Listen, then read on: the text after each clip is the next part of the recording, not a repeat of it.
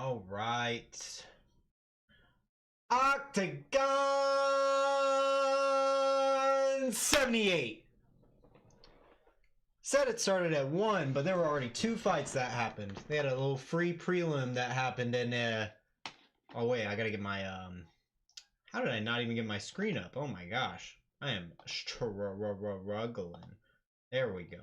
Boom. But yeah, had ooh man, OBS has made some nice updates. That's what I like to see. But yeah, no, it was, I missed the Chavarría Negru versus Michael Obododzi. I missed this. Oh my gosh, it was KO 19 seconds. Hold on, I gotta rewind for that.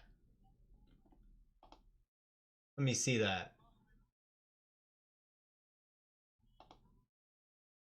19 seconds into the first round? Damn, son. How bad was it? Oh, these guys had shin guard. These guys had shin guards and heavier gloves and everything.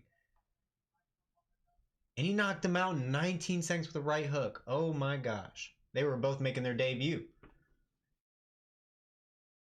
Or their amateur debut? Oh man, southpaw worth it. So he hits him with a big open stance right hook, huh? Wow, yeah, no, look. Oh my gosh. Dude, this guy's on point. Lord, oh my. Oh my! Oh my! Oh, he out colded him. Dude, the right hook that landed. Oh my god. Jesus. Oh, he tried to throw back right when he threw that kick and he opened himself up. Wow. I cannot believe I missed that opening fight. Damn. Yeah, that right hook was disgusting. Michael Obododzi, someone to look out for, apparently. Holy. I do not have a link, Stefan. I apologize, brother. I will just be doing the live play-by-play commentary. Apologize, my friend.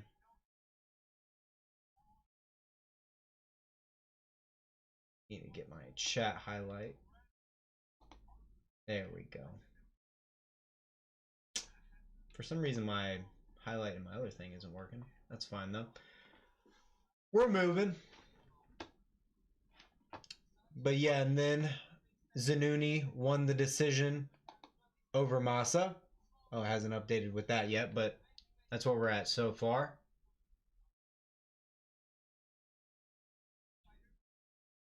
Yeah, they're interviewing Zenuni now, post-fight, after his decision win. Yeah, Máša was doing a lot of good stuff in that fight. I mean, Máša looked like he was the more in-shape guy, actually.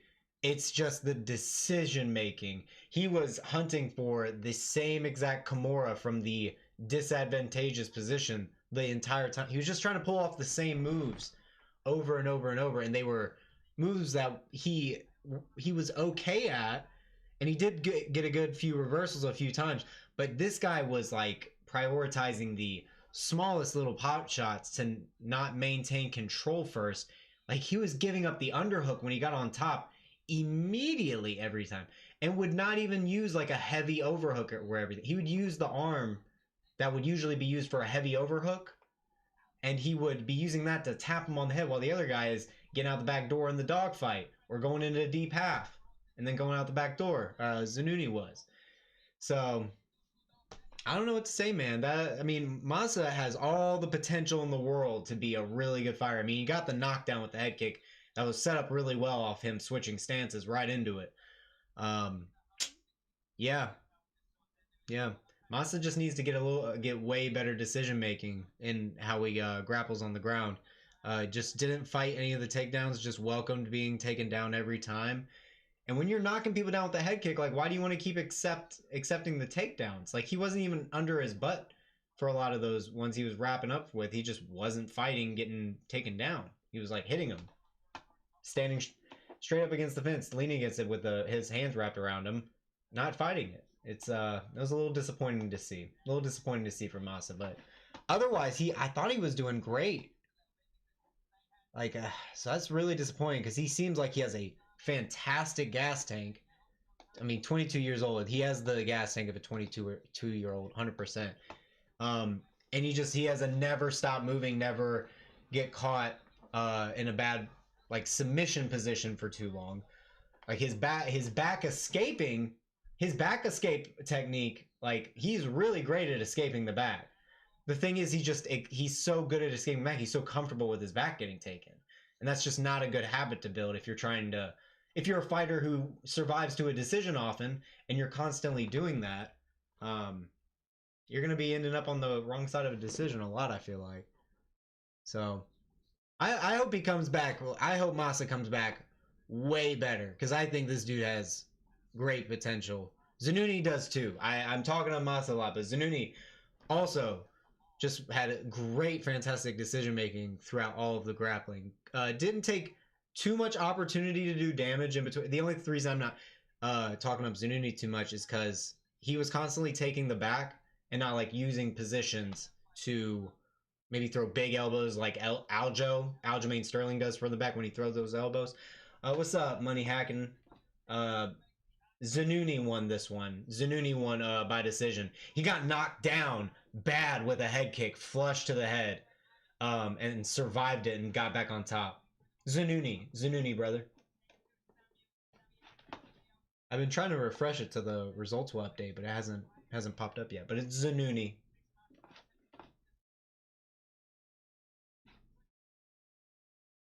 Yeah, dude. That's what I was just saying. Máša looked like he looked really, really good. His decision making was so bad. He looked like the better athlete. It seemed like he had bad decision making, and his top half guard game is not good. He needs to get a way better top half guard game, leveraging a way heavier overhook when the guy on bottom's getting an underhook. If he's gonna give up an underhook that easy, he's got to control that an overhook way better to not get swept over and over. I think it sucks that he was going against Zenuni, who seemed to be a pretty good grappler, so it was a bad style matchup for Máša at this point in his career. But I see a lot. I agree. He could do much better with that good striking. I saw the potential. It's just the decision making, man. I was impressed by Máša in that fight. But we got our next one coming up. Alexander Stefanovic versus Samuel Chavarría.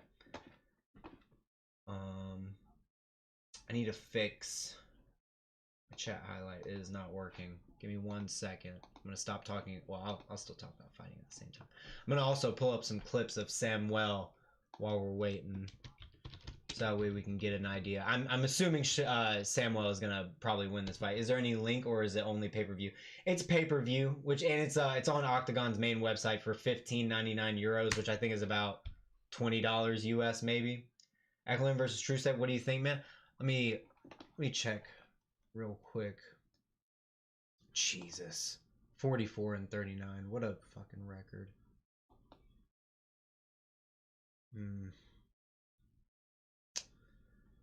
Most recently, gosh, took a recent like big KO. And that was not that long ago in June. Whereas on the other side,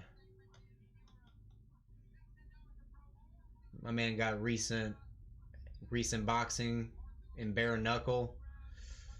Got a couple guillotine chokes.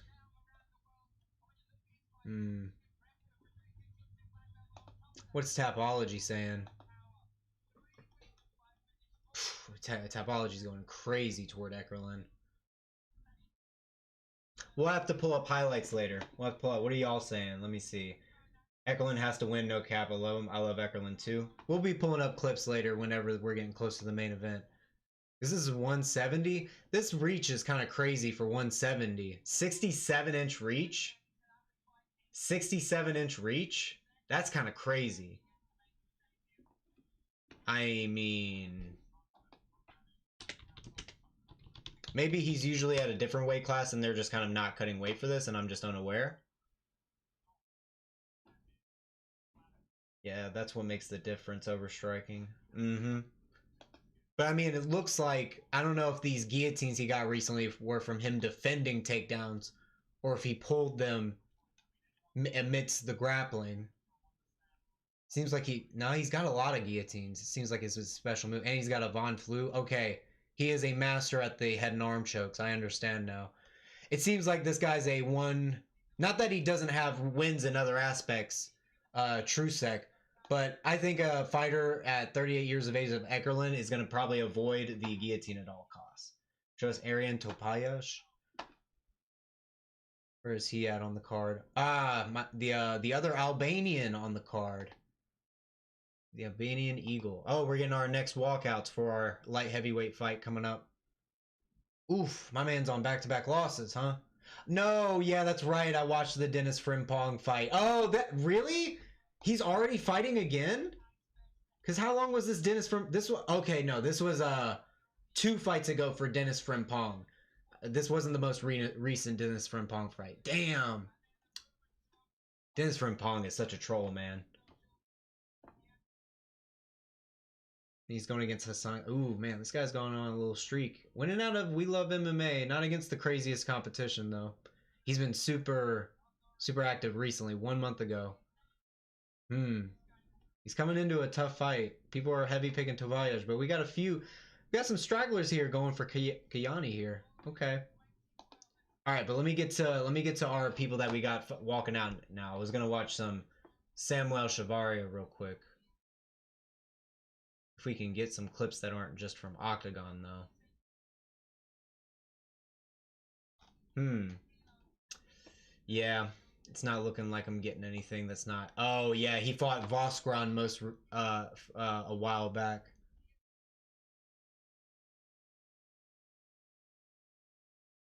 Or no.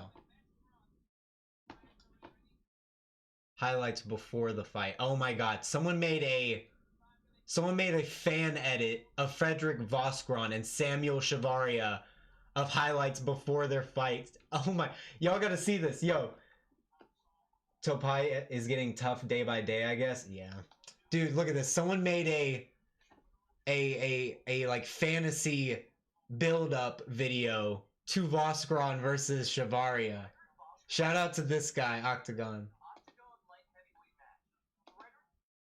Dang, this man's got like audio like talking over in the background and everything. Killing it. Dude, a Voskron versus Chavarría fight? That would be pretty dope. Eventually. Doesn't look like there's any available clips of him though. On YouTube at least.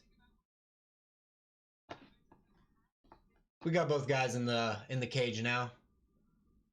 I think we're definitely gonna go Chavarría for this one, right? I think we can be pretty comfortable with that. Crazy fans. I'm telling you. Hey man, I respect it though. Especially for Eastern European MMA. He was American too. He had an American accent. That's how dedicated he was. My man's invested.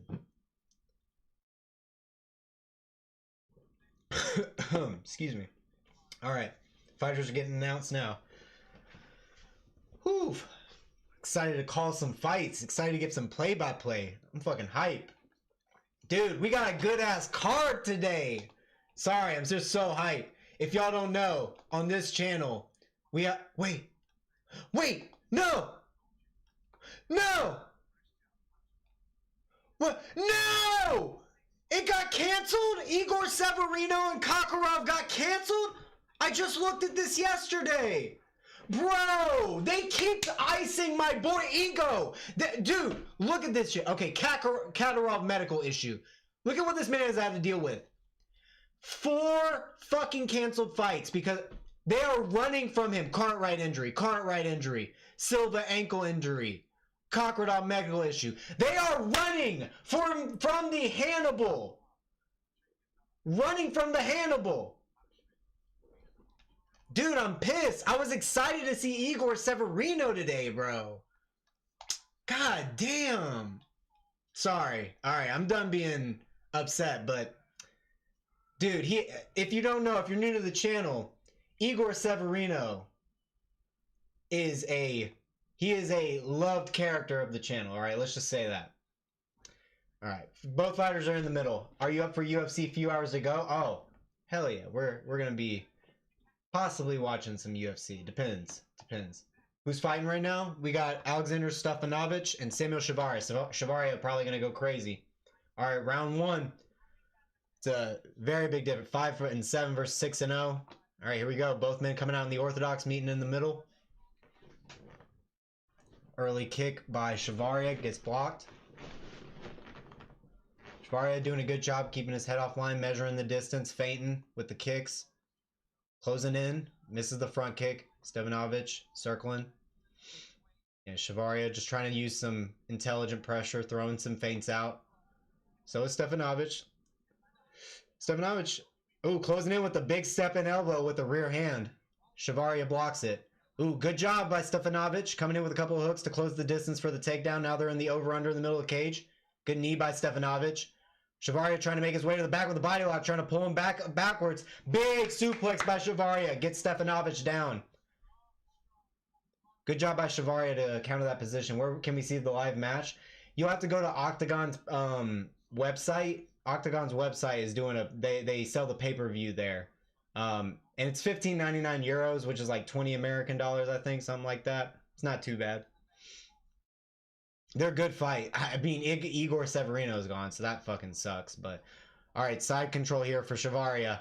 And he's got double unders. Stefanovic just trying to hold the arm so that way Chavarría can't posture up. Stefanovic just pelting him with shoulder strikes. Gets his arm free now. He's got a crossface.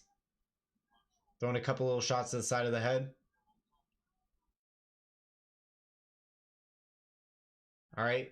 Starting to turn his hips towards Stefanovic. He's got the forearm across the neck. Trying to drop a couple of elbows.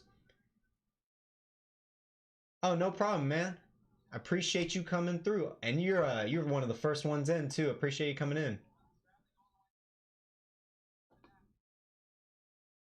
Stefanovic probably thinking about walking the fence. Who you got? Dulatov versus Melo? Dude, I think I got Dulatov. I've seen Dulatov's fights when he was starting out, and he was doing big shoulder strikes. Dude, these are heavy ass shoulder strikes. Chavarría is like actually causing bruising and welts on the face of Stefanovic with these shoulder strikes he's dropping from side control. And a couple little short elbows. Yeah, oh dang. We got a medical issue.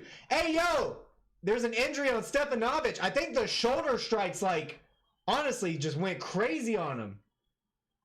Yeesh. Yeah, Stefanovic injured and done there. Oh yeah, dude, I love giving the play-by-play. Especially when I'm like high energy, focused, locked in. I can call it pretty decent. When I get a little sleepy, it gets harder.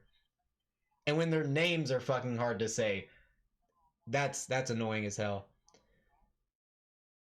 But yeah, no, this guillotine here was nasty. But yeah, I think I got Dulatov, but we'll see. And he's 6'3" for 176, bro. Yeah, people are thinking Dulatov by KO too. It's gonna be a good one. Gonna be a good one. Yeah, but Chavarría with the easy finish there. I think everyone was expecting that. Pretty brutal. Chavarría versus Voskron? Wait, hold on. What weight class exactly is? Dude, is Voskron off the card too? Yo, Voskron's off the card too! Dude, Voskron got injured! Oh my god, he was supposed to fight Chavarría. Why did I not remember that he's supposed to fight? Damn, dude, this card fell apart like crazy. We lost Paradisier, we lost Severino, we lost Obey, we lost Voskron. What the fuck, bro? Oh my god. What the fuck, man? This card fell apart. I am so upset. Oof, dude. I can't believe they found this replacement that short notice. Goodness gracious. Dude.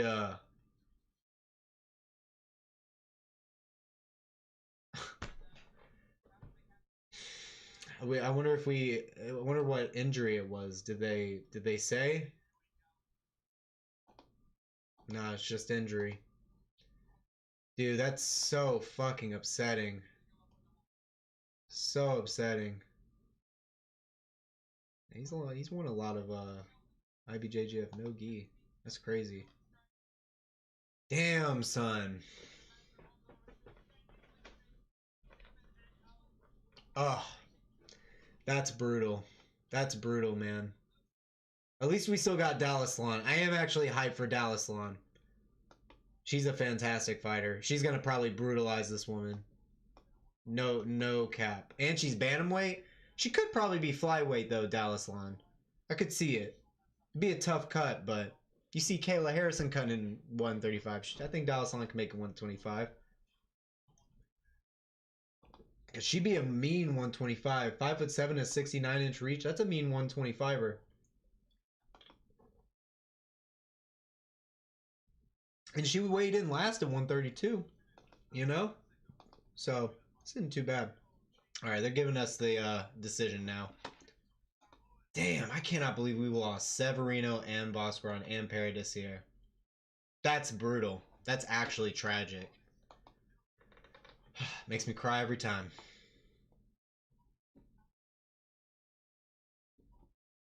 I need to get my chat highlight fixed real quick. I usually can highlight people's certain texts. But, and then let me go ahead and off to the side. Let me get some clips for Merrick Bartl. Merrick, he's a 15 and 14 fighter, but damn if he ain't entertaining to watch. My man does not stop moving. He is kill or be killed, as it were. Merrick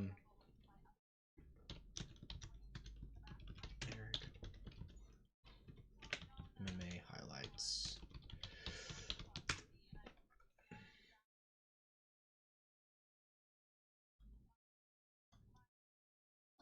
Here we go. Let's see. Get this going real quick while I'm fixing this.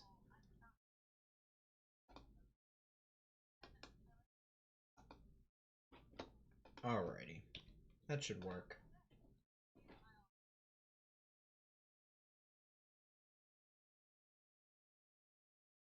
Yeah, now we're working. By the way, I appreciate this comment. I try to put in a lot of effort while I give the commentary. Sucks this fight didn't last long. I wish I would have known that the two fights that started before this one and the one previous, that there were two fights that were starting. It said 1 p.m. was the start time, and they started way earlier than that. But it is what it is. Maybe that was just the adjusted time with all the cancellations. Alright, let's see. Let's check some Merrick Bartl. This is from 6 years ago, so it's pretty dated, but still some good stuff. Good in and out. Keeping his hands up. Good parries. Very up in the air. Chin is not tucked. Good hand placement, though. Get his head offline with his kicks pretty well. Not taking anything too clean yet.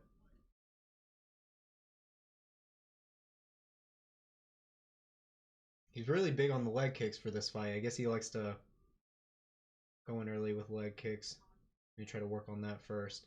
His opponent, though, doing a good switch in stances, kicking from both sides. Good check. Almost got him with the counter by Marek. I like that. His hand defense looks really good.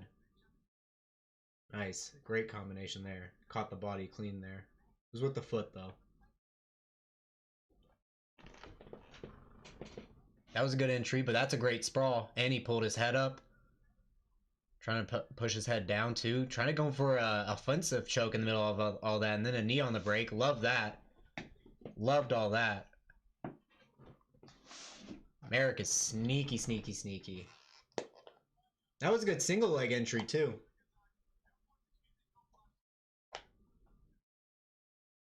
Ah, yeah. Now Merrick's starting to get his flow here with his footwork, kind of messing up the kicks here of the other guy. Not letting him settle into a good spot to throw a kick competently. Because Merrick's now ready to explode if he throws a kick lazy and he's offline. It's a good little check hook from Merrick, but that leg kick was well placed. That guy got his head offline for his kick. But that Merrick did it even better just then. Good defense, pulled him up. Cage helped him out there pretty well.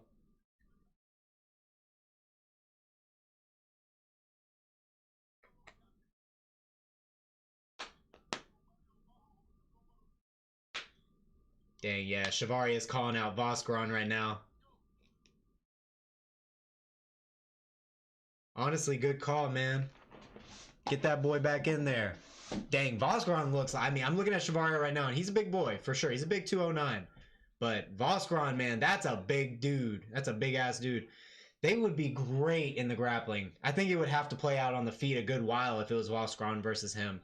They would be breaking, like, especially at the end of like the first round and the middle and end of the second round. I could see them getting up and getting separated because they're nullifying the grappling of each other too much. They start playing it out on the feet a bit. Then we'd be very interested in seeing what happens. And Merrick is starting to touch this dude up though. He's starting to really feel it. Yep. He cut him open again there. Guy's mouth is hanging open. Merrick is able to get away with a lot with his head being pretty high because he's got really good hand placement, I will say. And he gets his head offline with his kicks well.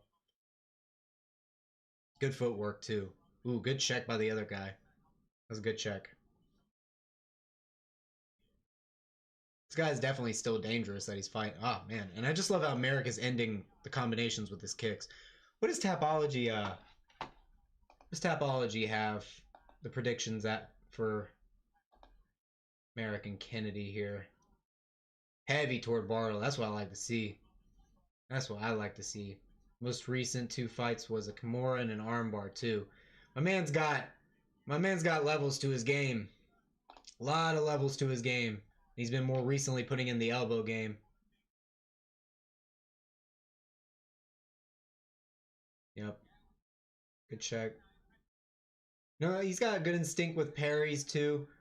Going, feigning the change in levels, going to a head kick, then finishing with a combination when he feels like he's got him stunned and he's shelling up. Good instinct to like maybe get a finish here. This other guy is just tough as hell, man. This guy is tough as hell. To be able to not...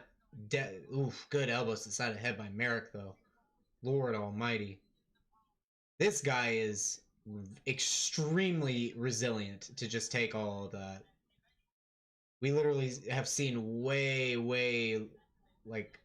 We've seen men in the UFC that have gone down to damage like that. Like, those were really hard elbows. No one's come in with a free stream just yet, my friend. Sorry. No heroes have come through in the chat today for y'all. Know y'all thirsty for that free stream link, but not yet.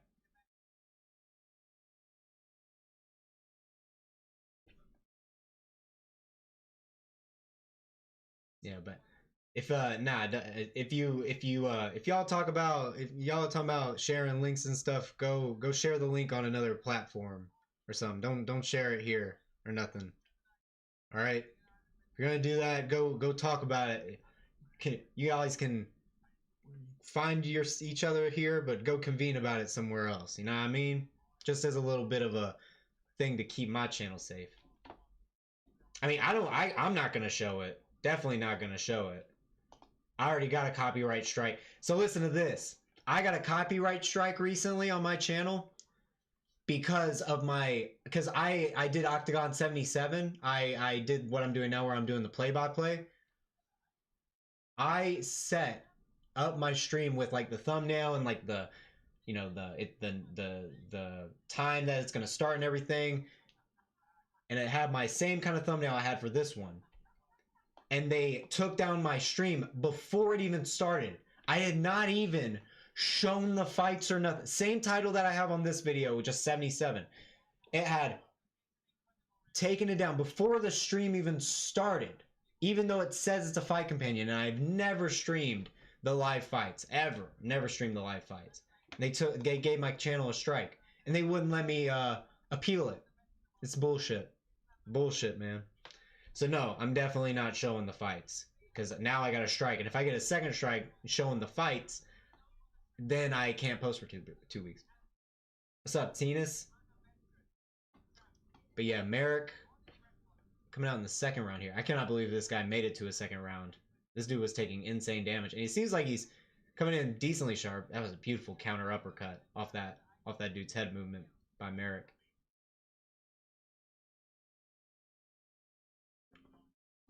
Yeah, Merrick just very defensive everywhere, man. Very good at catching things with the hands, checking. Just being in a strong stance to take everything. And ending his combinations with kicks when he feels like he's got guys backing up.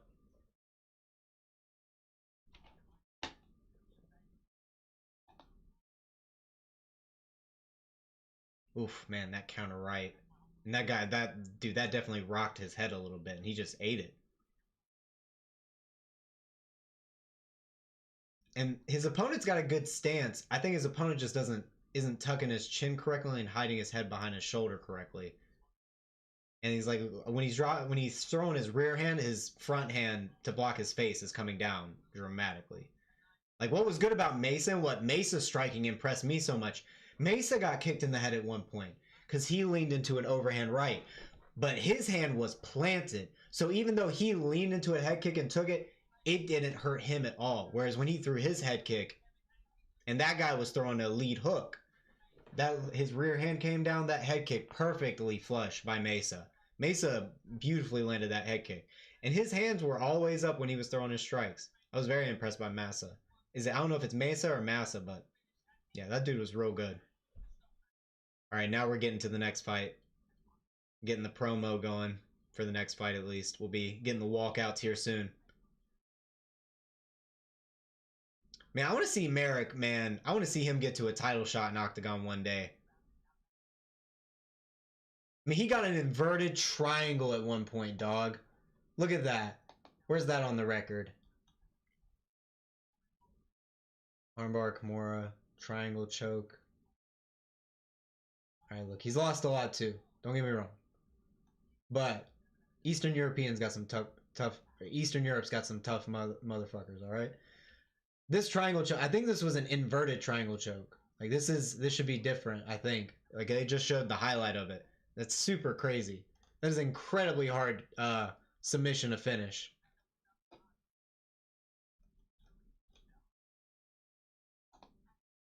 But we do have Kennedy, Rayomba on the other side. Let's get let me get some Kennedy clips up. Let's see what we got.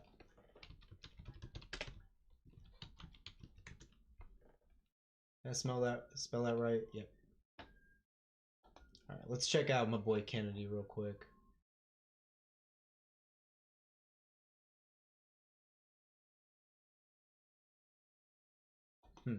Seemed like they got straight into the grappling.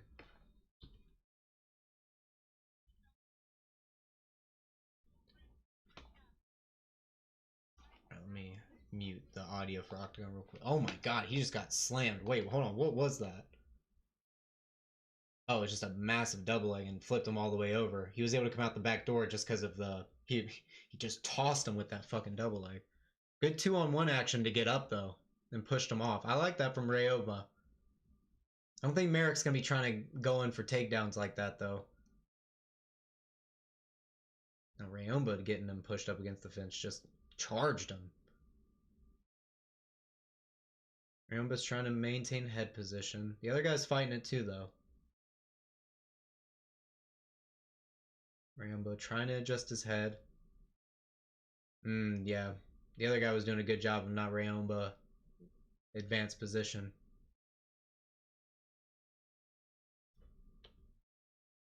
Woke up to pee. I hate how this is on at 4 a.m. What's up, Ben? I love the name change. Benjamin Fokker. Love it. Or Faker, depending on how you pronounce it. I think Fokker is funny. Funnier. Von Compt Eckerlin. I don't know what that means, but I'm assuming it means let's go Eckerlin. And I tend to agree. Seems like the other guy's a big guillotine specialist. Big front choke guy. So, I think I am also going to go Eckerlin, but we'll have to check the clips later. Rayomba doing a good job of not getting taken down, though. And he seems incredibly durable. He's taking a lot of knees and just kind of pushing forward, like just going for it.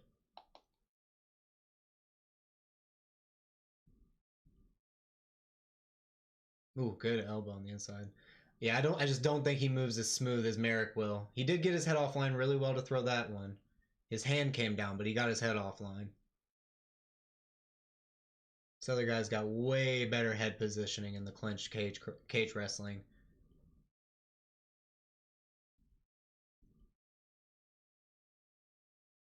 he uses a ton of energy to like push people off of him in the clinch.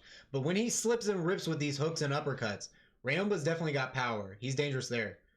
He's very prone. Oof, man, how long ago was this fight? 1 month ago? Ooh, I think Rayomba's kind of cooked. If this is him a month ago, and that was Merrick. The video we were watching was Merrick 6 years ago. Dalaslan. Do you stream Octagon? I stream the play-by-play. I'm gonna commentate the fight. Appreciate you coming by. I'm not gonna show it on screen though. I will be doing play, and I commentate decently.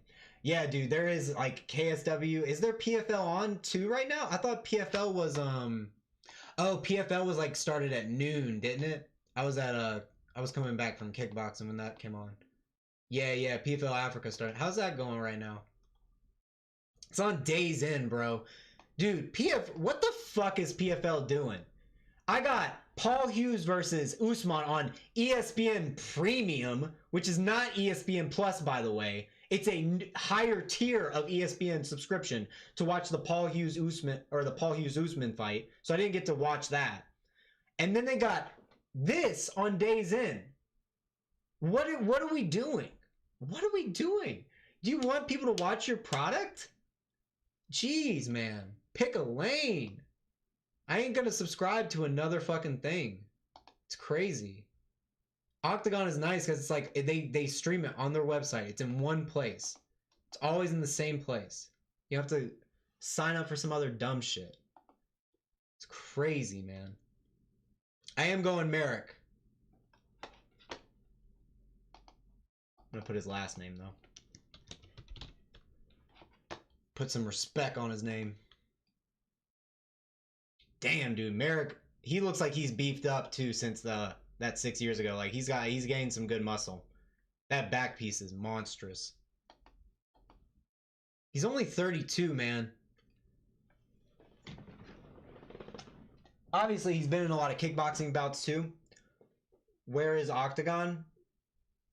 I don't know what you mean by that.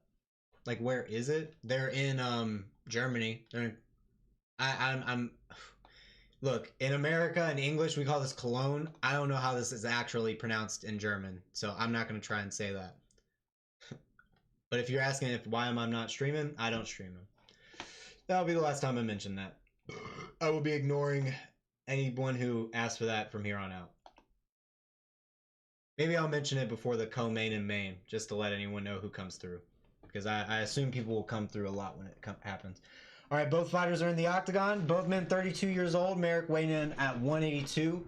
Rayomba at 185. Both guys pretty similar in terms of their win-loss ratio, right? Only one less loss than their win. But pretty much close to 2.5 to 1 odds going toward Bartl being the favorite. So we'll see. Hey, appreciate everyone coming through. If you haven't, please get a like and subscribe. We love streaming Octagon here. So if you're ever needing some play-by-play for Octagon, if you're down to talk about Octagon, I'm here to learn about these guys. I love the Octagon fighters. I love the Octagon production too. They kill it. But yeah, don't forget to drop a like if you can. All right, Kennedy Bumaye. What does that mean? Hold on, let me.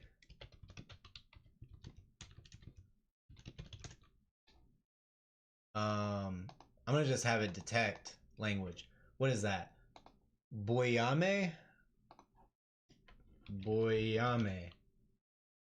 Not saying English is detected. I don't know what that means. Sounds like a cool nickname.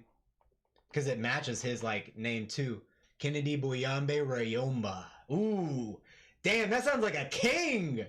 That's a dope ass name. Don't make me switch my pick. Nah, Merrick Bartl looks fucking built, dude. He looks fucking stacked. 182. I think that fight we were watching before was him at 170, maybe. Because he looks massive. And this is a good fight for him to put on some weight. Especially against Rayomba. Rayomba's a big dude as well. So we will see. We will see.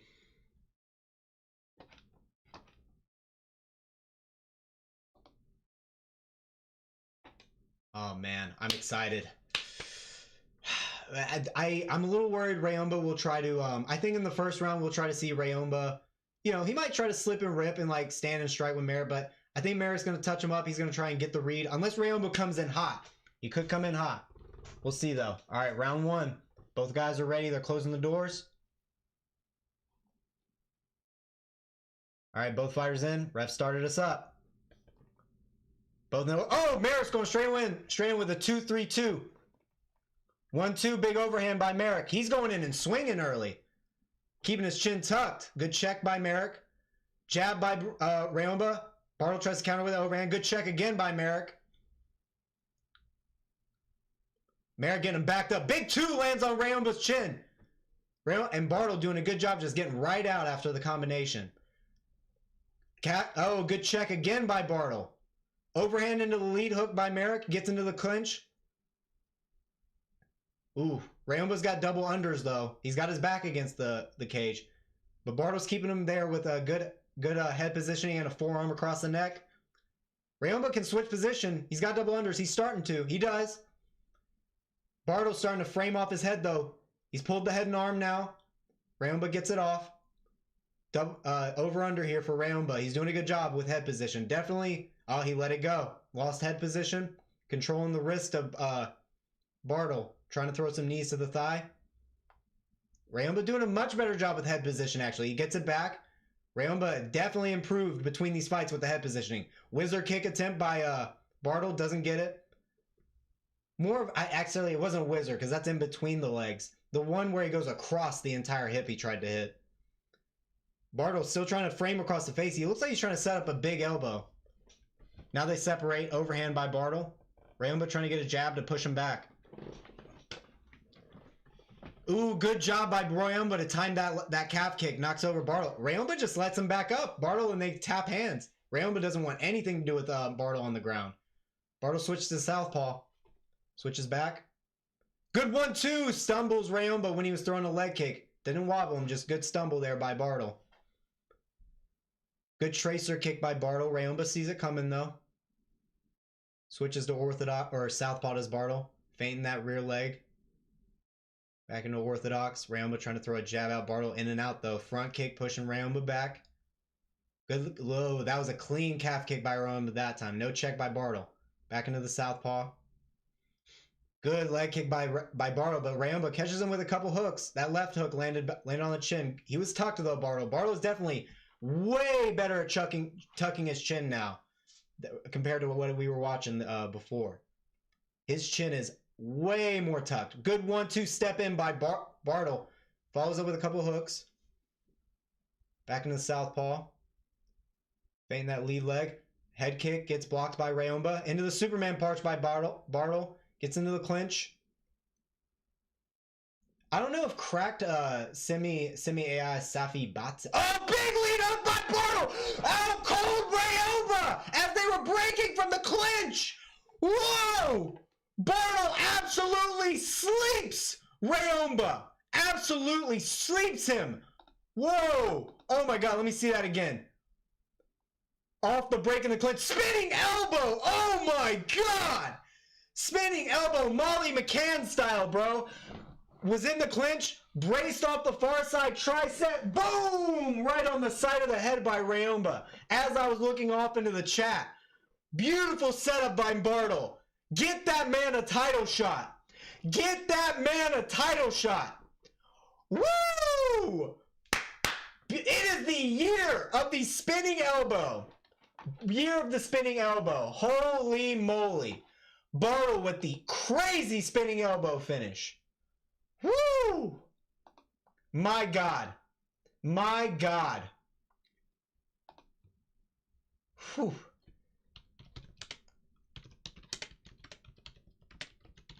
Sorry, I gotta tweet this. Oh my goodness, what a setup with that spinning elbow.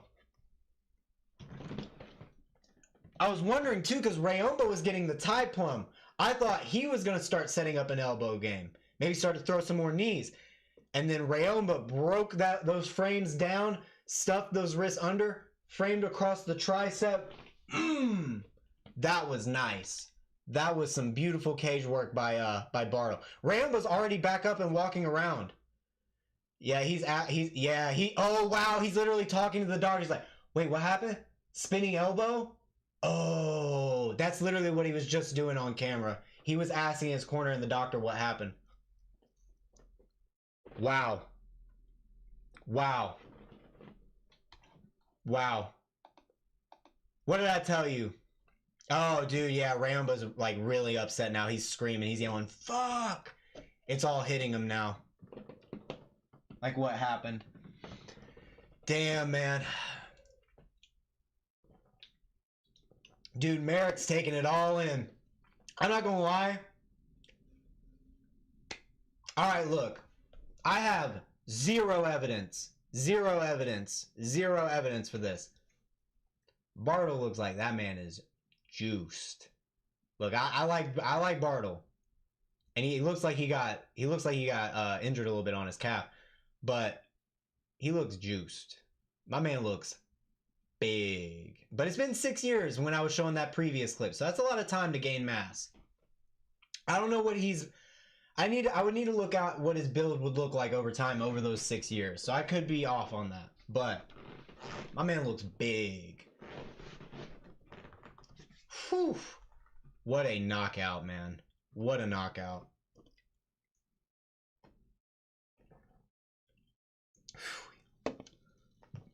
And his celebration. Celebration was hype. Celebration was well warranted. And he sports the bald head really well. He's a good shaved head. Good bald head. This is definitely a slimmer version of Bartl they got in this picture. Because he does not have as visible of abs in this fight.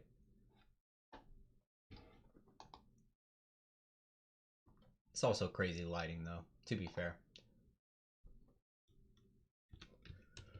Whew.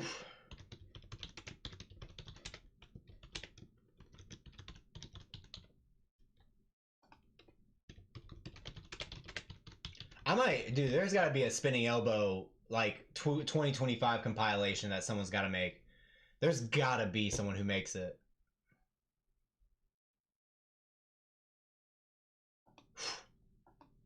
Man. What a KO.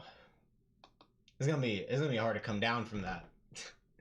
Jeez, I felt like that was a co-main event type of fucking fight right there. They need to get Bartl up on a main card, bro. They need to get Bartl in a featured prelim spot, a main card opener spot, or a co-main spot next. That's where they need to put him next, bro. This man comes to fight. Rayomba is a great sport, by the way. Congratulating Bartl and giving him his flowers, man. Because that was... What a KO. My lord.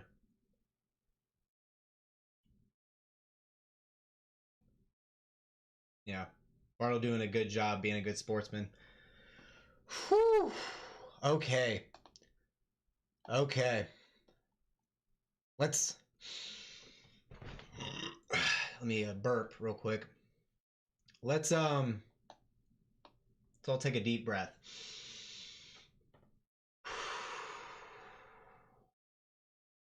All right. Let's look up clips for the next fight. Okay. I'm back. We're back to reality.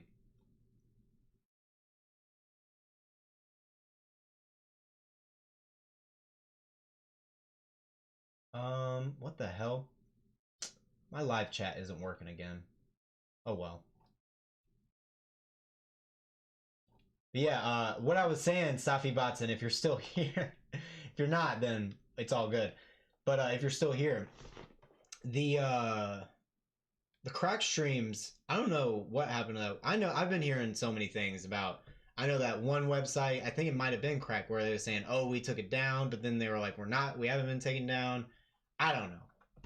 I stopped messing with free links and stuff like that just because I think it's dangerous. But you know, there's obviously good streams and good links out there. But whatever, do your thing, man.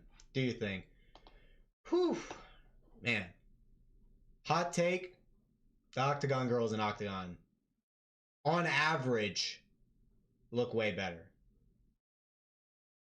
Jessica Andrade. Jenny? Wait, what is her name? Jenny Andrade?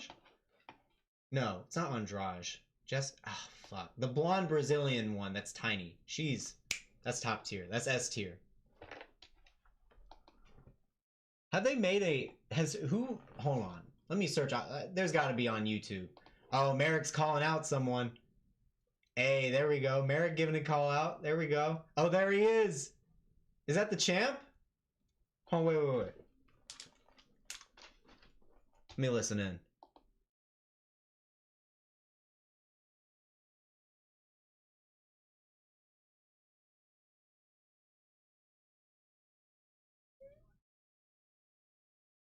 Okay, he's got a fight coming up.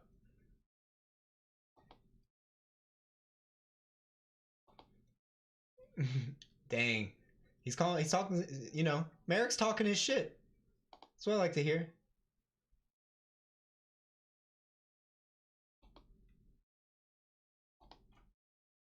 Okay. Yeah, I think he's calling out Christian Jungwirth. Yeah, he's fighting Nicholas Stoltz at Octagon 80, so he's calling out Christian after that fight if he wins that one. So yeah, he beats Christian. You got to get that man a title shot. So that's going to be at Octagon 80 on November 22nd. Okay. 170. So he can still make 170 is what he's saying, unless he's talking about meeting him at a different weight class. My man Merrick can apparently still make 170. And if that... Because Merrick is... I mean, look at Merrick's stats, dog. Look at this. 5'11", 170 with that build? Bro, that's a Sean Brady type of build.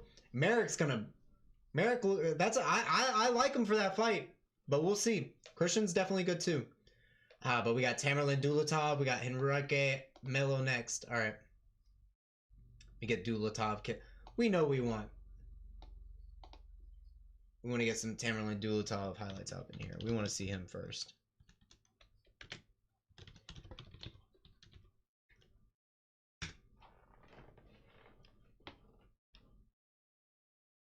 Oh, he had the, Wait. Did Dulatov win or lose that Contender Series fight? What was that? Wait, is this the other Dulatov? Did I get fucked? Yeah, that's Islam Dulatov. I'm like, wait, what am I looking at here? This is Islam Dulatov. I don't need Islam. We'll use this. Remember my name, Tamerlan Dulatov. Yo, he's got his own YouTube channel. Pretty brutal ground and pound. And what's this weight class? Remind me, is this bantamweight or featherweight? Middleweight? What the fuck? He does not look like a middleweight in this. This is his only thing on his channel. He's got a lot of subscribers for the one short. 19K views on that one short. My homie needs to get more on here. He could definitely build a little... I mean, dude, you see all these Eastern European YouTube channels building up. Seems like you Eastern Europeans know how to support your people on YouTube and shit. I mean, he needs to get on this.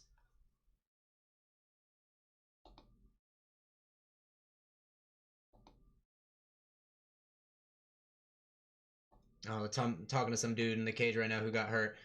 Well, Octagon's so weird how they like just interview people in the middle of the cage and they're like, yeah, my fight got canceled, but I love you. It's I don't mind it. It's just strange. It's different for me. It's not, I don't hate it, but it definitely, to me, messes up the flow a little bit. But I mean, if you're into the lore, it's cool they're getting their fighters out here. It's kind of it's a good way of promoting your fighters.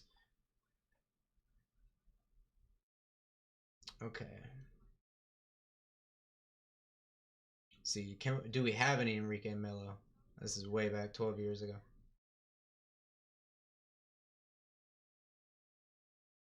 No, doesn't look like it. There's no way this is him. This is 16 years ago. This isn't the same Henrique, yeah. Looks like we're not going to find anything on him. Yeah, he was in BFC. Let's see if we can find Eric Da Silva versus Eric Da Silva, maybe.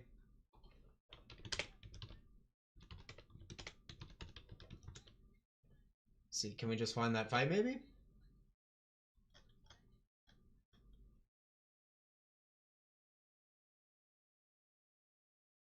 No? Don't like we're gonna get it. Looks like we're gonna be going just on vibes. He lost his first 2 amateur bouts by guillotine in BFC. Felipe Su, and he won this belt. Was this a tournament or is this a belt? A title fight? What weight class was this? Is a different weight class? The 163 championship. This is 165. So I mean, that's pretty much the same weight class though. No, it's a little strange. Man, he's getting Tamerlan Dulatov as his first fight. He's usually a welterweight. They're fighting up at middleweight for this. No, they're fighting 170. Tamerlan's fighting at his true weight class for this one. He's had 3 canceled bouts. Oh my lord. He had to get pushed back to this card. Oh, Dulatov got an infection first. Then he had to deal with his opponents going out after that. Man, 2 quick round 1 finishes. Yeah, I think Dulatov's going to absolutely just steamroll this guy, probably. Oh, thank God. I just heard the commentators call it Cologne. It is pronounced Cologne, Germany. Tamerlan Most Wanted Dulatov. That's a dope nickname. Henrique, what's Henrique's nickname? Manuara. What's that? I can translate that one. That one can definitely be translated.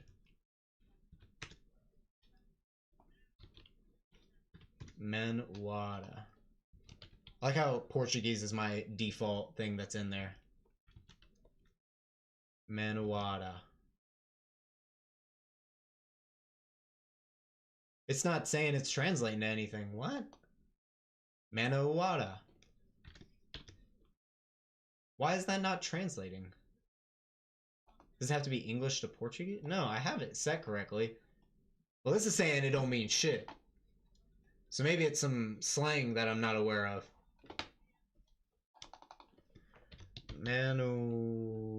Manauara, Brazilian meaning. Come on. I gotta know what this means. Oh, it's so he's a resident. Okay. So like whenever you're, you know how you like are, I'm my state I'm from is North Carolina. So I'm a North Carolinian. So he's a Manauara. That's from representing where he's from. Okay. Did Eckerlin fight? Dude, nah, Eckerlin's the main event. We are way from Eckerlin. Oh man, y'all have chatted a lot. I haven't looked at my chat in a sec. My bad. Islam is the, oh, he's the older brother of, thank you for that context. Thank you for that context. I'm sorry I wasn't looking at my chat while you were typing this. Yeah, thank you for that context. In German, it's Köln. Okay. Damn, I'm getting educated. Thank you. Yeah, Eckerlin's not till the main event. Hello again, my man. I went to check if you were streaming, so today I'm back. Oh, what's up? Yeah, the Dalaslan fight is going to be fire. I'm sad. I can't believe we lost Severino and we lost Voskron. Dude, the tragedy that... And Paradisier. The tragedy that has hit this... And Ilbay. The tragedy that has hit this card is crazy, dog. It seems like Melo got stabbed as a child. Or my man got... It looked like he got stabbed. But, the Eckerlin fight, what is it? Probably not going to start for another 2 hours minimum. 2 hours probably until the Eckerlin fight. Probably 2 hours exactly. Because we got Dulatov and them are, Manuara is walking out now. So he's walking out, and then we got 1, 2, 3, 4, 5. So 6 fights.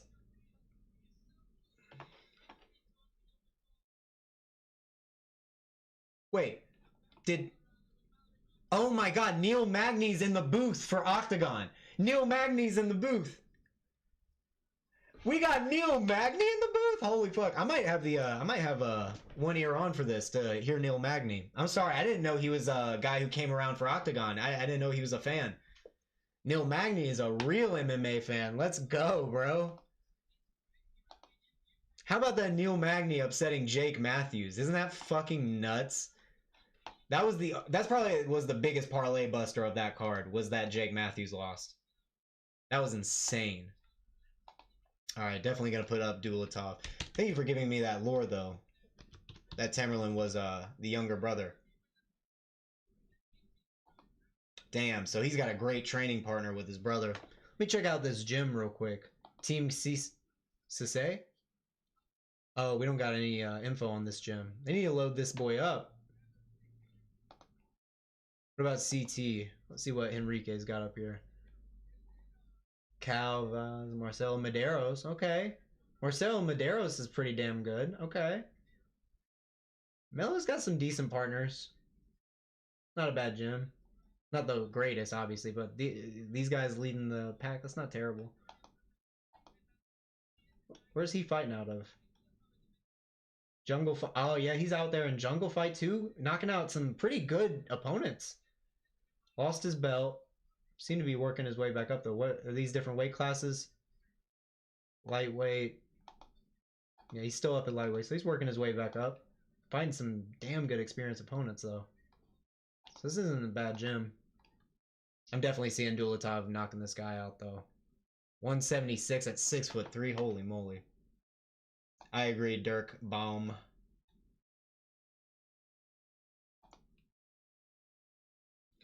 Oh, dude, Dulatov's got a rapper walking out with him. Let's go. Oh, shit. Dude, why can't UFC do these dope-ass walkouts?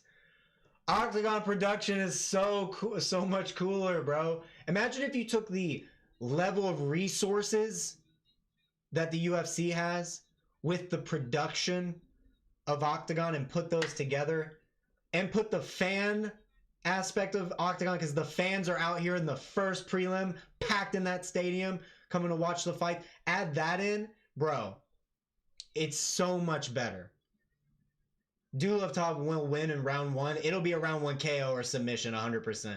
He'll either knock him out or he'll hurt him bad into a submission off like a failed takedown. It'll be one of the two. Big time. Or ground and pound. He likes to ground and pound it out. So yeah, we're getting a finish probably in round 1. He is a absolutely stacked welterweight.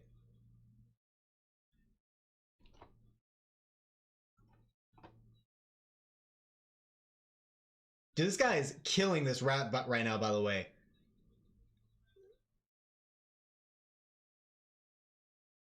Oh, wait, no. Never mind. Okay. It's playing in the background. He's rapping when he wants. He's pulling a Beyonce right now. I'm just kidding.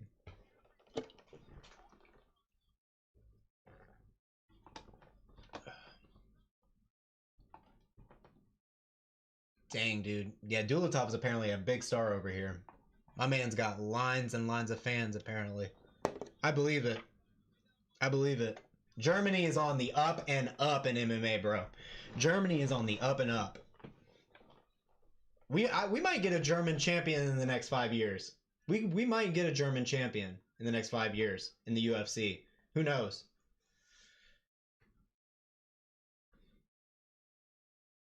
Because they're cutting their teeth with like the scrappiest, most durable Eastern European fighters. Like, dude, to build yourself up in this like MMA scene and have so many aspects to your game, and you're going against some of the most durable guys out there before you go to the UFC, man, there's gonna be a German champion, I think, one point.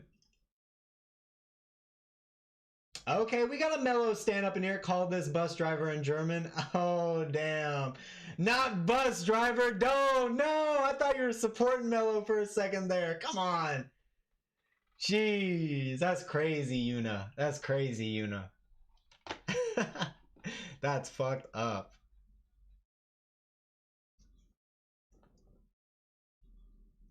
Dang, man. The height advantage is crazy. 24 centimeters, rather, in reach advantage. 11-1 odds. Yes, and sure, it will be a girl.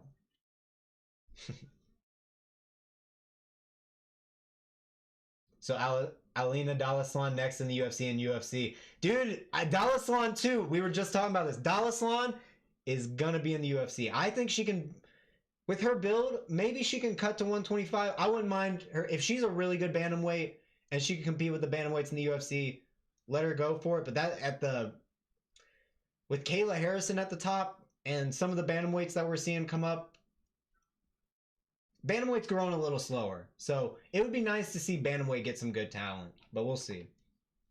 I do not show the fight, by the way. I'm just going to be giving play-by-play. Just going to be giving play-by-play.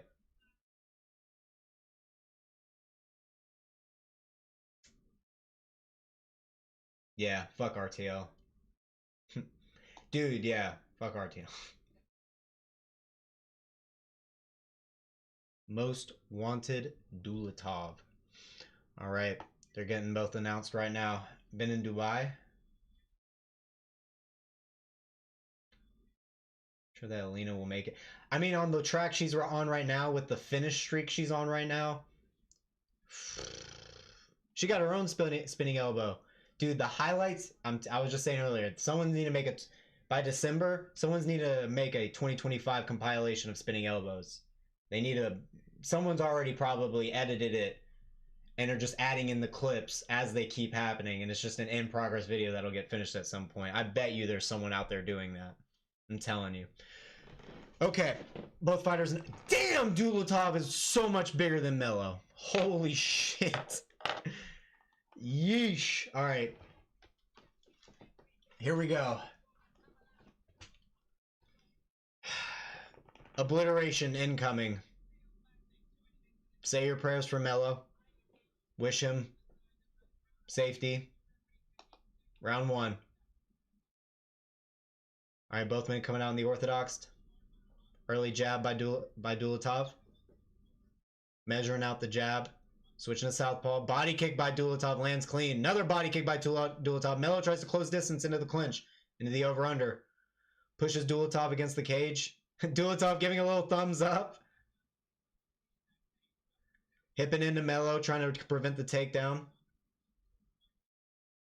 Digs his underhook.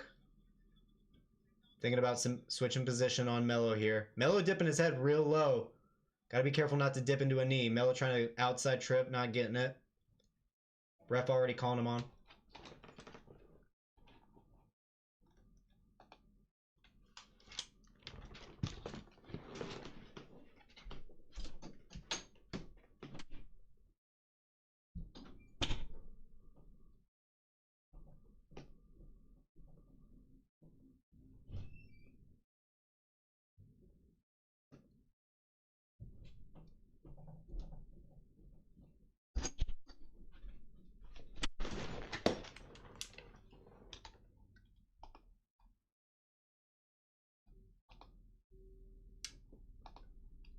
I'm sorry, y'all. I heard someone open my door, and I got super paranoid for a second there. I missed the finish, I bet. I'm sorry. Dulatov got the knockout, but let me see what happened. Apologies, y'all. I heard someone open my door, and I did not like that. So, I just gotta make sure no one was fucking coming into my house, you know what I'm saying? Let me see what happened. Apologies, y'all. I bet it was a knee. Yeah, it was an over-under. Yeah, it was a knee off the break and a left hook. Knee, I was literally calling it right before it happened. Knee into the left hook, it dropped him, and it's over. Yeah. Easy finish by Dulatov. Apologies, y'all, for breaking for a second there and not calling that, but I had to check up and see what was happening at my front door. Don't like hearing people just open my screen door and put something on my fucking doorknob. It's weird. But yeah, we're good. Dulatov gets the KO. Everyone knew that was going to happen. Yeah, really good knee, and then boom, left hook. Yeah, Melo just covered up, crumbled on the ground. Easy finish by Dulatov. But we got to get Dulatov a real fight here. Did he have a different opponent scheduled and then it fell through or something? No, he didn't. This is who he was scheduled to fight. They got to get him someone else. They can't be doing these mismatches anymore. Because what was Melo? 2-0? I mean, Melo was 2-0. So, but let's be honest, that was a mismatch. Pretty hardcore. Man, this is just depression personified, this whole list here. Oh, man, great finish by Dulatov.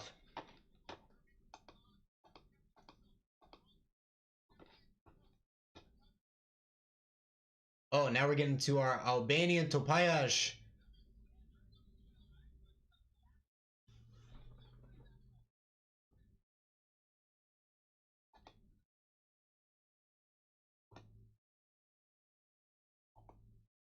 Versus Hassan Kayani. I mean, this is a good matchup. This is a good matchup. We're gonna get a good fight here. People are going heavy toward Topallaj, but I'm interested in this group here that's going for Kayani. And they have a decent amount of picks toward KO. Big Google can. Oh, I see. Y'all are spreading some special info in that chat. That's what I like to see. That's that community aspect right there.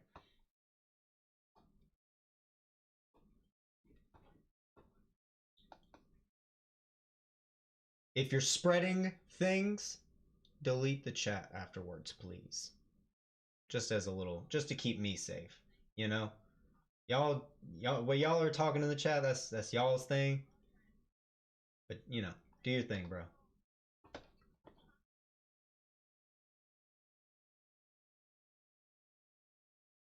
Oh my gosh.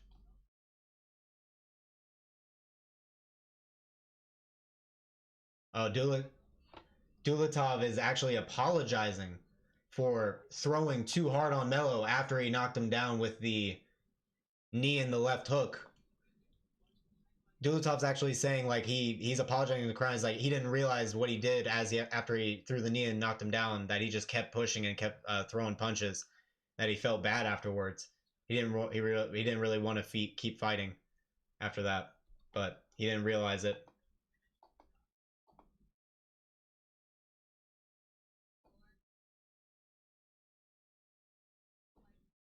Yeah, Dulatov, but he said he didn't know if they were gonna call it in the moment, so he just kept punching.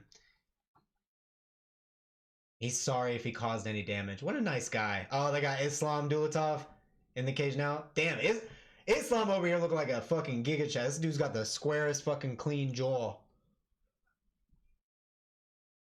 I can only hope to have a fucking. My man's got the cheekbones that like fucking suck in, and he's like, chill out, bro. Damn, Topallaj had a Planet Eater too. Fantastic gym. Dalaslan also. Jotko getting his win in the last fight.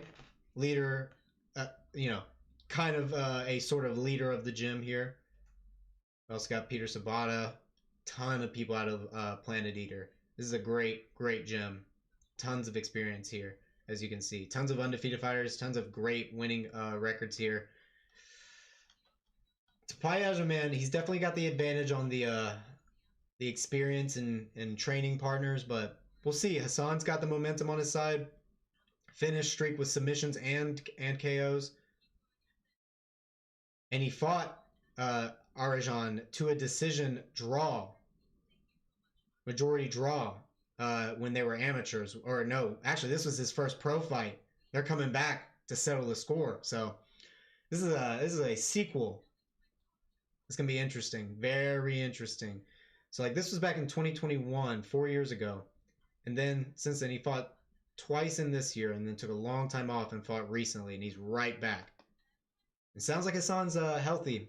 Octagon wanted to maybe build up their guy, Topallaj, so wanted to get one of his wins back, wanted to get him back on a winning record. So we'll see. We'll see. It'll be interesting. Let's get some clips up of these guys. Probably going to go Topallaj, but study first. Alright, now he's talking about one piece in this world.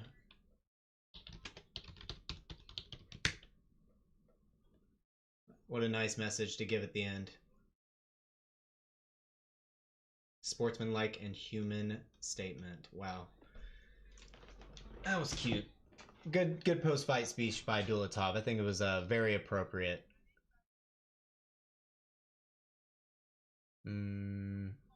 Let me see. We got a lot of because Topallaj fought Dulatov, or fought Frimpong. We got so many things that just say Frimpong. We'll watch this older fight from a year ago. Topallaj. All right, here we go. Back when he was 3-0 and 1, he had already fought Hassan by that point. Get us to the right spot here. Damn, they took a long time to start. Looks like this fight ended quickly. Topallaj definitely the bigger guy. Fight on the outside. Oh, this guy's a karate stance, low hands. Holy crap. Switching stance, side to side, sweeping. Good job by Topallaj to close that distance. Well, this is a very specialized fighter. I don't think he's going to get this with Hassan, but it'll be good to watch the cage wrestling here to see what he's got. It's not prioritizing head position. He's working to get that outside trip, but without the head position, it's going to be tough. But good job to switch up the momentum to go to the inside as he's swimming his leg out.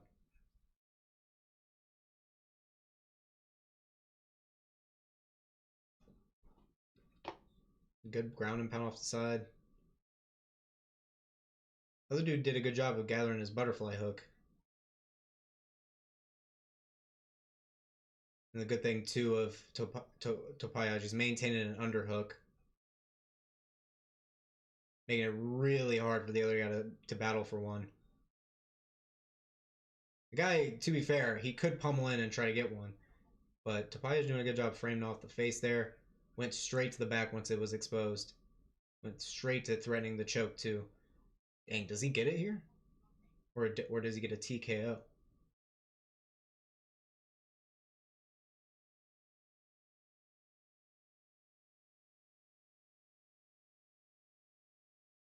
Yeah, probably gonna get a TKO.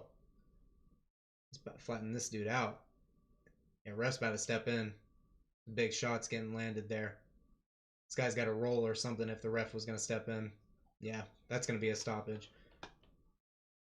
Good job constantly flattening him out over and over and over. That was definitely good. Okay. Let's see what's up with my boy Hassan.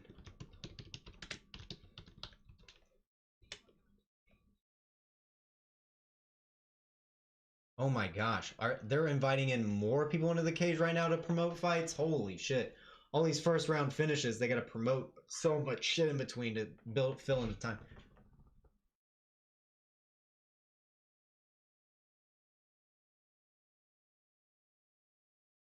Oh, they're talking about their lightweight title fight. I'm not gonna be showing the fights. No, I will not, Papa.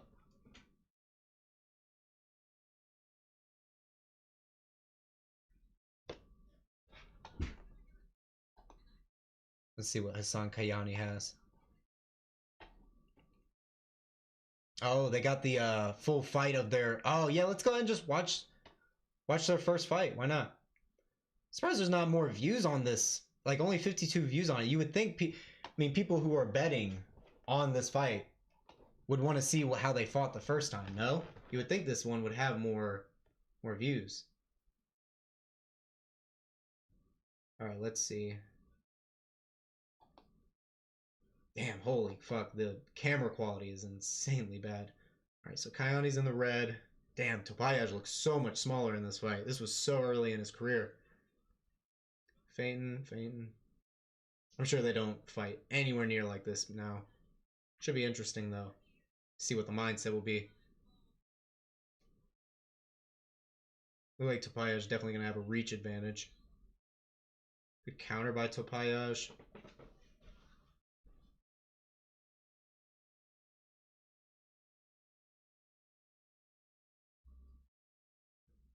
Okay, okay. Kayani got his stance and hands in a great position. Definitely looks like he can absorb damage really well. He's ready to parry, too. Good calf kick by Topallaj, but he's leaning so heavy on that lead leg. Topallaj definitely sees it. Oh, wow. Dang, they fought to a majority draw in this fight. Topallaj is looking really good in this first round, honestly. All right, Kayani ties him up. I see. Is this how Kayani kind of steals rounds?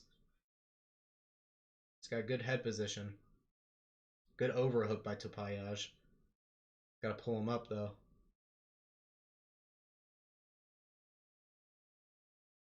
Pulls him off the cage. Doesn't get it.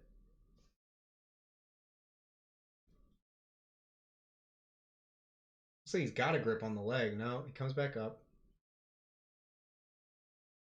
And Topallaj is doing good, like getting a little pot shots in between. Went for a trip and then got the separation. This is an easy Topallaj first round. And he's got another leg kick there and gets a kind of a slip off of that. And in great ground and pound. Topallaj is going kind of crazy with the ground and pound. Oh, tries to pull his leg out. He does it way too recklessly. Really good job leveraging the overhook, though. He almost made a mistake, but recovered beautifully here. And Kayani is going to have improved a ton. Oh, beautiful reversal from the turtle. That's an old school reversal. Old school reversal. Why not? Because I get my channel taken down, big dog. I've already got a copyright strike for... I didn't even show the fights. They copyright striked my stream before my stream even started because they thought I was going to stream the fights, but I didn't. And I never have. So... And if I get a second copyright strike, I can't stream for 2 weeks. So, not going to do it. And good slips off the uppercut. When he does move his head, he keeps his chin tucked. Whenever he's not moving, he's just kind of neutral. Topallaj does have his chin up, at least in this fight. He's probably improved since then. But now he's controlling Kayani off the cage really well. This is easy Topallaj round so far. Oh, good little jump knee.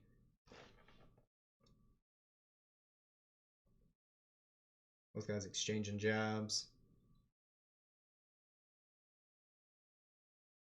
Topallaj looking like he just getting a little tired. Ooh, okay, Kayani coming back.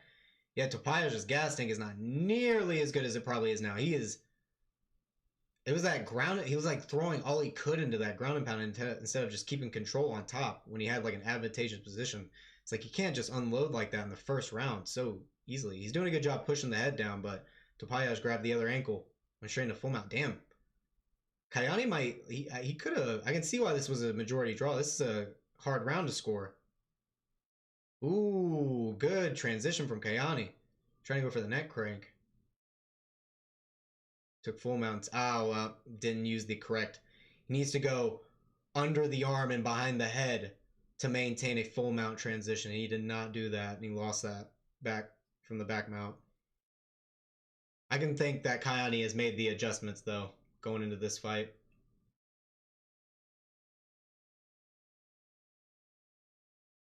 Because those are key things. If you're a guy who's going to be going for the back and you got to work on people escaping the back, you got to have the proper transition to full mount. You cannot be lazy about that. You'll get reversed by a better grappler every time. Oh, beautiful back take as Kayani was trying to roll out. He's trying to fight off the hands to maybe turn into him, but Topallaj gets both hooks. It's a good recovery from Topallaj at the end. Might have maintained him winning the round. Oh, maybe not, though. That's a tough-ass round to score. It's a really hard round to score.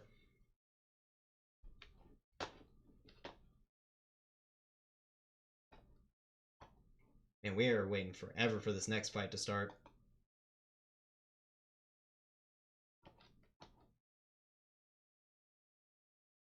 All right, what are we looking like for round 2, though? This got to be like super early in both their career. Whoa, what happened? Did you leg kick him and knock him down immediately? Yep, immediately. Yeah, those leg kicks are brutal. It was for Topallaj. Was his first debut fight too? It was a second fight. Okay. Damn, that's crazy. He definitely learned, man.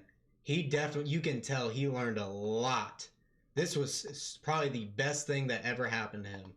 Because look at what he did after that. Round 1 finish, round 1 finish, round 1 finish, round 1 finish, round 1 finish, round 1 finish. Boom, boom, boom, boom, boom, boom, boom. But then lost to Denis Frimpong, which is, to be fair, a fantastic opponent, so...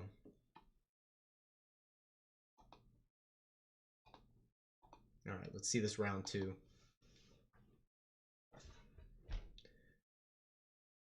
Alright. Starting with a jab. He's a little bit of a lazy jab. Topallaj has definitely lost some gas after that first round. Good head kick. It's a good way to keep Kayani's hands up and stop him from going for takedowns. Good counter on the 2 after that leg kick. Caught the leg kick, pushed him down. Good job. Doesn't want to go to the ground with him. Good call. Got him with another leg kick. Topallaj definitely turned on that fight IQ. Kayani, though, dog, man, he pushed. Okay. Yeah, man. There's definitely a bit of a size difference and frame difference where this style is suiting Kayani way better.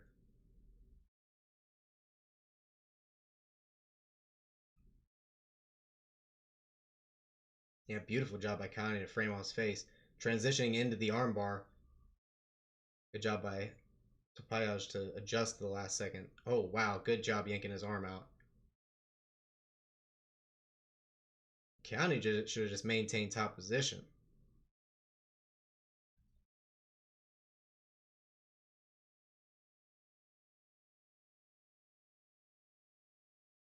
Damn, and he's going for that high guard. He's got great jiu-jitsu, Kayani, it seems. Hence why he's got those submissions on his record. And most recently a KO. I wish I could see that KO he got. Does a really good job of breaking the posture and like pushing his hips left and right to go for guard attacks. Then goes straight into the leg as Topallaj overcommits. Going for the heel hook with a decent angle on it too. Like not a bad angle on it. This is gonna be a very interesting fight this time around.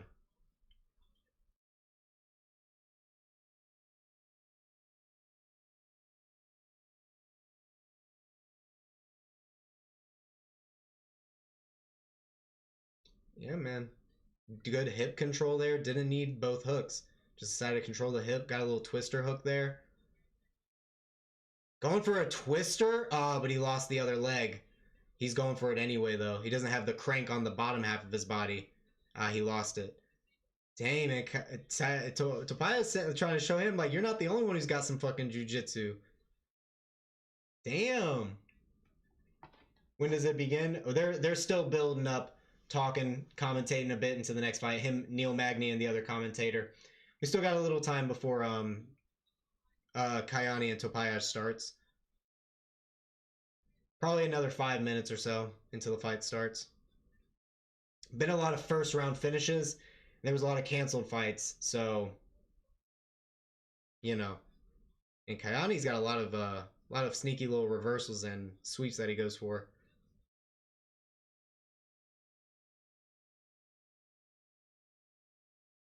Good front head arm, front headlock setup here with the anaconda.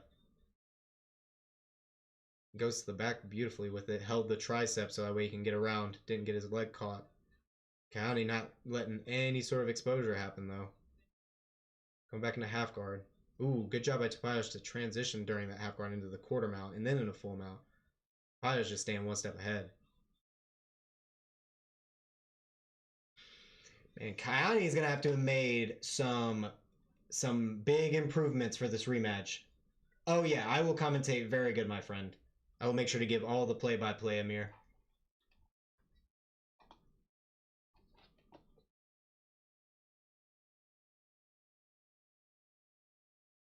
And Topallaj, yeah.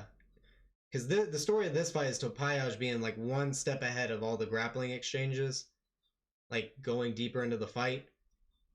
Kayani initiating the grappling for sure definitely has the disadvantage at distance, at least at this point in their career. I don't know what it looks like now. In fact, who was the guy that Hassan knocked out? Max Baerbock. Can we... Is there any way we can find that? Pull up a different YouTube while that's going. Is it live? Yeah, it's not... I mean, it's on Octagon's website, but no, it's the fight's not going now. We're watching their first fight, the rematch. Oh, ref stood him up. Oh, dang, he got straight to the back. He tried a Granby roll through. Damn, Topallaj is exhausted. Oh my god, he gave up full mount immediately. Both these guys are at an equal level of exhaustion. That's hilarious. I wonder if this fight's also going to be a war. The rematch, at least. So what was his name? It was, well, first, Hassan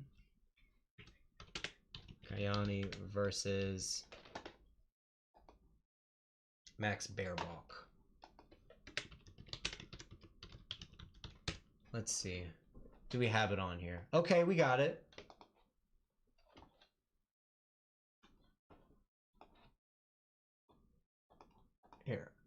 Let's check out the KO. When does it happen? It's after they stand up. Okay. This is deep into this is into round 3. Damn, Kayani coming back at the end of this fight.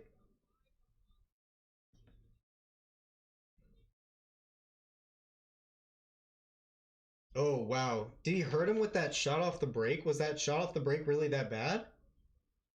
Ooh. It was good. Oof. Oh, Kayani fucking going for it. He's got the Venom shorts. He got UFC Venom shorts on.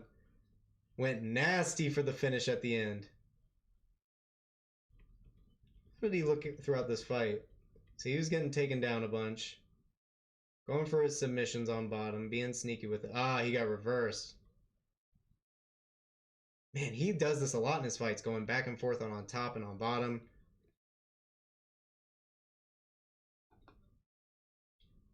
How did it look in the first round?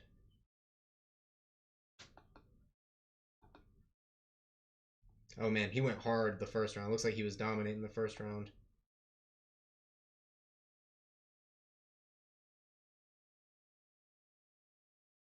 Okay. Yeah, see, that's what I'm talking about. That's the kind of stuff you need to be doing from the back. Controlling a wrist, and then so controlling a wrist, coming around the side of the head, and then throwing elbows to the side of the head or throwing hammer fists to the side of the head. I feel like those are some of the absolute best shots you can throw from back control. And not enough people do it. Like, don't worry, Octagon will be starting soon.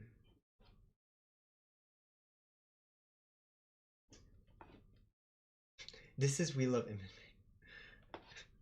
MMA. Guys, this isn't Octagon. See, look at that. Strong overhook, controlling a strong overhook, going through the head and arm. That's a little risky going for head and arm, but it's better than what Máša was doing. Got good shots on the way out. Kayani immediately back to moving forward, though. Holy crap. Is this how he fights now? Does he go like crazy pressure? If this is how he's going to fight Topallaj, this is going to be very interesting. Oh, he's throwing elbows off the break now. It looks like Kayani got even more violent since the last time they fought.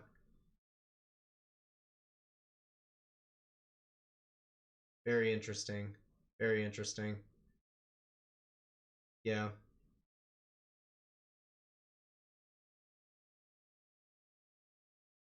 Good job working the bottom half while moving through the top half too. Like he was getting his wrist controlled from on bottom, but he was moving his legs up and up while that was happening.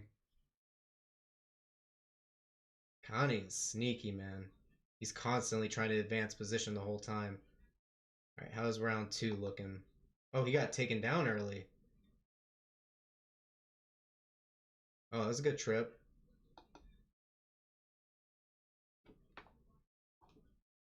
Has Tamerlan won? Yeah, Tamerlan won. Dulatov won, yes. Next is Topallaj, yeah. Yeah, Tamerlan Dulatov already won. He won brutal TKO. Knee into a left hook. It was a really good KO.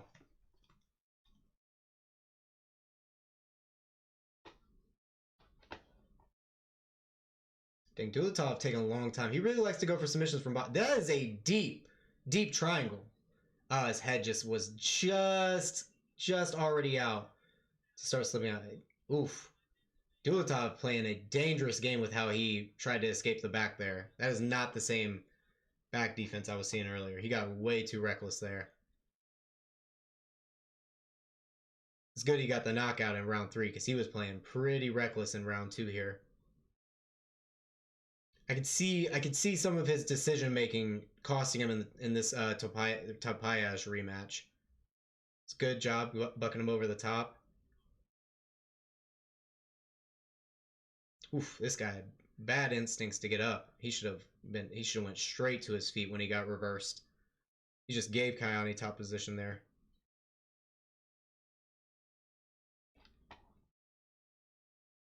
Yeah, this is not live. Yeah, no, this we're going over clips and tape before the next fight. So like I was saying before, Topallaj and Kayani is the next fight up, and so we're just going over clips and stuff to see, you know, see what the word on the street is, see who we should be edging for this one. And I think Topallaj is still the good pick here, from what I'm seeing, honestly. Yeah, I think we're gonna go with Topallaj here. In fact, let me go ahead and update my pick here.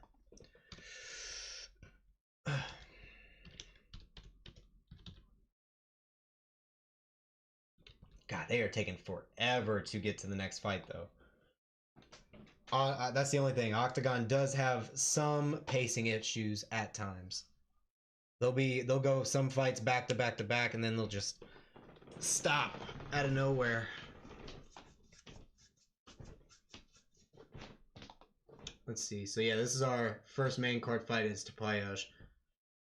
I wonder if I hope they're not waiting till 3 o'clock to start this. That would be insane. But yeah, so looking ahead, let's go and check out. I haven't looked much into this one. So got Cihad Akipa. Which country flag is that? Kurdistan. From Kurdistan, we got David Piechaczek. Lionheart. Oh shit. Like an actual Lionheart? Or like Anthony Smith Lionheart? No, I'm kidding. Just jokes. Bro, yo, know a site? Nah, I do not. Oh, I assume you're asking the group at large. Dang, okay. 100% finish here. Got knocked out in 35 seconds against this guy, though, who is 5-1 at this point, and looks like he's a bit of a beast. Where's he been fighting at? Oh, he just lost his most recent fight. Damn. Is this guy undefeated? Damn, this guy's 7-0. This guy's an LFA now. Oh, okay. Flying kick to ground punches. Okay. Yeah, I'm telling you, bro. Germany MMA runs deep. These German dudes are on the up and up. Holy. Last fight is 23:30 ending. German time. Appreciate that.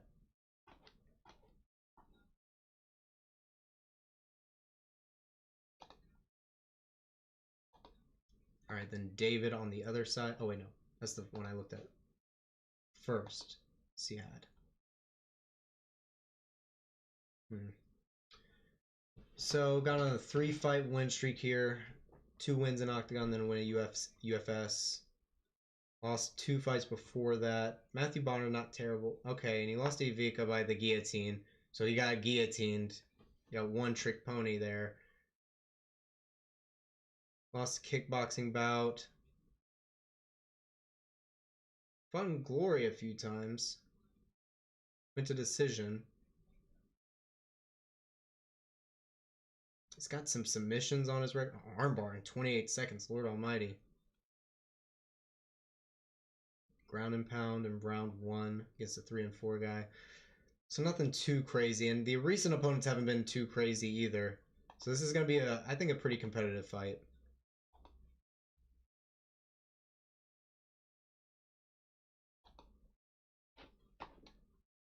Stream the fight, please. Y'all are crazy. Patrick Vespaziani and Oyodeji Kalajaye. Damn. That's a tough-ass name to say. It's going to be... I don't know what I'm going to do when that fight comes up. Both these names are nightmares. Vespaziani. Why does that sound Italian? 5-2 versus 9-8. Oof. Lost his last 2 fights. Has this guy fought in Octagon? Is his Octagon debut? It's a heavyweight fight too. 6'7" with an 80-inch reach. Lord almighty. What's this guy look like full size? Jesus Christ. This freak of nature. Holy moly. 33 years old. All wins by knockout. 2 losses by knockout. Guy making it. And to Todev. Oof. Honestly understandable. That's a tough one. So he's lost to Todev. That's a good... I mean, that's not a terrible loss to have. And then he lost to... This guy's only 2-1? How long ago was that fight? 2024? Okay. Not too long ago.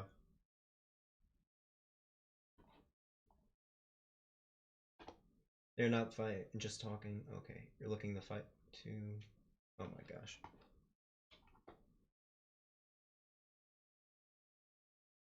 Oh yeah, sorry. Yeah, the guys aren't fighting. Yeah, they're still just talking. We're gonna be talking for a while now because the main card is not started yet.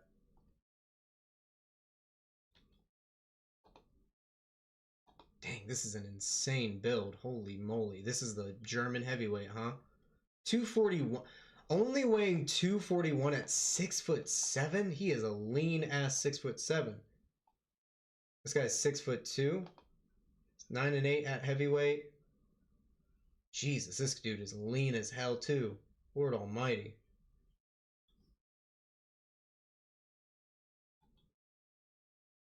Five and 3 at KL. Last 2 losses by rear naked choke and by KO. Lost to Marco Durick. Lost in M1. Ernesto Papa. Beat a 6-1 guy. Beat him by KO too. Yeah, very 50-50. Then his best streak was a little 4-fight win streak here. It's been rough recently though. Very rough recently. And this was these were both in 2025. Get finished twice in 2025. Oh man. That's tough.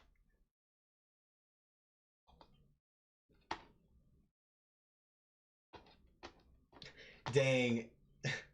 Sunat. He's like he wants that free link. He doesn't want that RTL plus. That's too funny.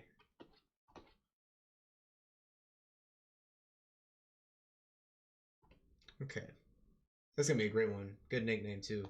El Gladiator. And then Mad Dog. We got Kasim Aras versus Simon Biyong. Another we got 2 back-to-back heavyweight fights? Jeez. Complete opposite build. 5'10".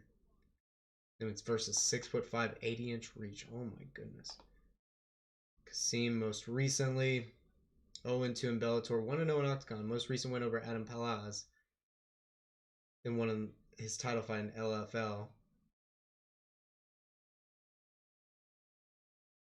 Lost to Mario Pinto. Damn, so this dude's fought Mario Pinto? Yikes. He's got good competition that he's fought in the past. Fought Sergey Belostany? Okay. Yeah, he's got great experience. He's not walking in here like he hasn't fought anyone good before. So that's good. But Simon Biyong on the other side. 2-2 in Bellator, 0-2 in PFL, 1-0 in Ryzen. Dang. Most recent at least got 2 wins.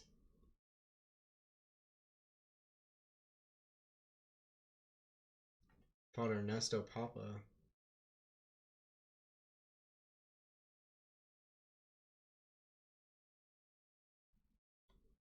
Okay, not too bad in terms of shared experience. Also, absolutely fucking shredded. But let me see, what's Topallaj saying?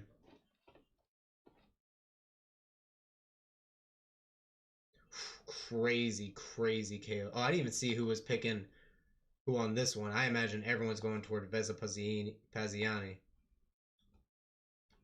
Oh, no predictions were made for this one? That's crazy. I thought Germans would be all over on this one for the Topallaj site. And we got our girl, our dream girl, Alina Dalaslan versus Katarina Lehner. The German gypsy. Most recently lost her last 2 fights, making her... Is this her Octagon debut?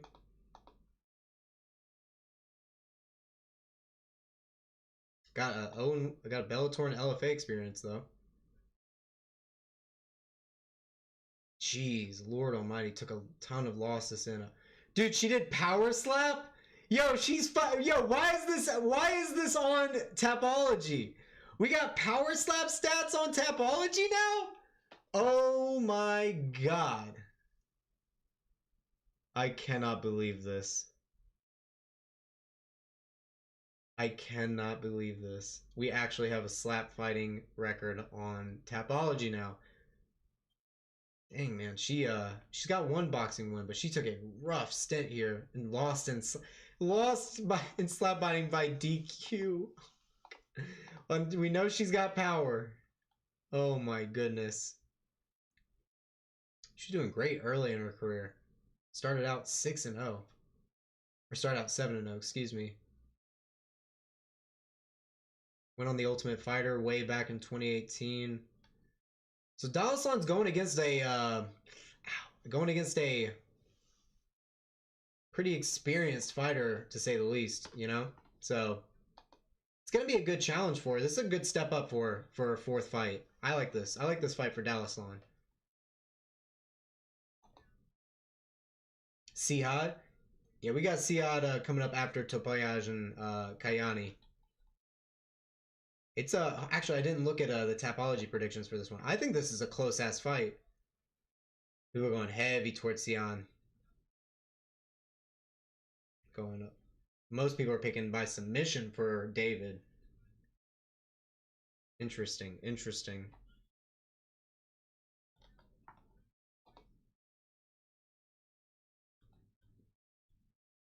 And then we got our main event. Christian Eckerlin versus Ivica Truscek. Like we were looking at before, Ivica Truscek out of Croatia. The Croatian terror. Alright. 37 years old. Insane. 2 subs in other / unknown round. 5 subs in second round. 10 subs in the first round. Insane amount of submissions. A lot of KOs. A bunch of TKOs. I don't know how many KOs exactly. But big front headlock merchant. Big front headlock merchant. Guillotine choke. Guillotine choke. Rear naked. Guillotine choke. Von Flue choke. Front choke. Guillotine choke. Lost to guillotine choke. Choke. What do we got? Come on. Is there anything else? Come on. We got more. Just 1 second. We got more. Lost to triangle choke. Ah, so he didn't really get into the front headlock chokes until way later. God, look at all this. Jesus. Let's see, can we see any crazy names in here? Fabrizio Nascimento. Nicholas Dalby. Fought Nicholas Dalby at one point. Murat Makachev. Yoder Hallman. Fought Nicholas Dalby again. Lost to him twice. Oh, man. Let's see, who else we got? There's got to be some other cool names. Funder. Islam Makachev. Fought Islam at one point.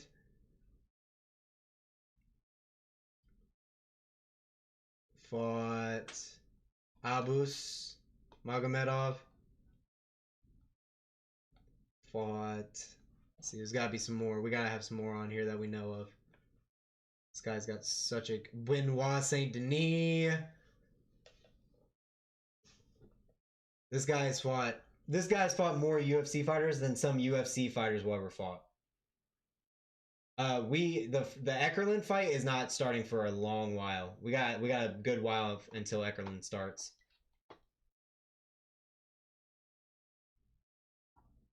Yeah, that's insane. That's a crazy amount of experience to have, and insane opponents to have fought over your time, and only fought in OKTAGON and KSW 3 times, which is kind of crazy to think.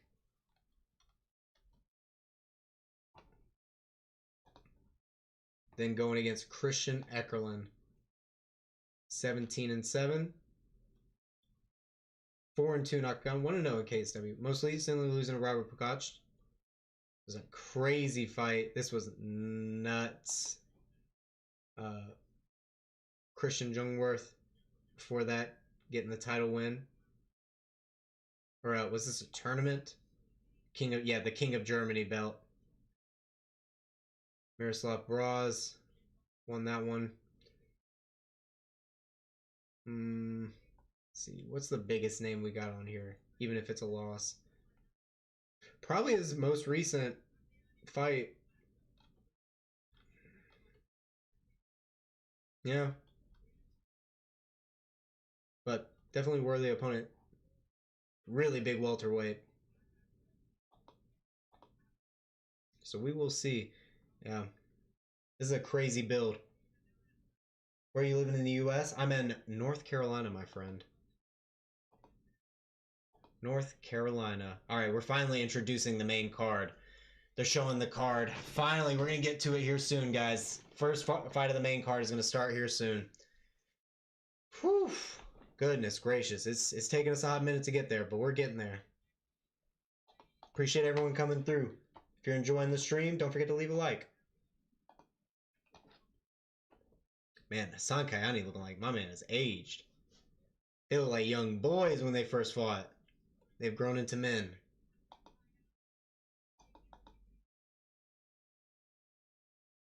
"26 years old. How old is Hassan?" Oh, apparently there's bad blood. That's what I'm hearing, at least from the commentators, giving me some lore.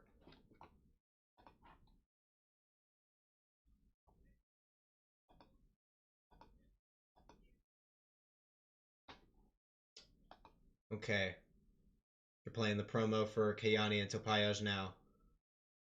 It's been 4 years. 4 years.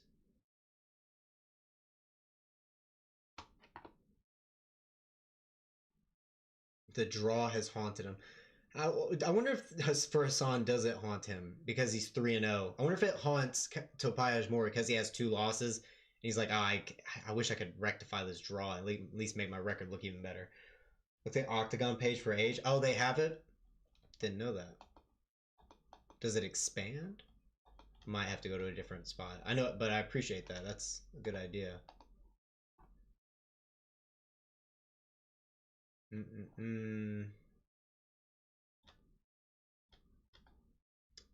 me see. Fights. No. Or is it like, it's not octagon.tv, it's like octagon.com? Oh no. I'll find it.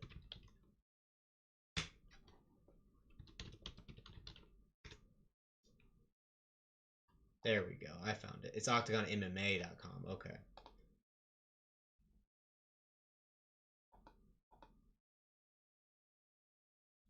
So, Hassan. Oh, they don't show it on the website. They don't even have his shit on the website either.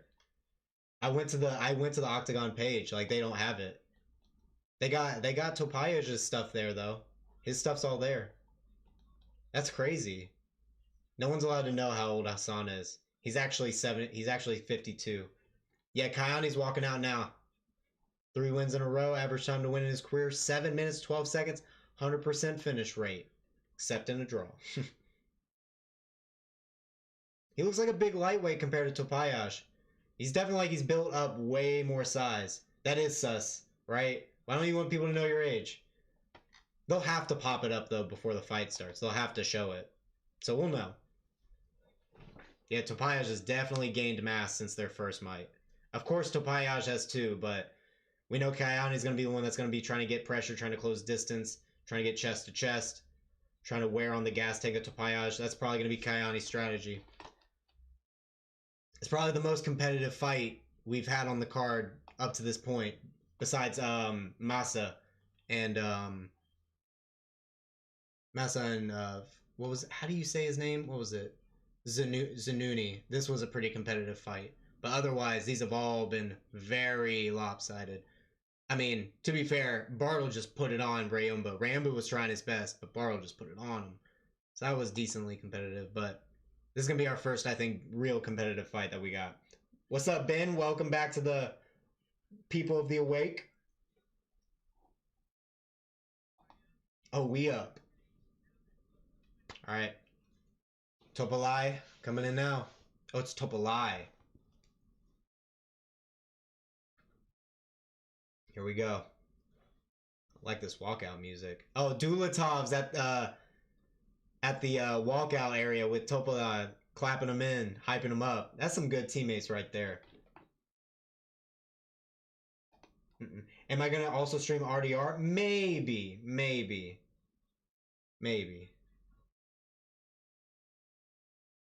Wait, didn't UFC start? Wasn't it supposed to start at 3? Oh, it's starting at 4. Okay, it's starting at 4.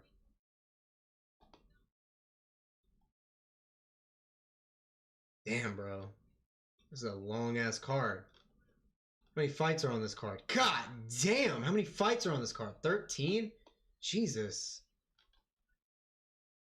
At least, thank goodness it's in a live arena. Can you imagine 13 fights on a fucking Apex card? That would be boring as hell. Alright, average fight time victory, 1 minute 52 seconds for Topallaj. Fastest KO TKO among lightweights. Number one, and he's got a performance of the night. Hopefully he'll put that Frimpong loss behind him and move forward. Yeah, but decent little UFC card here. I'm excited for Jasmine Jasudavicius. I know that's a super weird thing to say, but I think Jasudavicius is going to put it on Fiora, hopefully. I'm excited for mainly the co-main. I was way more looking forward to Fluffy versus De Ritter than Brendan Allen, to be honest. What other good fights? This is going to be insane. Dober's going to absolutely annihilate Propolic. That's a weird matchup. This is decent. This is actually a really decent bantamweight bout. Azamat, that's pretty exciting. Hopefully he'll come out and knock him out. Bruno Silva is always a great fight, so this is a good matchup. So, decent card. Hoping my boy Davey... Is Davey Grant finally a favorite? When will they learn that Davey Grant is the truth? A first big place props from Portugal, and second, who do you think wins this fight? Topallaj and Kayani? Bro, I think Sorry, I keep saying Topallaj. I think Topallaj is going to win. But Kayani is going to pressure heavy. But what I think is the difference is Topallaj. He has also decent grappling. I think Kayani he's very scrappy and wily. I think he leaves himself open for little mistakes. He'll have to overwhelm Topallaj pretty well in the first round to get ahead. But I think Topallaj is going to stay pretty safe. You know, I think he's going to ride out that storm that because Kayani's going to put pressure on him. He's going to do it. So we'll see how he reacts to it. But this is a close fight. They got it at 5-1, they got it at 6-1 odds for some reason. I have no idea why they have that at 6-1 odds. That's a weird spread to me. But I would put it at 2-1, 2.5-1 maybe. But that's a little crazy. All right, let me get back to the Octagon page. They're introducing the fighters now.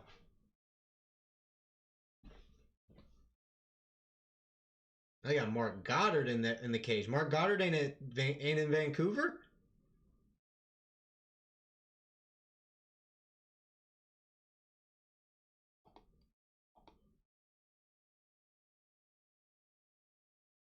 Here we go.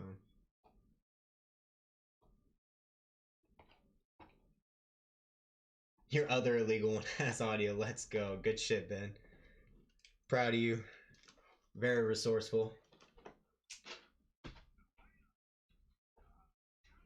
Oh, Hassan Kayani's name is the highlight. Let's go.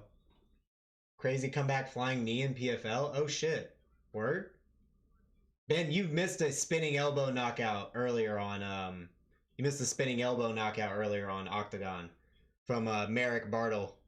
It was nasty. Nasty. Dude was down 30-27 with 40 seconds left. Holy shit. That's insane. They gotta have that fight on Twitter or something. I'll have to look after this. Let me see. If I go to PFL, I just search PFL.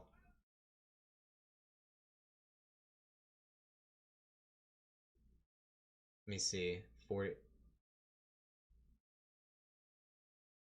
Oh my gosh, they're doing crazy kicks in PFL. Oh wow, I just saw it. Holy shit, he actually murdered that man.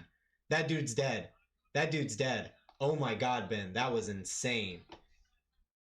That was an insane. Through a spinning kick, through a body kick, and then a flying knee. Jesus. That was crazy. Good knockout. All right, first round. Here we go. Topallaj, Kayani. Both men in the center.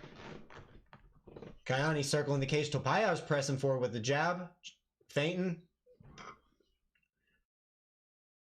Kayani starting to press forward. Putting his jab out there. Oh, Topallaj pressing the issue. Pushing forward on him. Throwing a jab out of there at Kayani. Lead hook misses from Kayani. Oh, big! Oh, that was a dick shot. Topallaj caught Kayani on the cup. Little cup shot. We'll have to take a pause here. It was a good setup. I mean, if it wasn't a cup shot, if it landed in the stomach, that would have been a really good shot by Topallaj. Yeah, dude, it was nasty, insanely nasty. Bartl has been on an absolute tear. He gets one. He called out that Christian dude who's fighting at Octagon 80 in the main event. He beats that guy. After hopefully that dude wins, he gets a title shot. Hopefully. That shit was nasty. He's trying to shake out this nut shot for a second. All right, he's good. They're about to call it back in. I'm gonna have to get my timer on. All right, they're back in the middle. Kayani sliding a bit, throwing his jab, tried to reach for a takedown. Leg kick again by Topallaj, just like the first fight, knocked him off his feet. Kayani circles back to the center. Both men exchanging hooks. Topallaj knocks down Kayani. Kayani going for the takedown. Topallaj stumbles him again. Kayani looking lost in there. Big jab, overhook by Topallaj. Kayani trying to press forward. Topallaj feinting the lead leg. Big overhand by Topallaj. Leg kick again knocks down Kayani. Kayani tries to go into a sit-up guard and wrestle up. Topallaj beautifully limp legs out and then gets a jab and circles back to the center. Body jab and then oh, big knee as Kayani was coming in for a takedown. Topallaj catches him. Hurt Kayani bad. Looked like it landed to the body. Really, really hurt Kayani there. Topallaj lets him back up. Big uppercut lead hook from Topallaj. Kayani trying to go for a takedown. Topallaj does a good job of sprawling, going for the front headlock. Going for the ninja choke. Kayani pulls out of it, pulls guard. Topallaj in top half guard here. Framing off the face, gets a good elbow to Topallaj. Kayani trying to pull chest to chest. It's a lot like the first round in the first fight, but Topallaj is like kind of hurting Kayani even more than the first time. Kayani going in for another takedown. Topallaj lets him up. Looking a lot like the first round of the first fight, but way worse for Kayani this time. Good lead head kick from Topallaj. Kayani going for the leg kick. Kayani looks gassed and like a little wobbly already. Good uppercut when Kayani was going for the body jab by Topallaj. Kayani having to pull guard off the failed takedown. Good elbows from Topallaj. Kayani pulling in the underhook here. Pulling into full guard.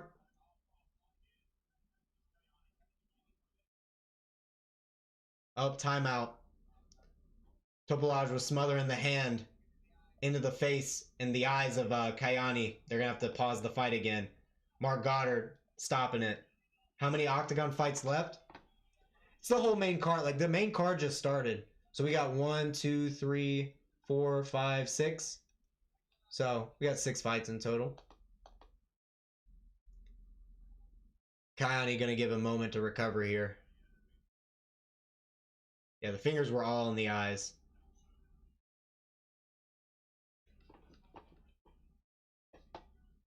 Yeah, it's going to go through UFC. Seems like it. That's okay, though. It's not that. The first few fights on the UFC card aren't crazy.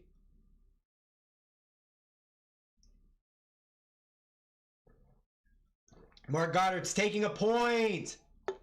Dang, so it's going to be a 9-9 round. I don't know if the refs, I don't know, judges, with the amount of time that's left, Topallaj could get a 10-8 round, and then it'll be 9-8. So, we'll see. Topallaj could hurt Kayani really bad. Good check by Kayani. Uppercut lead hook by Topallaj. Kayani doing a good job circling out. Oh, good knee by Topallaj. Stumbles Kayani again as he was going in for a takedown. Good elbow from top position. Another one.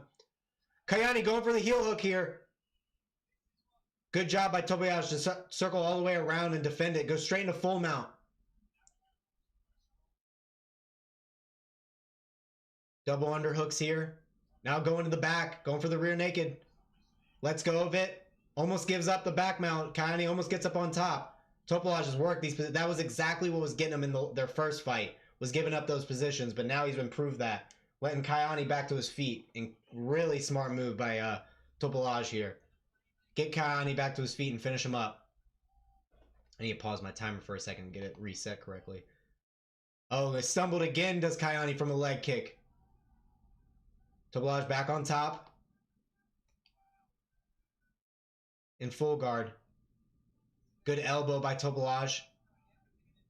Going for the high guard is Kayani. Got a good grip on this high guard here. Could set up a submission maybe. Minute left. Maybe go for an armbar. Still holding on to this high guard.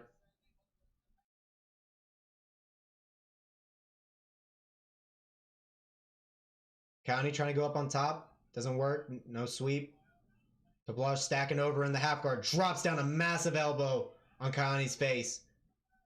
Kayani spin into his back. Giving up turtle position. Topallaj gets one hook in. Going for the rear naked choke. Going straight for the choke. Flattens out Kayani. Kayani escapes. Gets out and bottoms out. Bottom half guard now for Kayani with the underhook. Topallaj doing a good job throwing elbows. Kayani trying to leverage himself up to a forearm with this underhook. Topallaj threatening a Darce. Trying to control the head and arm here. Pushing Kayani backwards. Gets him back flat on the ground.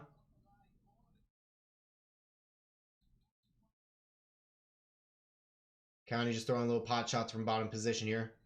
5 seconds left in the round. Going to round 2. Well, we're going to start on the feet. It's going to start on the feet. It's going to be rough for Kayani.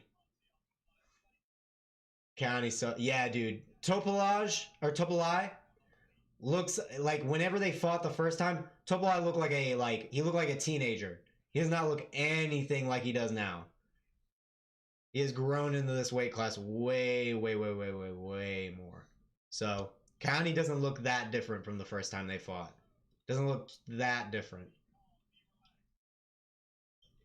Crazy thing is, Kayani fought a month and 5 days ago. A month and 5 days ago. And that's exactly what happened in their first fight when he was getting knocked down with those leg kicks. You keep pulling his leg out way too dramatically and his feet come together. Oh, they called it a 9-9. No 10-8 round. So, I mean, all that work that Topallaj did, I mean, it's a 9-9 round. I mean, we still have a clean slate in 2 more rounds. We could literally have a draw again. If Kayani wins a round and Topallaj wins a round, we could literally have another draw now because of that point deduction. Could you imagine? All right, round 2. Overhand by Kayani lands decent. Topallaj pushing forward. Good leg kick by Topallaj. Misses that one. Good jab by Topallaj. A lot of good reach here. Kayani pushing forward with the jab, overhand, going in for a takedown, misses it. Good leg kick again by Topallaj. Feigning that rear hand, Kayani shelling up on these feints. Both guys in the center, throwing jabs. Leg kick misses from Kayani. Good check by Kayani. Check that one. Ooh, charging forward with that jab, leaving himself exposed, head up in the air. It's Kayani. Good leg kick by Kayani. Topallaj kind of playing a little conservative here. Trying to find the shot, it seems. Good jab by Topallaj. Kicks the back leg. Lands a good overhand off the slip. Denies the takedown from Kayani again. Good jab by Topallaj. Another one. Had the history of combat sports had a rematch be a draw, then a draw again? There's got to be one. There's got to be one. Feigning that rear leg is Topallaj. Keeping Kayani pushed back. Kayani's still just moving forward like a zombie, though. Topallaj starting to push forward. Good jab again. I like that he's just pumping a jab out there and not doing anything crazy. Saving his energy after that crazy first round. Just keep peppering him. Keep messing with his gassing. Good uppercut lead hook by Topallaj. Kayani trying to press on him. Throwing an uppercut lead hook is Kayani. Landed him. Elbow lead hook by Topallaj. Then a jab. Kayani's still pushing forward, man. He's eating all this. Backing Topallaj up. Getting jabbed while he's trying to do it. Lands an inside leg kick. Topallaj checks that one. Jab lead hook by Kayani. Uppercut lead hook. Oh, good lead hook overhand by Topallaj. Missed the overhand. Good jab by Kayani. His nose is busted. Good uppercut by Kayani. Dipping into it. Now Kayani got his back a little bit. Circling the cage. Topallaj throwing a jab out there. Making Kayani circle back to the center. Good jab by Topallaj. Uh-oh. He did not like that jab. Big overhand lead hook by Topallaj. Kayani did not like that. He visibly was hurt. Complaining about the pain. Uppercut lead hook by Topallaj. Looks like Kayani's about to crumble here. Good body shot here would be really good for Topallaj right now. He hasn't thrown anything to the body in this second round. Oh, overhand knocks down Topallaj! Kayani knocks down Topallaj with an overhand! Topallaj's rocked! Kayani gets on top! Oh no, he gives up top position though! Topallaj reverses him and gets on top! What is Kayani doing? Oh my god, what is Kayani doing? Why didn't you let him up, or why didn't you just go into his full guard? Why did you go to side control? The easiest place to escape. Oh my god, bro. Dude, that's exactly what happened in the... Oh my god. That's exactly what happened with Mesa earlier, dog. Dude, Kayani actually landed that overhand and knocked him down. Oh my god. Jesus. I need to see that again. Where the fight's still going. I'm going back to live here in a second, but I gotta see this knockdown real quick again.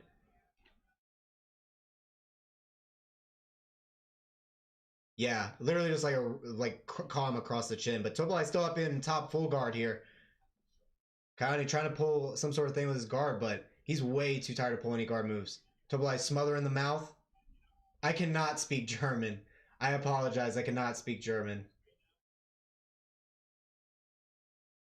Civil Courage Me MMA vibes with the scream. Nice. Giving it. That's funny. Oh man, Kayani trying to push forward, misses the takedown. We're back to our feet here. Center of the cage, 20 per second. Topallaj calling him on. It's going to be interesting to see who the judges give this round. It's going to be very interesting. Jab by Topallaj. Kayani pushing forward on him. Good jab by Topallaj. Man, Topallaj's gas tank, bro. Third round. Oh my god, I cannot believe we are getting a third round. Dude. Dude. I hope all three judges give Kayani that round, and I hope Topallaj wins the third round and we get another draw. I hope to God we get another draw. That would be so funny. Please. No way. That would be so funny. I cannot wait to see what these judges' scorecards are. Oh my gosh.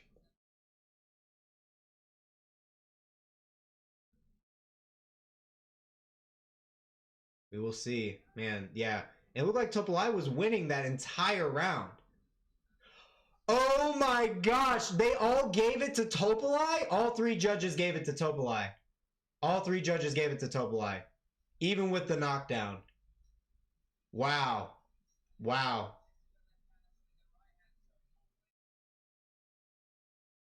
How did that? Okay. I mean, hey.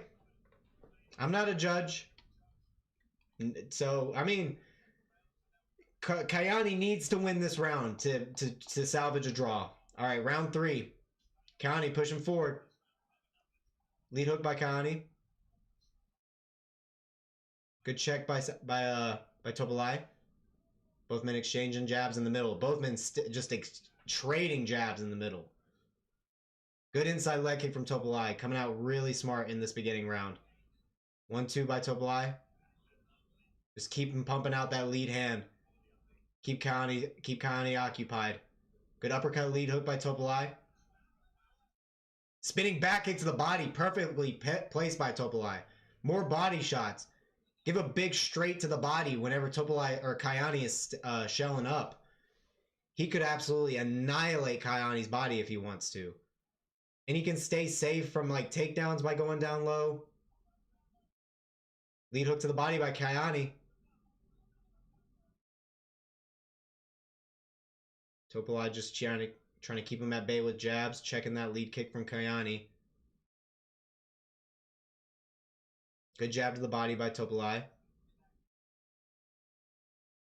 Ooh, big overhand almost lands by Topallaj. Lands a little check hook on the circle out. Oh, Kayani starting to track him down, throwing some lead hooks. Oh man, good blitz by Kayani, trying to push against Topallaj. Oh, good jab by Topallaj. Bust that head back of Kayani, but Kayani's still just pushing forward, throwing dirty uppercuts. Kayani pumping the jab out, still pushing forward on Topallaj.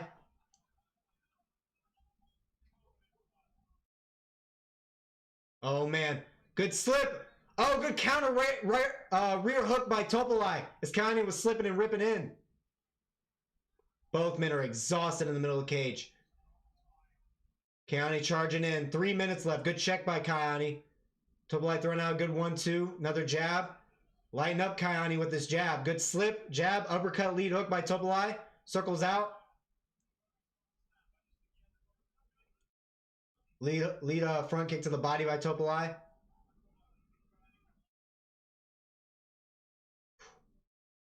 Good slip, lead hook by Topallaj, but Kayani coming back with uppercuts. Still pushing back Topallaj. Both men exchanging jabs. Whew. These dudes are absolutely annihilating each other. Rear hook by Kayani, rather. Oh, big elbow by Topallaj. Kayani rolls with it. Trying to press Topallaj. Kayani's still just circling the cage, though. Uppercut. Oh, lead up to the body by Kayani. Switching up to the body. Dirty uppercuts in the clinch. Topallaj switching positions on him. Dropping down to the takedown. Gets it. Topallaj gets this takedown. Kayani pulling into his full guard. Oh, man. Kayani gave up that takedown way too easily. Oh, Kayani going for an omoplata here. He's got a good setup on the omoplata here. Kayani, good setup on the omoplata. He's got control of the hip and the arm. Kayani trying to grab the far side arm. He's got a great setup for an omoplata here. He's pulling across the back. He's still got it set up. He could get the submission here. Going for an Americana. Topallaj gets his arm slipped out of the omoplata. He's out. He's on top and turtle. Oh my gosh. Kayani with trying the Hail Mary submission at the end. Rolling through in the Granby. Trying to reverse Topallaj. Topallaj beautifully follows it in top half guard. Controlling the far side wrist. Topallaj controlling with the crossface now. Oh, don't get your fingers in the eye. Careful. Elbow from the top here from Topallaj. Framing off the face of Kayani. Couple hammer fists.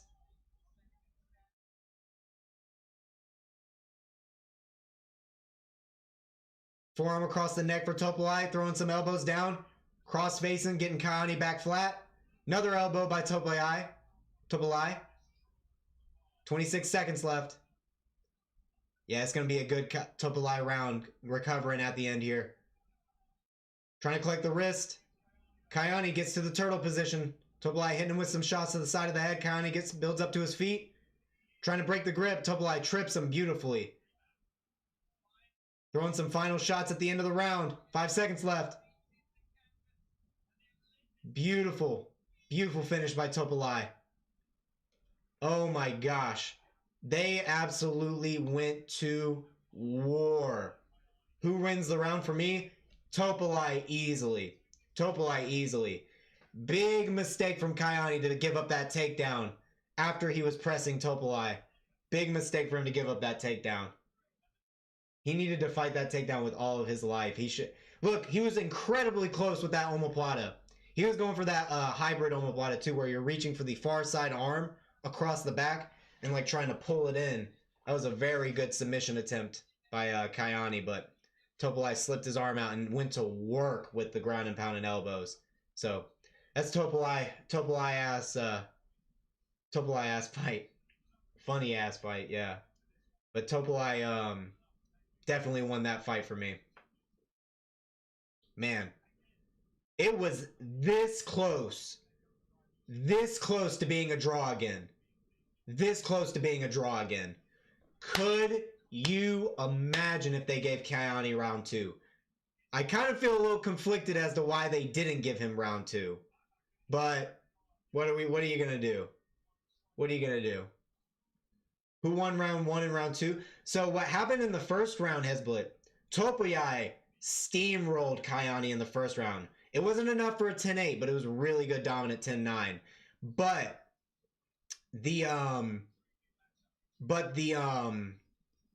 Topallaj was putting his fingers in Kayani's face on top in full guard and getting in his eyes really bad. And Mark Goddard took a point, rightfully so. He was doing it a lot. And so it was a 9-9 after the first round. Kayani knocked down Topallaj in the second round with an overhand, but otherwise Topallaj pretty much dominated that round. But Kayani had some moments in the second round, but got a big knockdown and had a little bit of control time. So they didn't give him the second round. Topallaj got the second round and definitely got the third here. Yeah, Topallaj definitely has a gas tank problem. You are so right, Trueness. He's got a major gas tank problem. He goes way too hard in the first round. Like when he got on top in full guard on Kayani, he was throwing his ground and pound really, really rapidly and like wildly, like he was trying to finish a fight. Like, brother, advance position, work on the gas tank, throw some little pot shots to the body first, then start unloading big shots. Like he just blows his gas tank in the first round. Who wins for me? Topallaj. Topallaj. We got OKTAGON is open scoring. So we know pretty much who wins the fight. But Loaded Amir said submission attempt is more value than the controller strikes. Is that like OKTAGON judging specifically? We'll see. All right, we're getting the decision.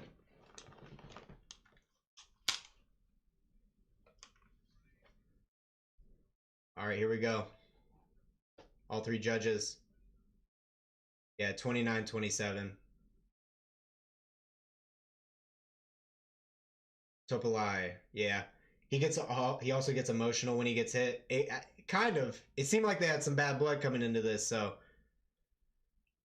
I can see that though. I can see that.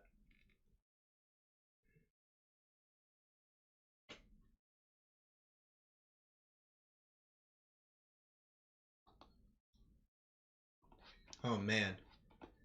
Whew. All right, they're gonna go over some highlights and talk to him for a bit. We got Cihad, Akipa, and David Piechaczek next. Wonder if it's Piechaczek. Both guys at 6'3" for 170. Is this a welterweight fight or a 185 fight? 185. Okay. Because Akipa fought his last fight at 171. Both these guys are 6'3", 78.7-inch reach. What a freak. Oh my gosh. This guy's crazy. Has Topallaj won? Yeah, Topallaj won.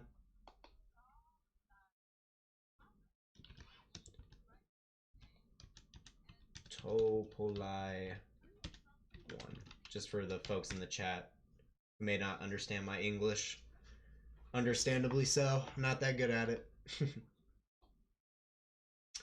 6'3" on the other side. We don't know the reach. We'll find out whenever we get the card going. Let me rewind back. Actually, I never looked at the card before the fight started to see how old Kayani was. Let me look at it again.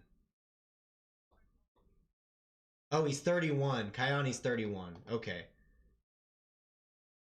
So Topallaj had the age youth advantage too. Oh, what's up, Active A? My man. His name is Giad Akipa. Thank you. Cihad Akipa. I got David for upset round 1 rear naked choke. That's what I was saying. This fight looked pretty competitive actually. And it's funny you say that, Activate. A lot of people got everyone who picked David. Most of the people who picked him by submission. So we could see that he's got an equally large frame to Akipa. So could get tangled up. Could get tangled up. Neither guy are like a ridiculously different age, so we both got youthful guys. It's a competitive fight. Good competitive fight. I got David for upset. He's not a bad grappler. What's up, Drift?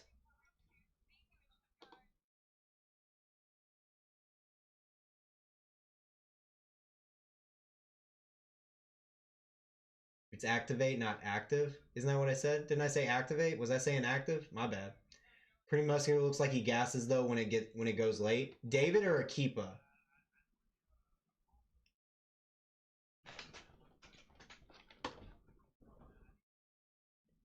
He's Lionheart, bro. How you gonna say he gasses late? He's Lionheart, dog. Akipa is the Punisher though, so he will punish him. No, I'm just kidding. Drift, we will not be showing the fights, my friend. We will be giving play-by-play commentary. We're waiting for the next walkout now. I don't know why we're getting to the, I don't know why we're getting the commentators kind of talking off to the side now. That was like a full 3-round fight. You disrespect my GOAT, activate. My bad, bro. He does have one of the best profile pictures out of all the people that have come through the channel. To be fair. To be fair.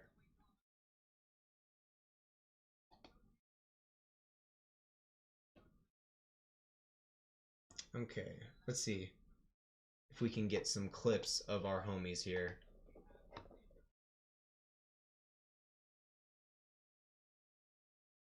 Dude, by the way, just as an aside real quick, this guy, Patrick Vespaziani, what a freak of nature, dude.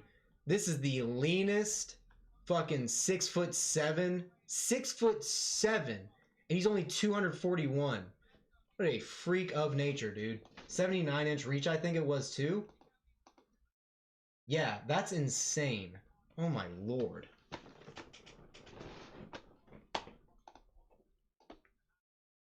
Okay, let's get some clips up of these homies.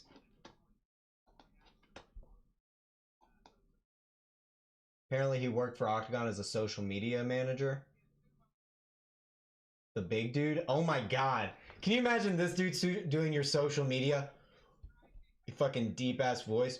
You're not setting up your algorithm correctly for Instagram. How are you going to get shorts views with this bullshit setup? You imagine how scary that would be?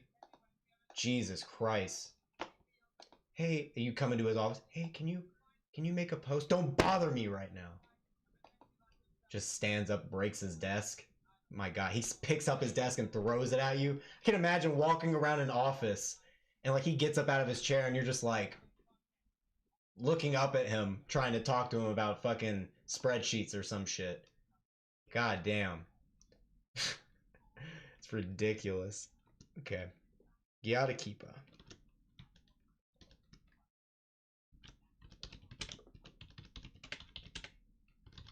Let's see what we can pull up here.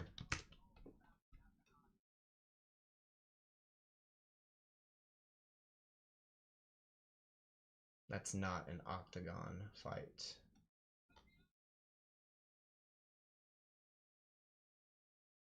I can't believe Akipa lost to a washed Bonner. Ever since then, I don't like him against any grapplers. Yeah, I noticed that. I was looking through the names he's fought. I was like, oh, he's fought Bonner. That was a pretty good name. But then, yeah, it was very, very later in life, Bonner. Oh my gosh. Goodness gracious. I wish I could tell what you said here, Huck Finn, because it looks like you're complimenting, and I don't know what you said. I wish I spoke German. We can watch this DSF. How long ago? 5 years ago. Why not? Let's do it. I remember if I was all against the fence, he couldn't escape. Oh my god, tragic. Tragic when guys don't know how to just fucking use their head positioning and dig an underhook. That's just gotta be frustrating as hell. Oh, this is kickboxing. I don't want to watch this. No. Sorry. Apologies.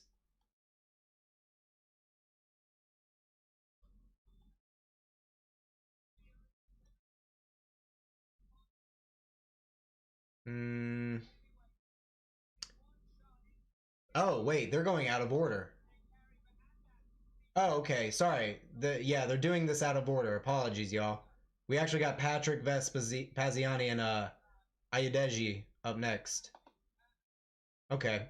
They got the Octagon card mixed up. Huckfin is criticizing Topallaj. Ah, I see.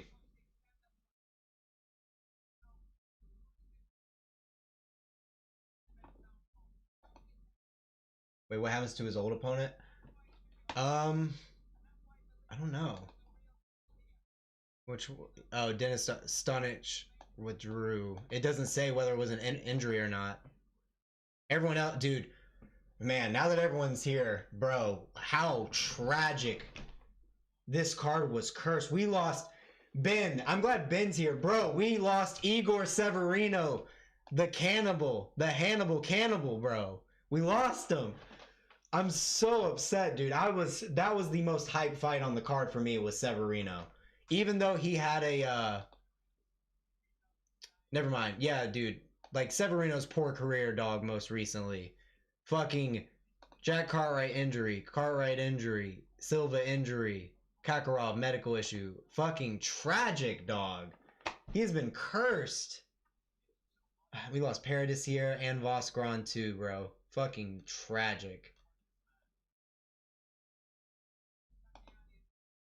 But we're getting back to it. Mad Dog getting his wipe down now. He'll be in here soon. Actually, he was the only draw, no way. He's actually good. Yeah, no, Severino is legit. He is legit, dude.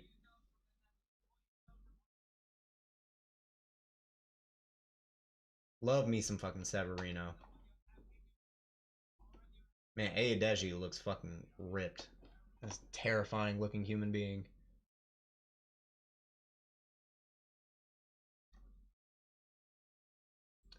Let me see. Can we get some Patrick highlights before we start?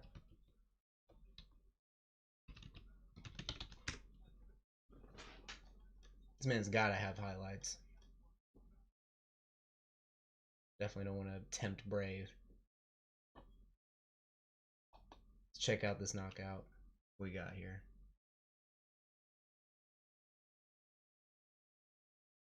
Jeez, that was just his jab.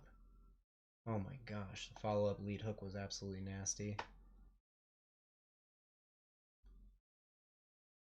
This was the whole fight. Let's check it out.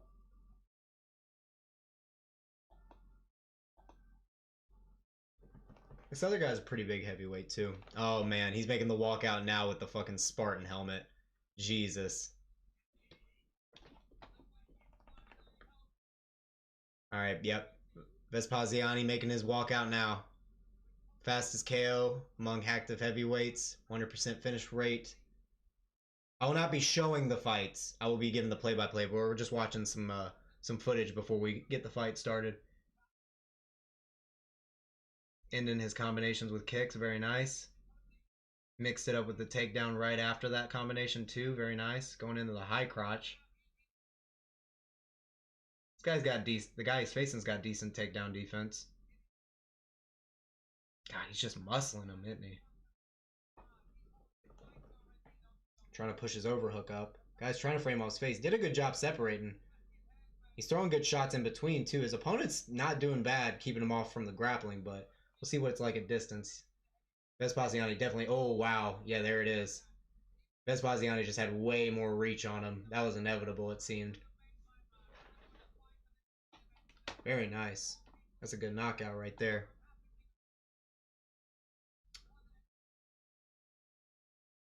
see. Can we get something of Olatobi?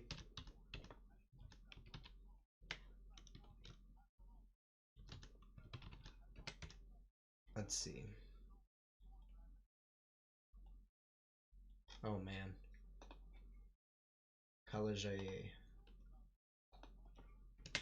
Kalajaye.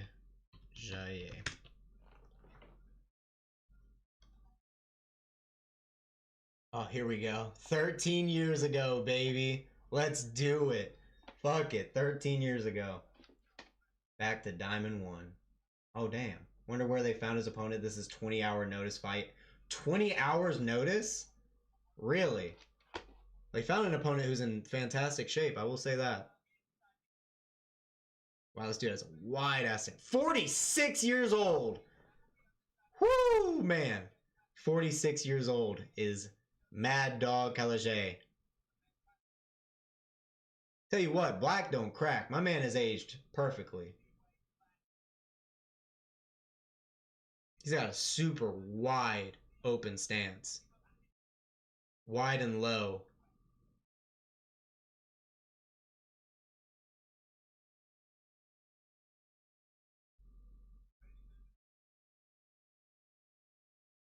He's ready to like spring on him.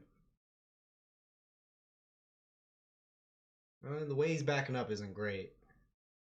He didn't get caught against the cage, but he backed straight up a little bit there. But he circled by the end of it. That's not bad.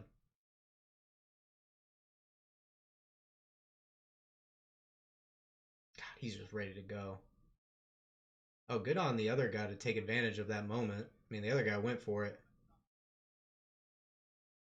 I like how Mad Dog got mad there for a second. Like, why are you backing up? It's like, brother, do you know what you look like? Getting frustrated at homie backing up. Like, brother, do you see how terrifying you look?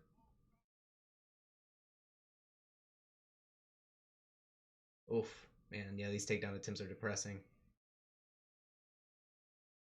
Mad Dog, he's really smart though. He's not chasing him to get caught against the cage and like reverse and like push up against the cage. He's playing smart. I do like the strategy. So decent fight IQ from what I can see, but you should expect that from the older fighter. All right, we're getting Vespaziani was getting introduced now. Unk scrap. There was weigh-ins yesterday and his opponent didn't show up, so must have been something wrong with him. Yeah, must have been something.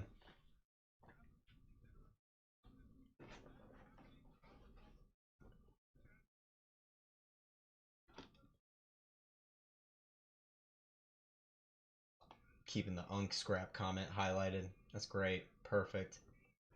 Love it. All right, here we go. Getting into it.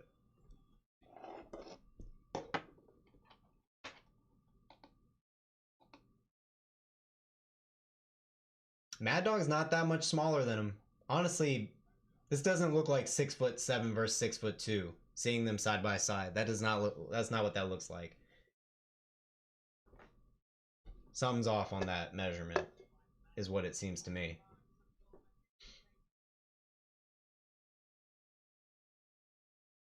All right, here we go. Round one.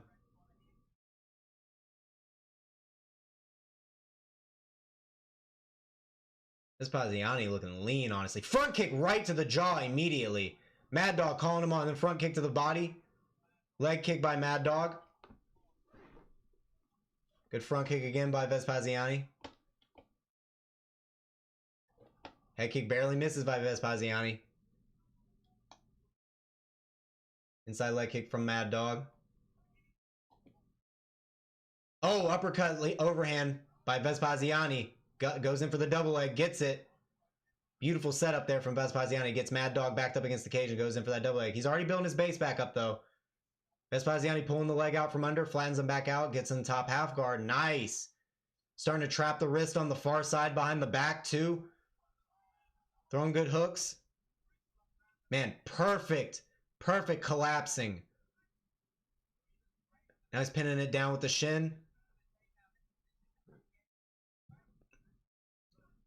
Mad Dog trying to frame the arm away, not let those hooks land, but they're landing. Good frame off the face with the elbow by Vespaziani. Good down elbow from top.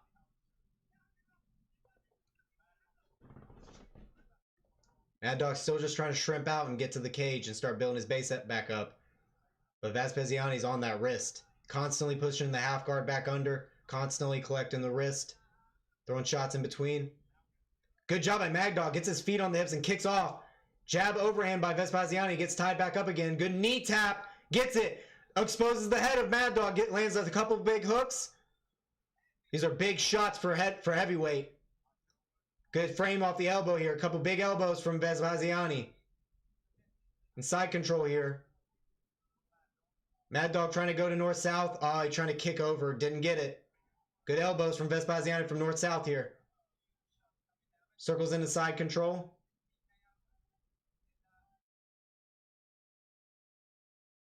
Collects the cross face. Shelving the legs with the leg too. Jumps over into full mount perfectly. Throwing big ground and pound here. Mad Dog trying to frame. Good elbows here from Vespaziani. Ref stops it. Ref stops it. Did not want to see any more. Fair enough. Fair enough. Vespaziani with a beautiful first round finish. Man. Doesn't feel as satisfying though. Wish he would have had his original opponent. Good job for Mad Dog getting in there late notice, man. He took some shots. He fought back, got back to his feet, and then got taken back down again, you know.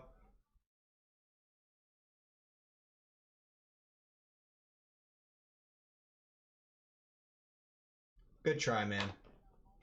Vespaziani, though, with a sealed up grappling game in that situation. That was beautiful. Immediately went to collapsing everything.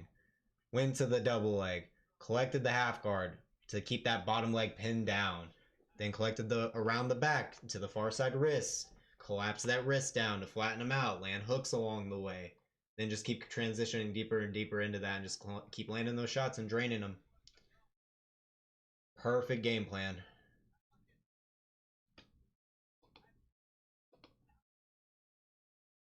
Took the first opportunity to go for a takedown too.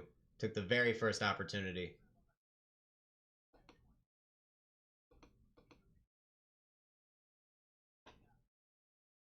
Man, I tell you what though, Vespaziani, that is a lean heavyweight.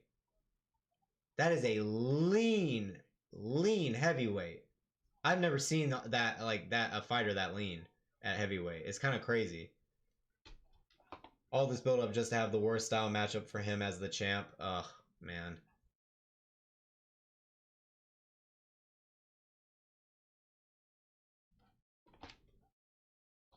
Because, what was Vespaziani's early career? Yeah, because he lost to Lazar Todev in way back in the day. And now you got Wolf Fleury at the top. Dude. Oh my gosh. I can't wait for Fleury to fight again. Does Fleury have a fight scheduled? Oh, is that not how you spell it? Is it EU?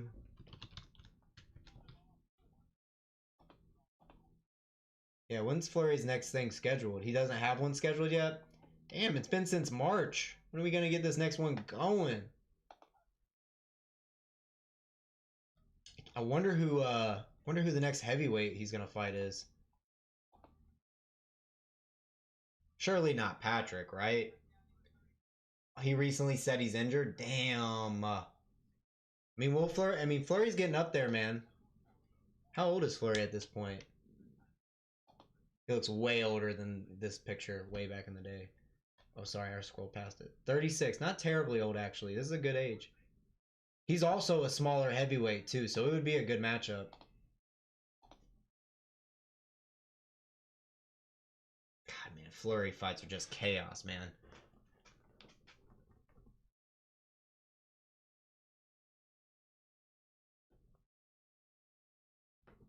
All right, now they're getting that post-fight interview. Hopefully it goes by quick. We can get to the next fight.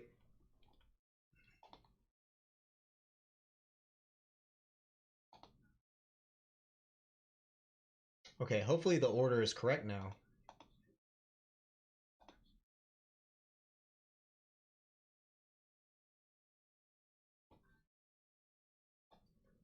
Okay, I will be right back. I'm gonna get myself some refreshments. Actually, I'll just keep this up. I don't need to put that on.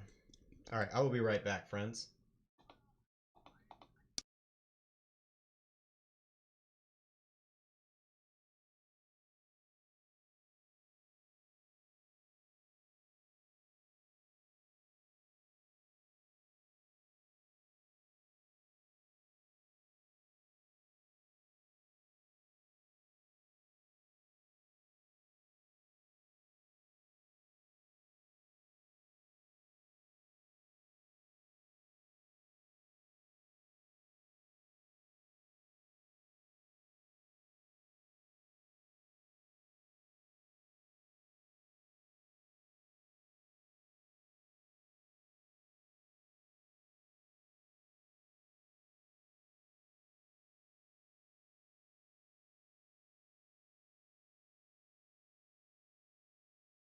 Alright.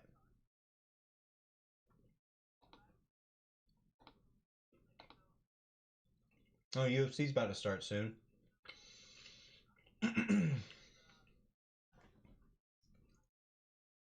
Did we miss anything in that fight?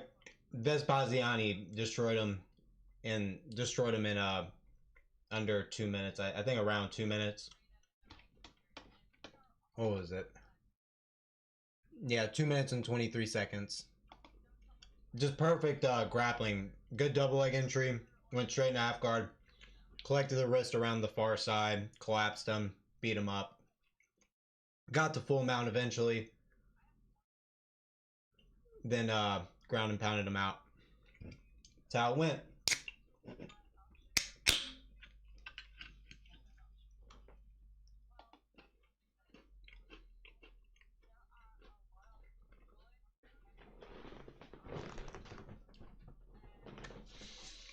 Okay.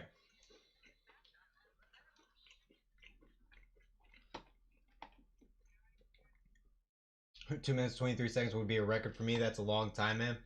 It'd be a record for all of us, friend. Good one.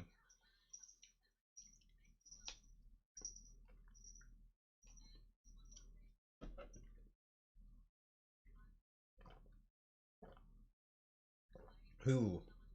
Vespaziani is dedicating his fight? Oh, to his coach that passed away. Damn. That's unfortunate. What gym does he train out of? It doesn't list it. Oh no, it does. MMA Spirit. Don't have their Oh, but this is where Buchinger is and oh man, so yeah, he's at a really good gym. Damn, they lost their top coach. That's unfortunate. Yeah, yeah, Eckerlin in here. Damn, that is really unfortunate. Condolences.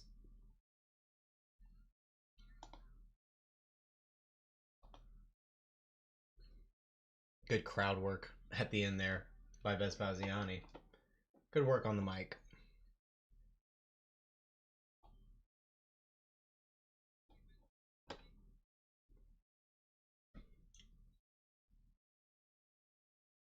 Oh my gosh, he said he passed away in a motorcycle accident. Oh my goodness. It's absolutely ridiculous. Alrighty. Let's get back to this matchup I hope is actually next.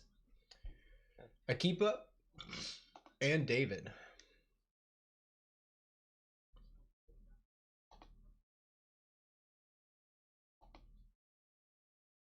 Okay. Yeah, let's go with David first.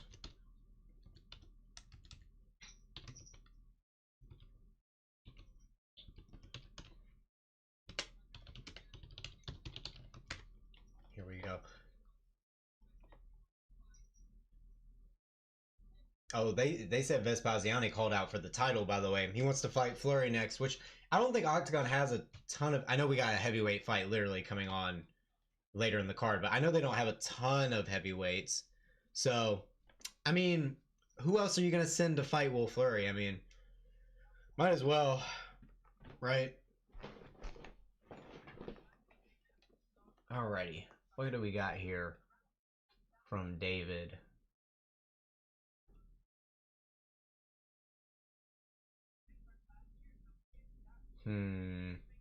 Gotta be a good fight for us to watch here.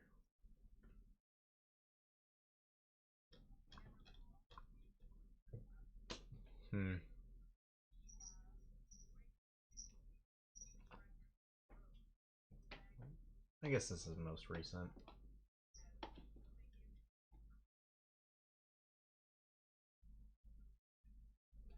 Kurdistan. Oh yeah, Kurdistan. That's where Akipa's from, right? Got some Kurds up in here representing. I don't know if that's what you guys actually call yourself, so apologies if that's not what you call yourself. Kurdistanis.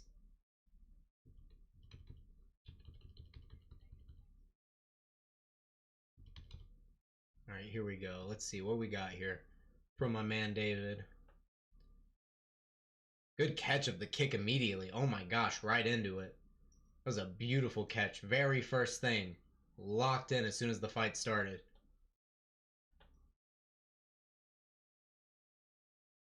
Got the far side underhook. Controlling with a strong crossface. Good wide base. What is he going to do, though? The guy on the bottom is just trying to keep everything close in. Trying to frame.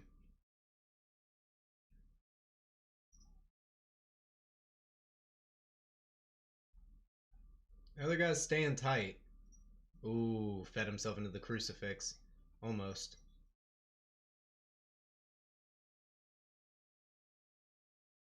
Really good side control. This guy's got a frame on the face, though, if he wants to get out. Opponent on bottom just not doing anything to either dig an underhook or frame at the moment. Will wants that hyped up caveman, I'm pretty sure. They're gonna... I mean, he is a double champ, right? Did he vacate that light heavyweight belt? Or is he still double champ? I'd have to check on the OKTAGON website, I guess. But, I mean, yeah, probably... He could probably do both, right? Those can be, like, almost his last two fights, right? Maybe if he gets a Voskron win and he gets a Vespaziani win, that'd be a crazy... Think he's still double? Okay. Hype. Oh my gosh, this is a crazy submission attempt, by the way. Oh my god, he's got that, right? Oh my god, that was insane. One hook in, like getting like balancing on the fence. This is crazy. Immediately gets the choke in, gets the hand behind the shoulder, just goes for it, puts the hand behind the head. Hiding the hand with his head. Dude, way to prioritize finishing. That was sick. That was sick. That was a great finish. Those gloves are sick, by the way, Ben.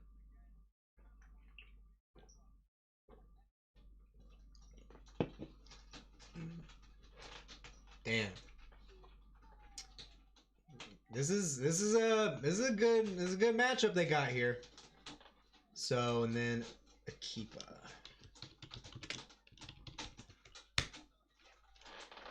What do we got here from a man Akipa? Check this one from 3 years ago. Chris Kolb.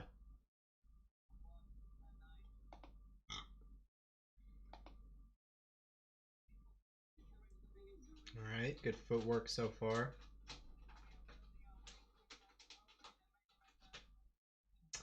Throwing naked kicks out there. We've already seen that David, pretty good at catching those. How good is this guy that he's facing grappling going to be, though?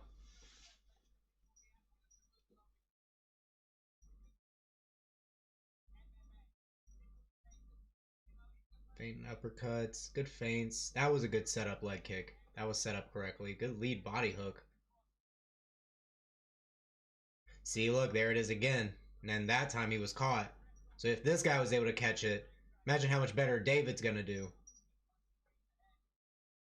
I wonder, hopefully is in his game plan to not just throw too many leg kicks. Which belt do you have? My coach would tell me beat Akipa in kickboxing, but it was in 2018. Oh, damn! Which belt do you have? Oh, dude, this is, my fiance. Let me pause this. My fiance actually made this. So this is a great story. Way back when it was Nate Diaz. Oh, oh, and BJJ. Oh my goodness, blue belt. But I'm testing for my purple belt next week. I'm testing for it next week. I've been doing jujitsu for like 6.5, 7 years, and I've been overdue to test for my. I've been pushing it off. Ugh, that's on me though. But yeah, I thought you were talking about my fake belt back behind me. Yeah, no. We made that one. I do want to tell the story because we made this one way back when it was Nate Diaz, Jorge Masvidal for the first BMF title way back, and we had a Halloween like themed party, and my fiance was like an undead MMA fighter. Nah, Unk. Damn. Unked me.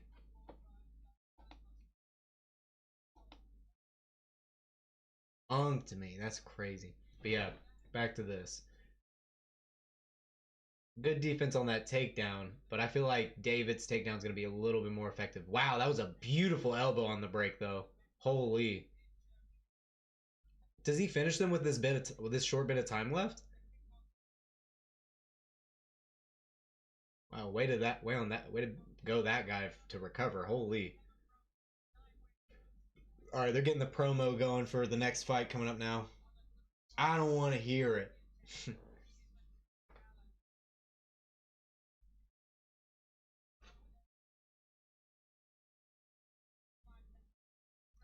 Let your uncle tell you some stories, all right? Your uncle's got some wisdom to share. Now, I think there might be a big physical advantage in the first round for David, based on the frames of these two the two guys. David seems like the stronger guy. What it seems like Akipa has a lot of good footwork, got some dangerous kicks, got some good clinch game too. It seems.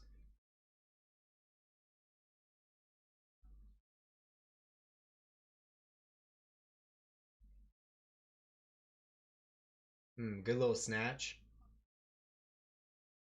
Good defense though. But oh, good job hipping into him. Right, that was good timing on that. His opponent definitely fucked that up a little bit, but it was also on him to kind of make that happen too. Damn. When he does get on top though to ground and pound, he throws it. He throws it hard too. Wow, that was a really good takedown. I don't know, man. I keep a little because this is from 3 years ago, right? 3 years ago. Akipa probably has improved his takedown defense a ton, I will say. And David's the one who took this. I mean, he took it short notice. 14 days ago isn't the worst. Traveled across Africa with only a tent for 1 year, and started MMA after watching a documentary with Jose Aldo.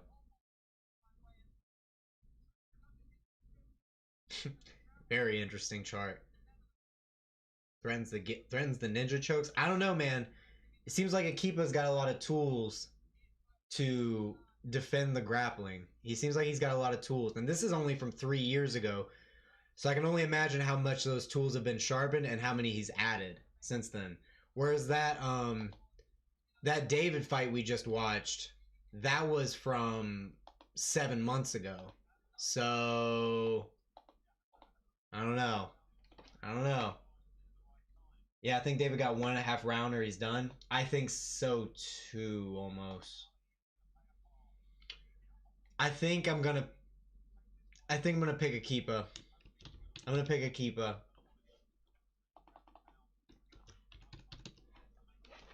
I was really leaning on David for a good second there, but I mean, from 3 years ago, that was pretty decent anti-grappling he had there.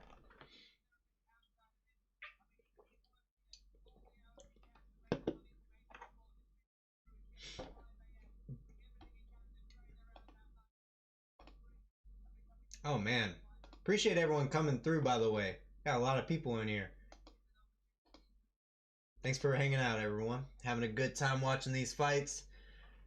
Got David getting wiped in now into the cage. Should be getting started here soon. Don't forget to drop a like if you haven't. You know, really appreciate it. You found a site after 2 hours to watch it? Damn, let's go, Amir. That's called never giving up. Let's fucking go. Damn, David screamed when he got into the octagon like a fucking beast. Alright, Akipa making his walk out now. The Punisher versus Lionheart. Excuse me. Oh my god, the octagon monkey in the foreground as the drone cam is coming through. Oh, his Punisher mask is pretty sick, I'm not gonna lie.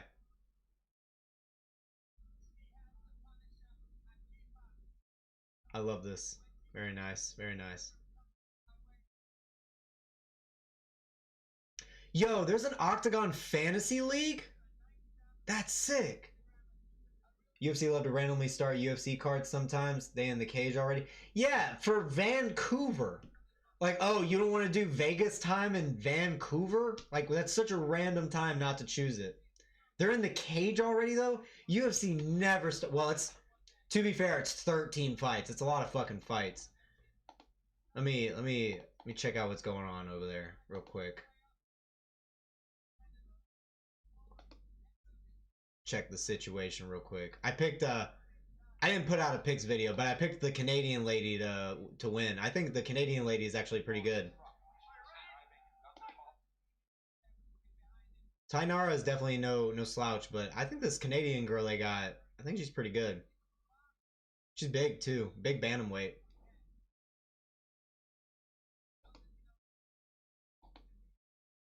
All right, Keepa's getting in now. I'm gonna watch a little bit of this first round of this UFC fight before they start.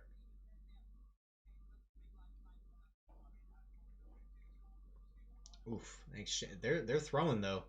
Neither of them are really backing up either. They're kind of just exchanging a bit early. Oof. Yeah, these two are boxing.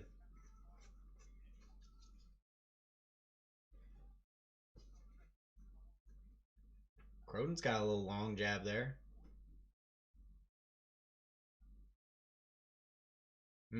Good slips. Lisboa's got good combinations. I like Croden getting her head offline though. Ooh, good shot. And then a body kick. Good catch by Lisboa. Bad. I'm glad Bantamweight's getting some new talent. It's a very stale division in my opinion. I enjoy flyweight much more.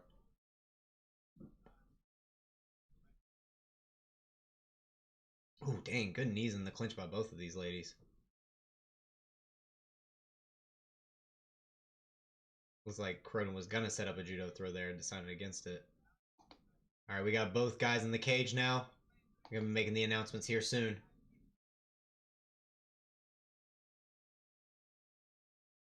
Tainara's doing a good job controlling here.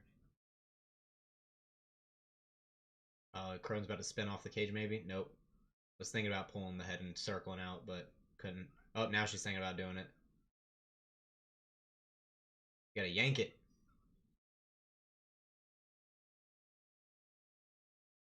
Oh, good elbow off the break by Tainara. Ooh, good jab by Croden.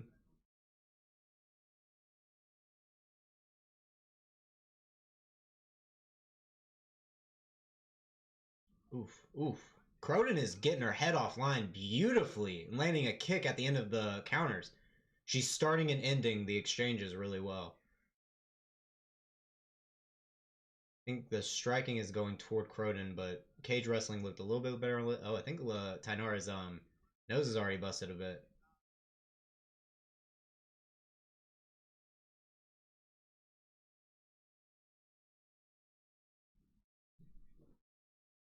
Alright, I'm getting off that. Back to the fights. Akipa's getting his announcement now. We'll be getting started here soon.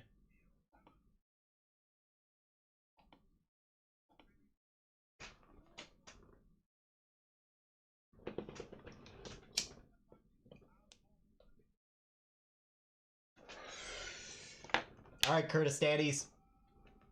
Let's put all of our hands in the air. Give our energy to Akipa.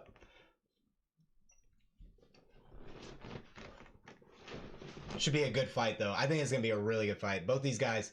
David does look a little bit bigger. A little bit more muscle on him. Definitely think strength will go to him, but we'll see. Have to see when the fight starts. David's ready to charge at him. All right, round one. Oof, man. They closed this immediately. Overhand by David. Akipa moves side to side. Jab by Akipa. Jab overhand by David. Gets the double leg. Already got Akipa down. Being super aggressive. Akipa trying to get to his feet on all fours. Gets his legs free. David already circling back down to the double leg. Akipa trying to pull him up. David using a ton of energy to go hard in the paint with the grappling early. Picks up a big single leg. Trips out the back leg. Beautiful job by David. But he knows what he needs to do early. This is it, activate. He's got this is his round. He needs to go for it. He's doing what he needs to do so far. Akipa trying to slap him up. Make sure he doesn't pass his guard. Trying to get his back to the cage. Having a lot of trouble, though. David's putting on heavy pressure. Stacking his hips over Akipa now. Landed a good hook. Akipa's trying to get his feet on the hips. Looks like David's already cut open maybe from a stray elbow that came.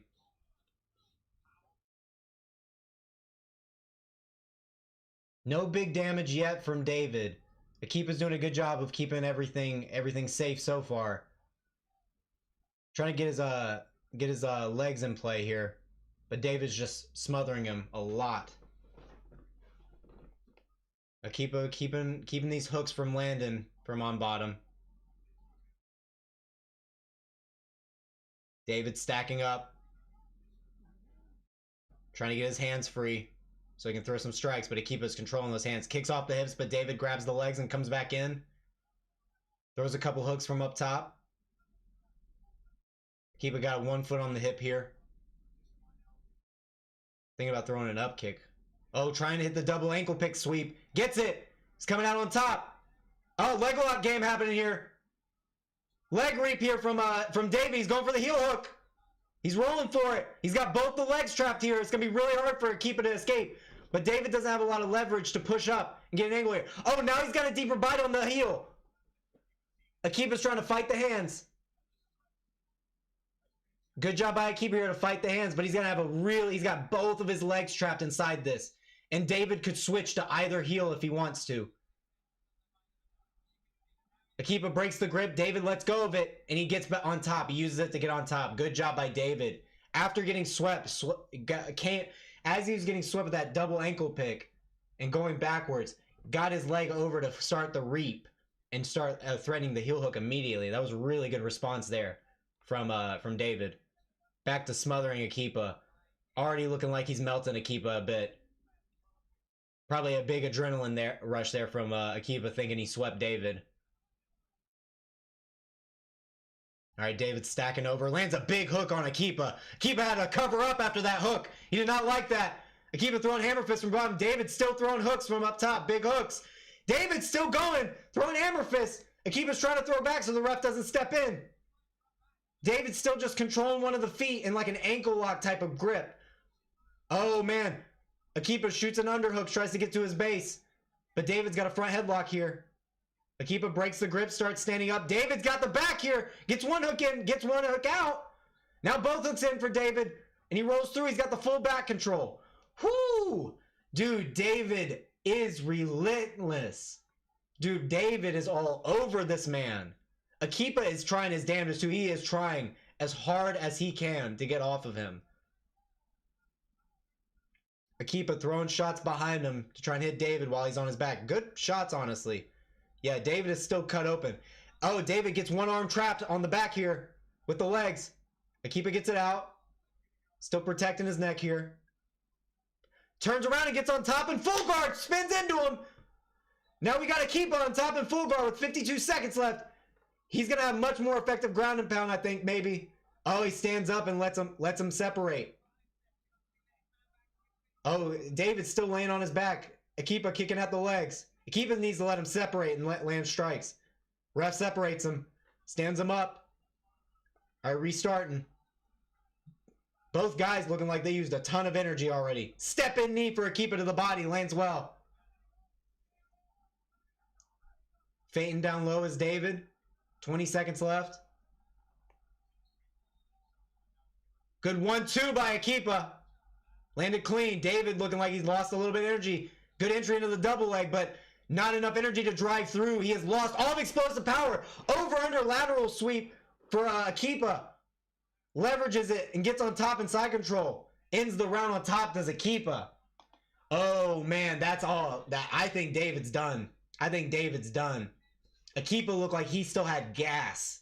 Akipa looked like he still had a ton of gas. Whoo, man. I swear, you watch the first 3 minutes of that round, you would think David was going to destroy Akipa. He was all over that man. That was crazy. That pace was insane. Brutal pace. Akipa pretty much stayed out of getting damaged for most of all of that. Did a really good job staying safe.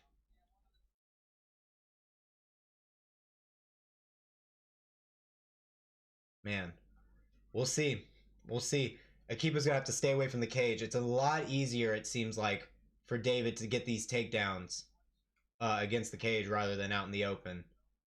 Akipa had a much easier job defending those.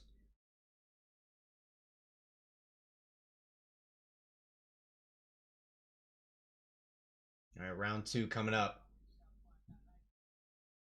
Refs are ready, fighters ready, boom. Back to the jab immediately. All 3 judges gave it to David that first round, understandably so. Good counter lead hook by David. Then another couple of hooks counter. Oh! Okay, a little stumble by David. Didn't actually hurt him. He's good. Good knee. David's scrambling for that takedown.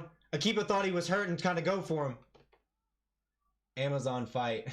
He looks done for sure. He almost had that rear naked after trapping that arm. Yeah, when he trapped that arm, I was like, oh, it's beginning of the end here. Man, Akipa's doing a good job landing his elbows to the side of the head, defending this takedown. Pulling the head up. David gets his head to the outside now, going for the single. Tries to trip the back leg. Akipa steps it out. Throwing hammer fist on David here, trying to go for this single leg. Switches legs now. Akipa just throwing shots non-stop throughout this sequence. Big shots on David. Elbows and hammer fists and hooks. Just keep coming. As David's trying to desperately get this takedown. Has to come back up to chest.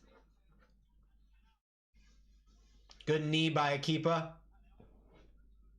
But David with good head position here. He's keeping position. Akipa's got to get his head off of him. Drops down to the ankles is David. Trying to pull it out. But Akipa doing a good job using a big overhook. Putting all his weight over him. David still defending here. Throwing strikes all along the way. Throws a knee on the inside. David throws one back. Good hook on the inside by David. Or by Akipa. David's still just trying to push him into the fence with this underhook and get a takedown. Kimura grip by Akipa. Oh, good elbow to the side of the head. David trying to snap the single down. Doesn't get it. Akipa's still sprawling on him. David's still trying to jockey for it. Akipa countering with the chest wrap. Throwing elbows to the side of the head and hooks underneath. Good job. Good damage here. David's forced to let go and he rolls over and pulls guard. He's not liking all these shots from Akipa.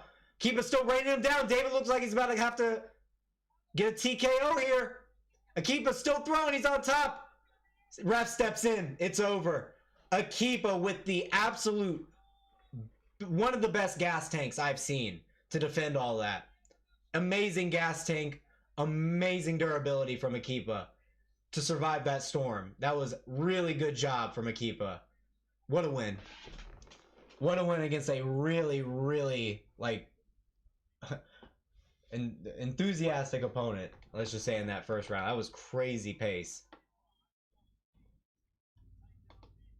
Great fight. Whew.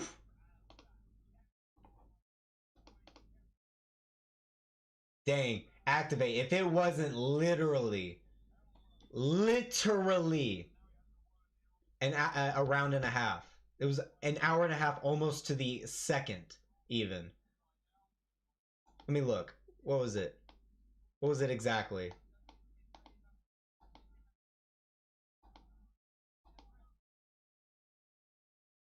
me see.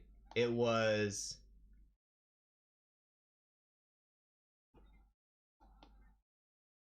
Oh, no. I don't think it was that. I don't think it was right at half. I think David should have striked with him. I think it would have been done either way. If it would have been striking or... I think Akipa is just a better fighter. I mean, David was landing. He was getting some good blitzes and landing some good shots here and there. I won't deny that for sure. But it does seem like Akipa is just better in general, like in multiple places. Trying to see exactly when the finish happened. If it happened exactly a minute and a half or a round and a half in, I'm gonna be very impressed. Right at 2:48, nearly a round and a half. That's crazy.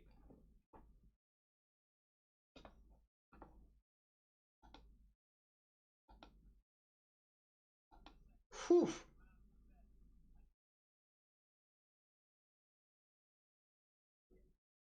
Absolutely brutal.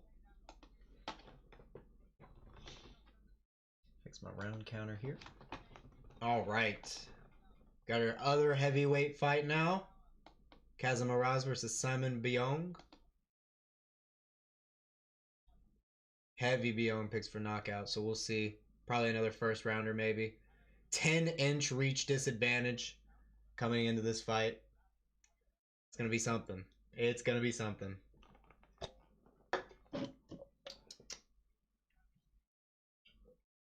Oh my gosh.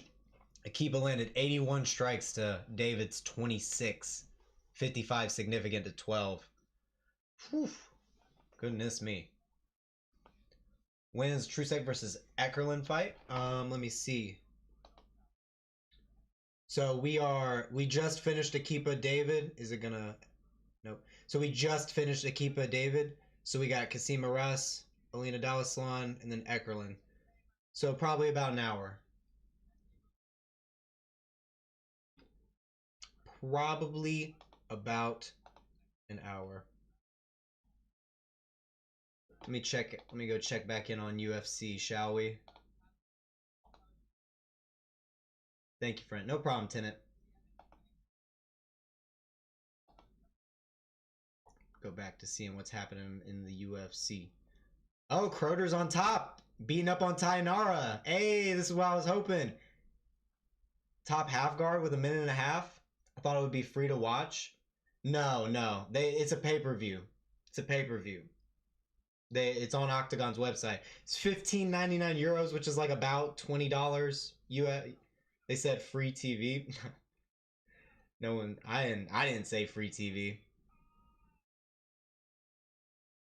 There's a free prelim that they played first, like way early. It was like the first fight, but no, there's no free ones. Man, this is nasty. Croden with the overhook and top half guard laying waste to Tainara's face right now, throwing crazy ground and pound. Oh my gosh, she could finish her here. Tainara threw a good knee, gets in the clinch. Oof, another one. Oof, another one. Croden got 42 seconds left to finish this fight, honestly. She could. Ooh, chasing down Tainara. Her overhook is strong as hell. Forcing Tainara to pull guard into a leg lock. Does not get it. Oh, ref stopped it! Oh my god, Croden won by knockout, bro. First Canadian to win on the card. Damn. I knew it. I was telling you, I thought she was going to win that. Croden looked good. She's big, too. That's a big-ass bantamweight. She literally looks like a bigger Jesuda Vicious. They going to make the last fight free? No way. Nah, you're lying to me. Oh, they're going to make... Oh, really? They're doing that for RTL? Is RTL doing that because, like, all the other fights dropped off, so they're going to, like, give the main event for free or something? Or is that... Or are they just doing that? They were always going to do that for this event. Because if they are, that's cool. Oh, so it is because of all those fights that dropped? That's crazy. Wow. Well, that's nice of them. They should do that.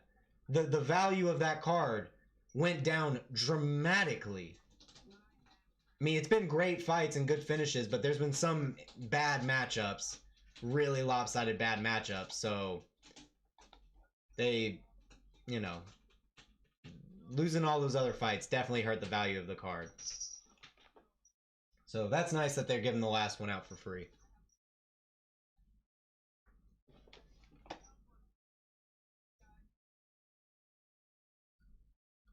Okay.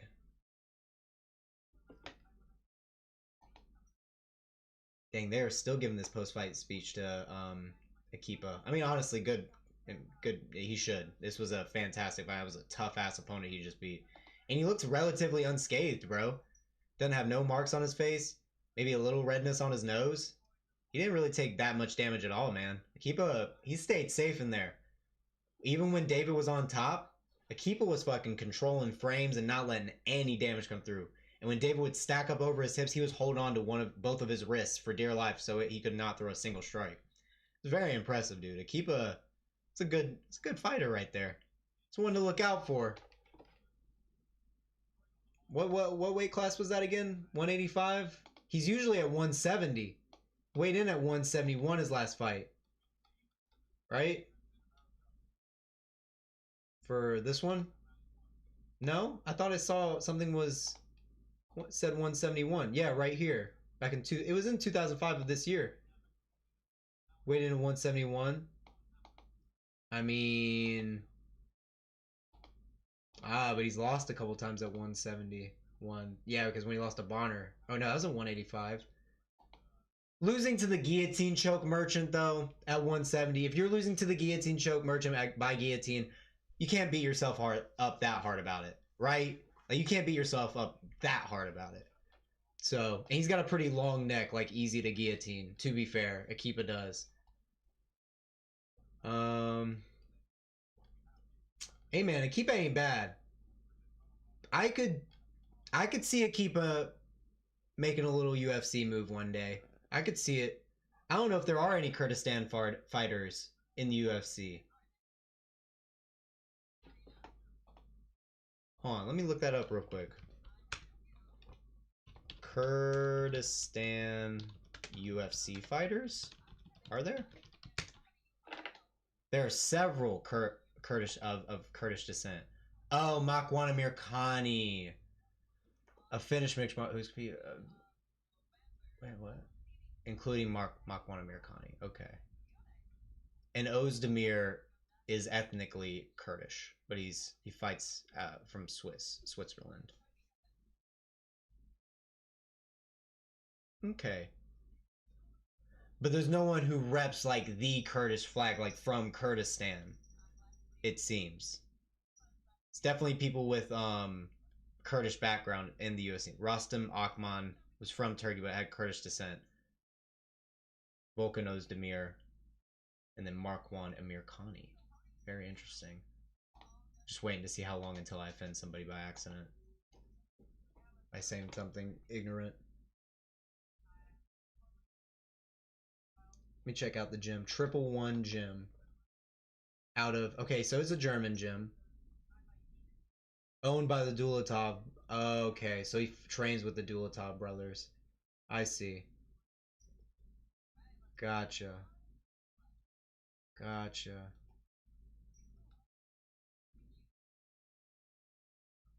Interesting. Okay. Man, we're doing... Dude, they have done an insane... But they're... Yeah, that's the thing that's so confusing. They're like... Whenever I was unsure of whether I should call the guy from Kurdistan a Kurd, I was like, I think that means different things to different groups, possibly. So I was a little hesitant to say it. So like when you say there's different types of Kurdish people, that's kind of what I was saying. I was like, pretty sure that's a very complicated issue. Not issue, but like a complicated history. So I'm a little skittish, should I say.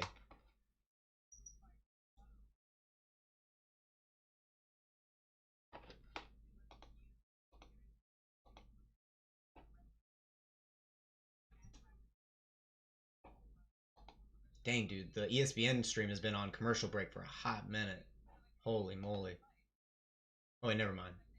I'm not live. Oh, well, I went live to a commercial break. Got Azamat Bakoyev next, though. That's pretty sick. Depending on how long it takes for the next Octagon fight to start, we might be commentating some Azamat Bakoyev. Who knows?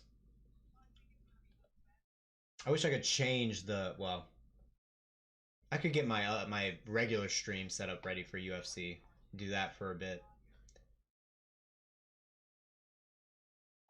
Can I do that? How complicated would that be? Let me see. I might go ahead and do it. That way I can get ready to transition to UFC. Know what I mean?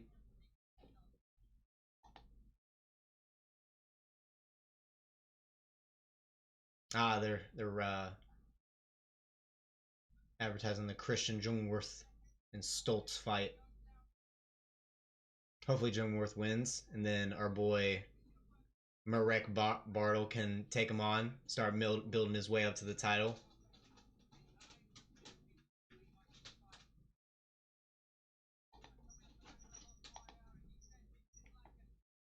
Okay. Okay, I can edit it. Although it's way... no, I'm not going to do that. I'm just going to make it from scratch whenever I end this stream. Whatever. It's all good. Can I schedule a stream while I'm streaming? Can I do that? That would be pretty crazy.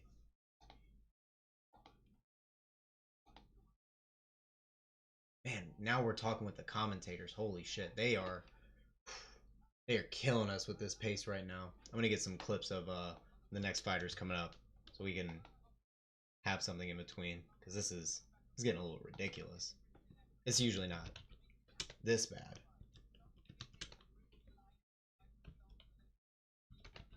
I get the strategy though of like them promoting a shit ton of like cards coming up in between the fights.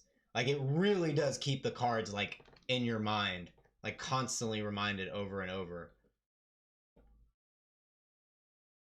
Ooh, we can watch. Oh man, we can watch Mario Pinto Kasim Aras fight from back in the day.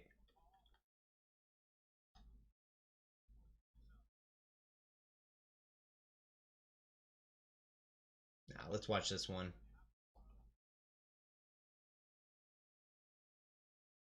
Dang, they just let them post that?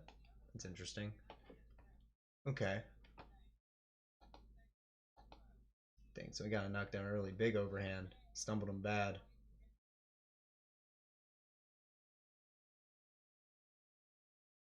Much more. He's like a Daniel Cormier type. Big time.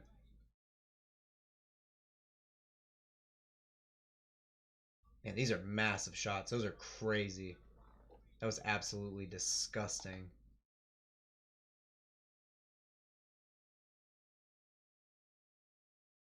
Let's see. Ooh.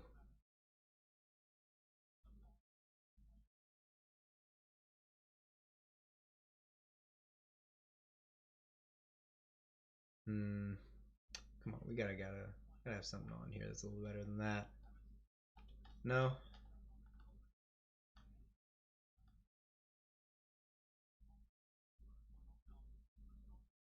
These are neither of those people.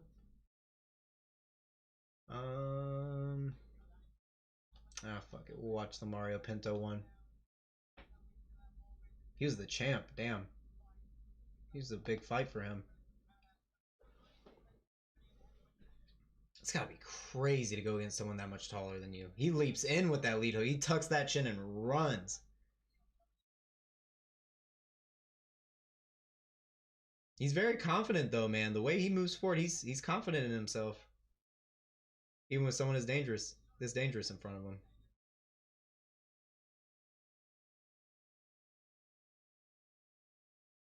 It's nice because like I wonder with the kicking game, how good is Aras at catching kicks? Great snatch single, good speed, absolutely beautiful fucking strength to lift that shit up. Tough to get that front headlock on someone that big though.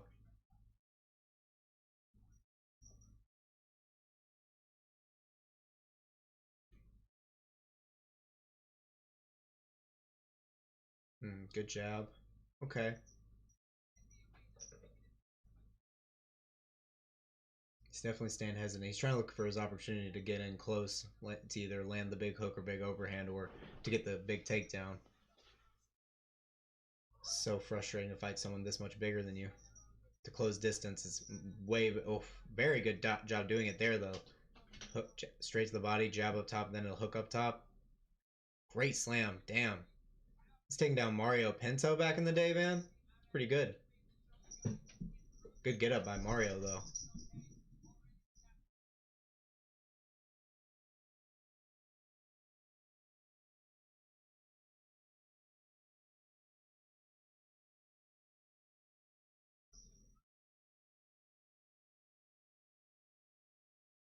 You guys are both. I mean, the guys we're seeing fighting. I just heard commentators. I mean, they're both respective champs from their regions. You know, LFL at 1 point for Aras, and then biggest African promotion for Biyong. So we'll see. Not a ton being done here from Aras, though. I will say it's troubling, a little troubling. He's trying to frame and like maybe throw something big, but I mean that was like to the hip. Good little hook inside. Still got the underhook, but Pinto perfectly slides his overhook out.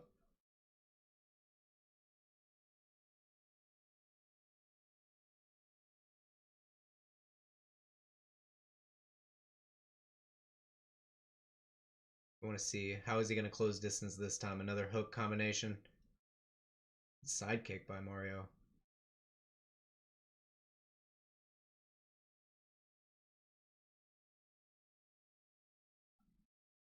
He's not going to try and throw anything else at the end of the round.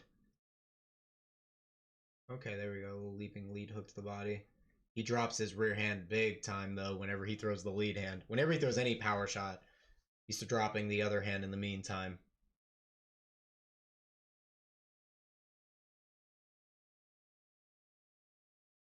I wonder if Aras thinks he won the round, and he's like just finishing it out.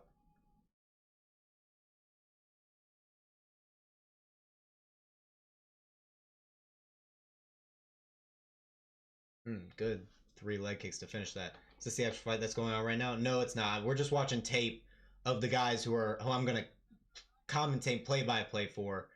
We're watching some clips of their previous fights, so we can make a judgment. But now, Simon or Simon? I'm assuming Simon.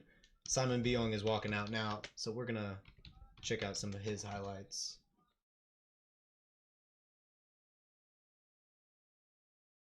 Let's see. I think it looks like he has his own.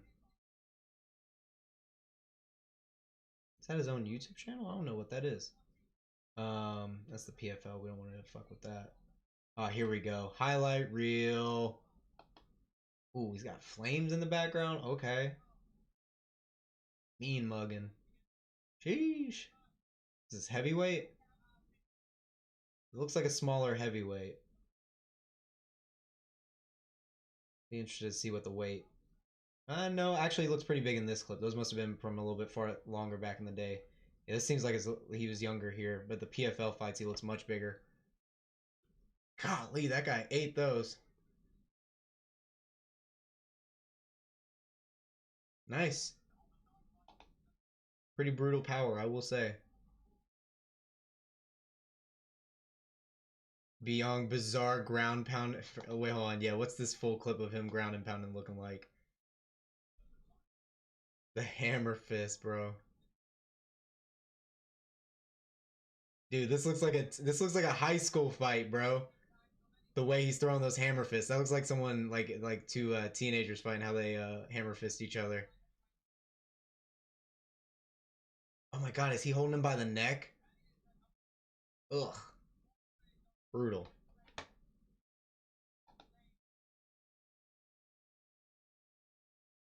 Alright, Biyong's in the cage. Yeah, let me investigate a little bit. Has he always fought at heavyweight? What was his last weigh-in? Yeah, 239. He looked like a smaller heavyweight. Heavyweight. Or nope, yeah, light heavyweight. So he is a light heavyweight. Alright, so we got a heavy... It looks like a Sam looks like a... Hold on. Let me look at Hassan one more time. What does he usually weigh? He's at 248. I don't know. Hassan looks like a heavyweight. It's not too much of a difference between the two. But let me see. Heavyweight.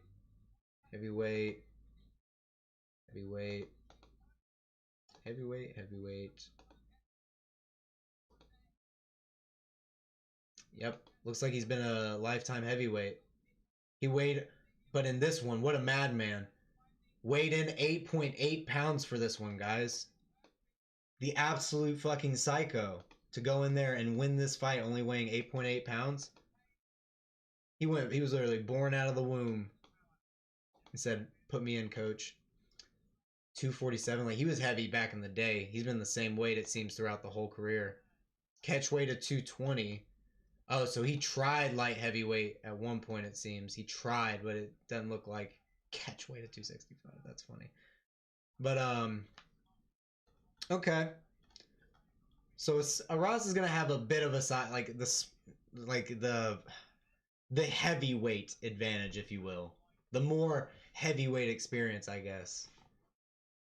But it's not really that much of a difference. It's kind of like a Jalton Almeida situation, because at 6'5" and 80 inches of reach, does it really matter that much? You know? Does it? We'll see, though. Aras making his way into the cage now. Both fighters are in.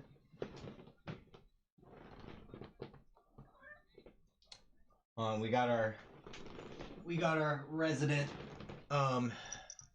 predictor here. I'm going with Biyong for this one. Oh wait. Who Eckerlin Truscek has not happened yet. That's the main event. We're not there quite yet. We're at the feature fight, Aras versus Biyong. Biyong. Oh, what? Biyong. There we go.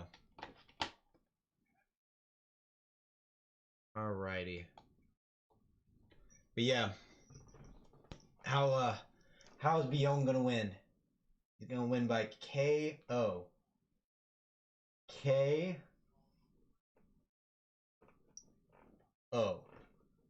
Do. He's gonna go like do, and then do.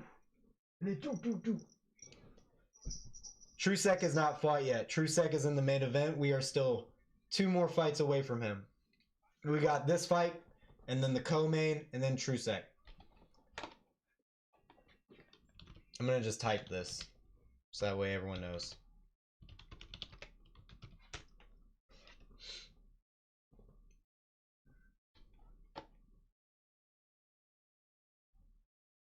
Alright. Number 2 heavyweight, Aras, getting his announcement now. Is this Biyong's Octagon debut? It is.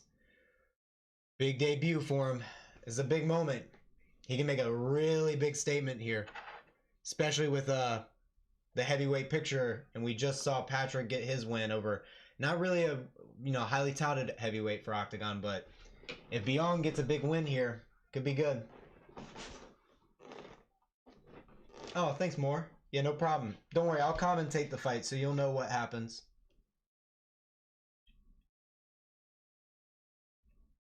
Nah, Biyong doesn't look like he's giving up that much size. He looks good.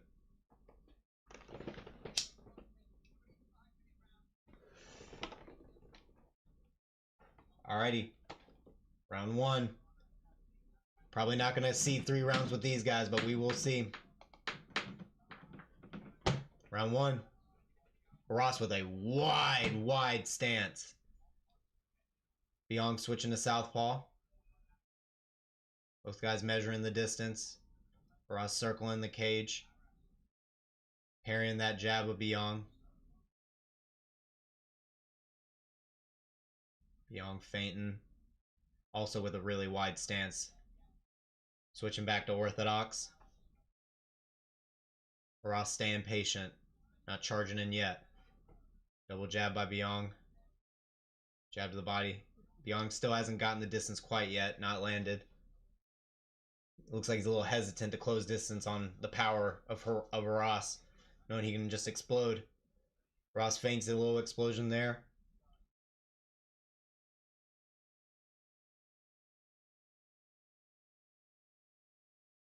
Ross misses that rear leg kick. Misses that one.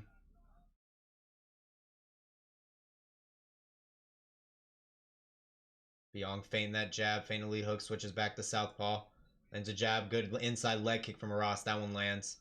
Biyong staying in the southpaw. Lands a lead hook over the top. Overhand misses from Aras. Good inside leg kick from Aras again. These leg kicks are landing hard. These are good ones. Switching back to orthodox is Biyong. Lands that outside kick to Aras. Man, these leg kicks are really smart. Big lead hook from Aras. Lands with the side of the hand. Misses that leg kick. Double jab by Biyong. Jab to the body by Biyong. And Biyong looks really hesitant to throw any power shot, really. Good leaping lead hook by Aras. Biyong misses his counter. Biyong's got to put a 2 behind that 1, man. 2 to the body by Biyong. All right, good 1-2 by Biyong there. Lands on the guard of Aras. There we go. Lands a good jab that time. Now that jab's getting through. Starting to figure out that distance. Starting to realize he's way taller and longer than Biyong. He can get a little closer. You just got to be ready for those leaps in. Aras misses a couple lead hooks, a couple overhands. Biyong staying aware, staying safe. Circling back to the center. Misses that leg kick, does Aras. All right, Biyong's starting to figure it out. Oh, lands a follow-up one, though. Almost knocks Biyong off his feet. Leap and lead hook by Biyong. Then a couple hooks. He gets Biyong backed up. Aras does a good job. Goes for the takedown. Biyong sprawls out in circles. Jab. Back to the jab by Biyong. Feinting low. Good uppercut by Biyong as he was feinting the jab again. Stepped into that uppercut.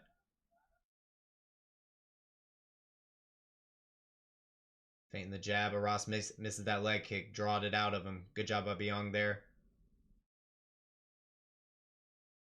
And Biyong needs to stop putting his arms out when Aras throws. Good overhand by Aras. Lands on the side of the head. Biyong needs to stop framing out when Aras throws. He's leaving his head. Able to get hit. Good snatch single here by Aras. Dumps Biyong down. Gets that takedown. Now he's in top half guard here.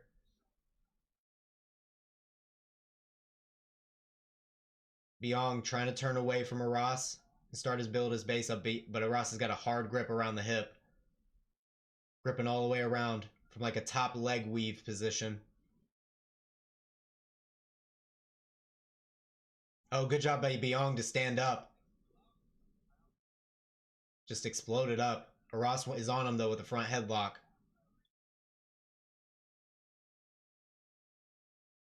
Oh yeah, now you can't touch the ground and expect not to get kneed now. Aras tried to throw a knee. Still got this front headlock on Biyong pushed up against the cage.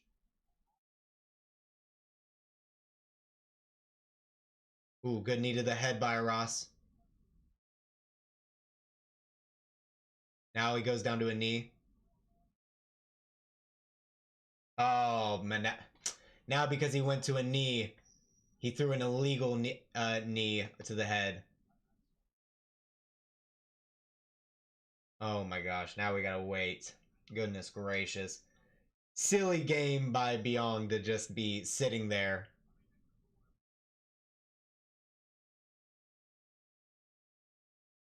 And his coach immediately went after Aras through that knee. The coaches were like, no, don't do that.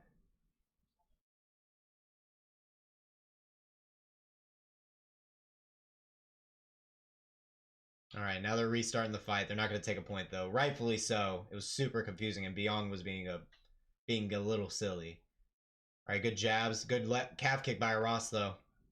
15 seconds left. Couple hooks exchange. They tie up. Dirty uppercut inside by Aras. Drops down to a double. Biyong gets his arm under the head, though, and starts pulling him up.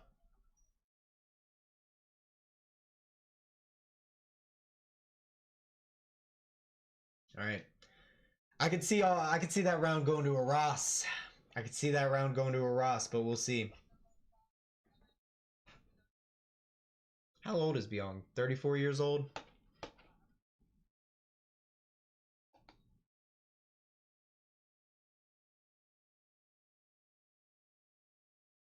Alright.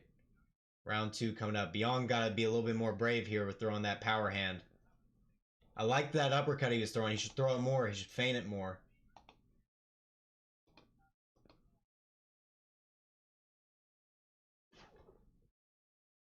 Yeah, the leaping lead hooks and the calf kicks of Aras were really what gave it to him. Yeah, all 3 judges gave it to Aras. Had Biyong backing up a lot of the time. Got a takedown at one point.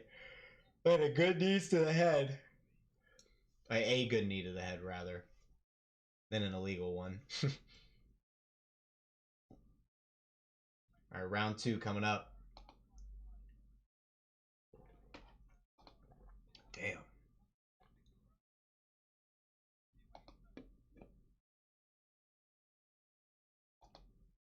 Alright, round 2.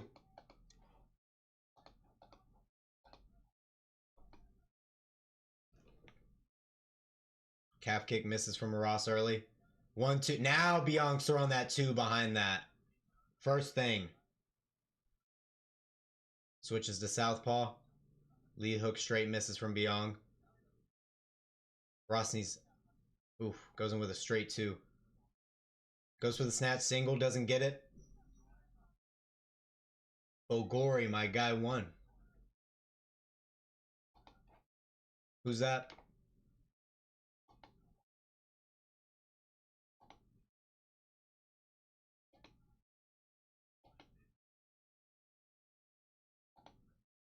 Aras trying to get this single here. But Biyong doing a good job controlling the wrist the whole time. He's got a grip on the head. Big high crotch right on his head. Oh my God. Talk about Daniel Cormier, Dan Henderson style. Just absolutely dumped him on this head with the high crotch takedown. Oh my gosh. Absolutely diabolical takedown from Aras here. Whew.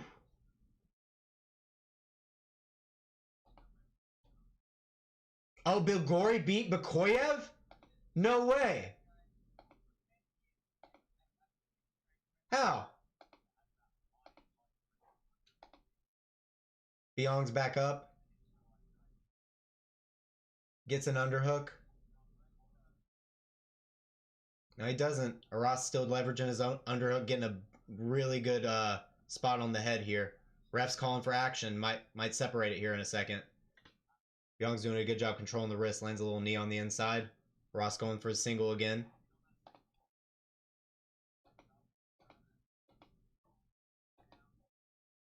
Now he's trying to push down on the head. Aras is on a leg. Ref calling him on. Breaks that single leg grip. Ref's going to think about separating here. Biyong's got the head position for this with the overhook. He's framing off the face looking like he's about to throw a knee to the head. Ref stops it. They separate. Back to the center.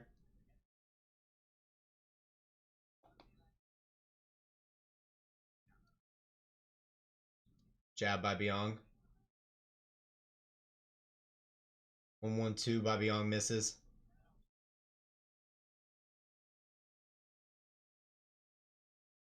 Jab to the body by Biyong. That was good. And then front kick lands. That's good.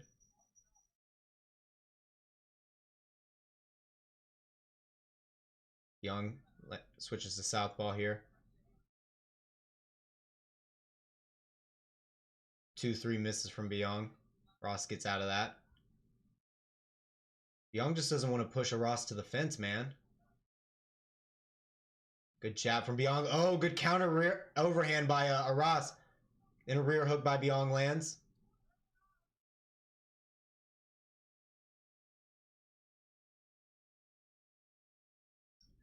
Ross backing up a bit.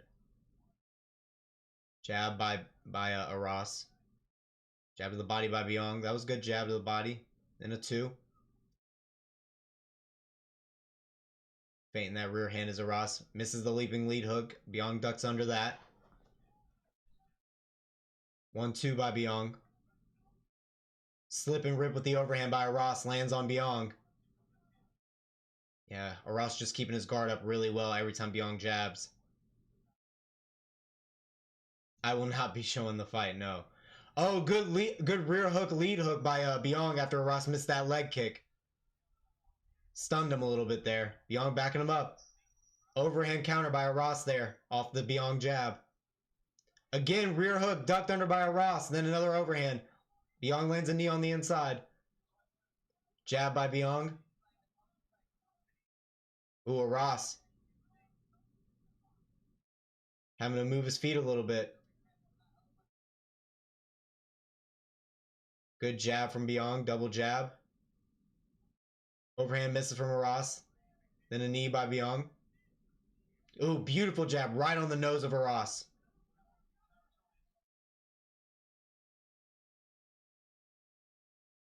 Another jab by Aras. Or by Biyong, rather. Jab to the body by Biyong. Ooh, lead hook leaping in by Aras lands. Oh, good overhand lead hook at the end of the round by Aras. Wow. That's two rounds to Aras so far. 2 rounds to none to Aras. 3rd round coming up.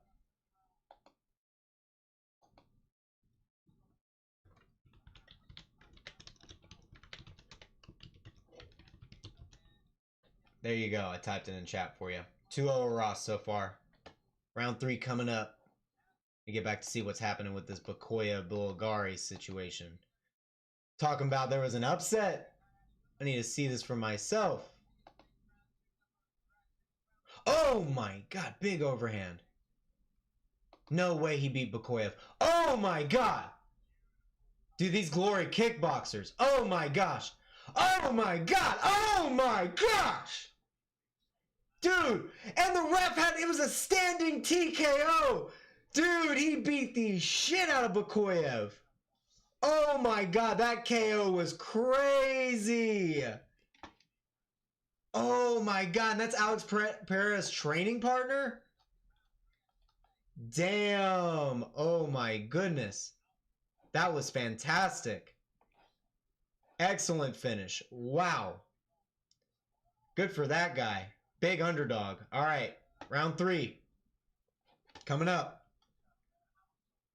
Jab to the body by Biyong.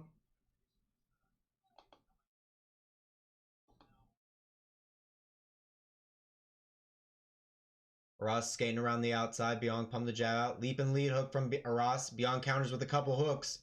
Lands. Aras has to back up for after that.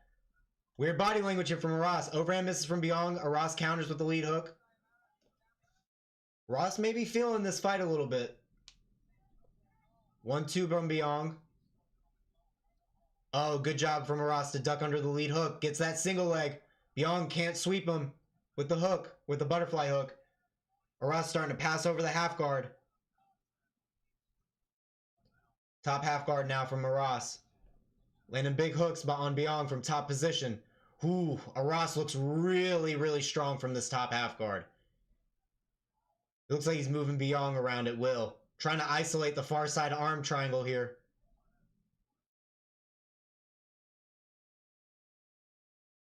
And the guard looks like it's going to be really easy to pass for the arm triangle for Aras. It looks like once he starts to pass into the other side, it's not going to be that difficult.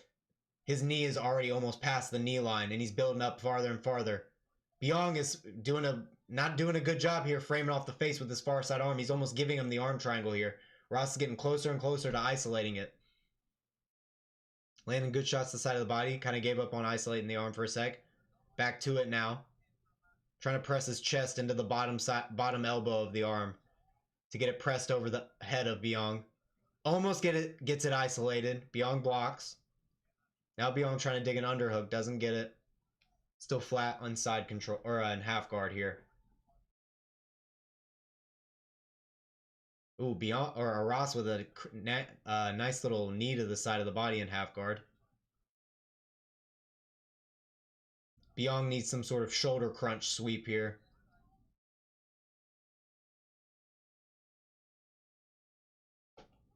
Do you think Aras wins? So far, it looks like he's going to win. I do think it looks like he will win. It looks like he's going to ride out this top half guard here. Looks like my Biyong prediction was incorrect. Oh, good elbow to the body by Aras. Oh, almost passes the elbow across. Still trying to isolate this arm triangle. 9 Eckerlin, King of Germany. Nice. I see the beef. Eckerlin with a good crossface here. Throwing shots to the side of the head. Biyong trying to frame on the face to get some separation. Good elbow by Aras, but from that little moment of separation. Postures up and throws a bigger one. Now he's framing off the face. Biyong tries to turn into him. Doesn't get it. Back flat. Ross with a heavy crossface here. Biyong not being urgent enough. Landing big hooks, big elbows here from Aras.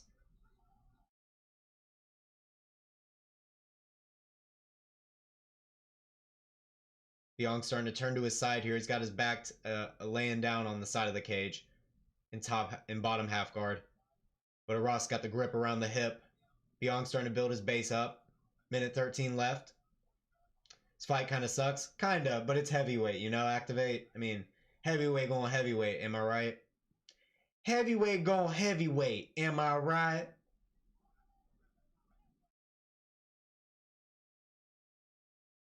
All right, now he's got a grip over the hip. Biyong's starting to build his base up, but Aras is keeping his hips above his. Uh-oh. On all fours is Biyong. Doesn't realize he can still get kneed there. Now he's down to one knee. Nope, back up to two. Aras just choosing to keep pushing him forward, but he can knee him to the side of the head here. Oh, wow. Ref separates him. Dude, Aras is confused as fuck. He's like, what? You separated that? I was dominating him. That's crazy. 26 seconds left. Biyong getting one last chance to do something miraculous. Gets a 2. Does Biyong? 2-3 misses. Ducks under into the step and elbow. Does Biyong? Then a couple uppercuts from Biyong. Excuse me. Aras got that step and elbow. Good job to shuck Aras off at the end. Biyong throws a little jump knee, lead hook, lands on Aras. That's the end of the fight. Yeah, that's an easy Aras win there. 3-0. 3-0.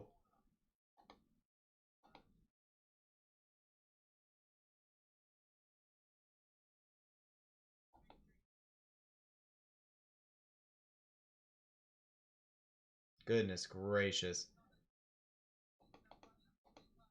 Been trying to figure out how to watch this damn Baki vs. Sibo fight. Hate Aries promotion. Yeah, I don't think I've ever even watched Aries.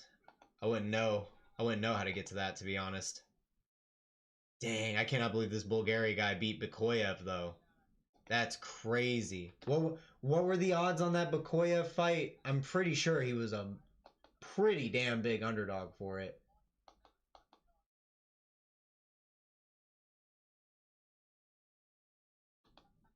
Yeah, plus 240, and Bikoyev was a minus 300. Man, what a finish that was.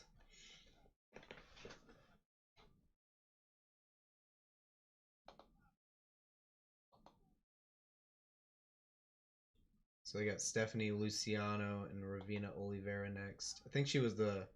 How many fights does Oliveira have? Just the one. To Tayanara, who just lost. And Stephanie Luciano is also lost her most recent, but beat Talita Ilinsar. Lost to Sam Hughes, which isn't the worst loss in the world at strawweight.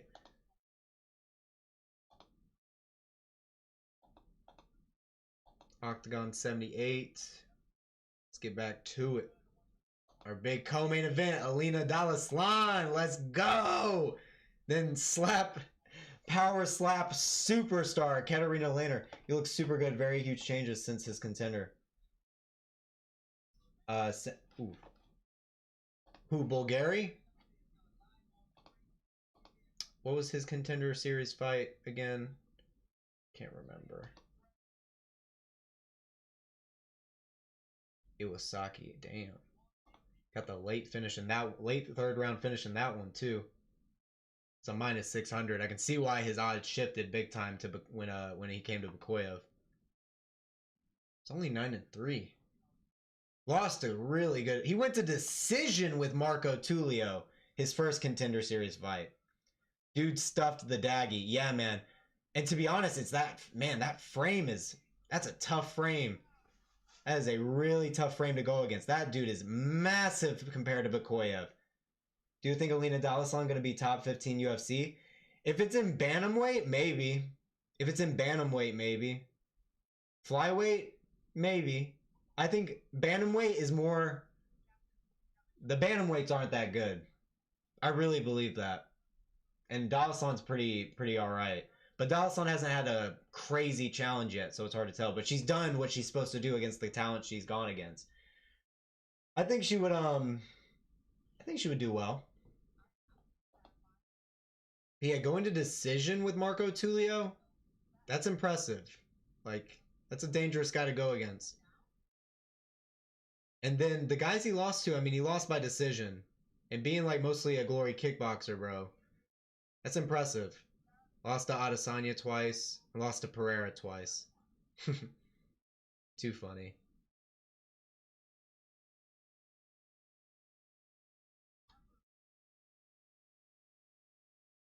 Yeah, man.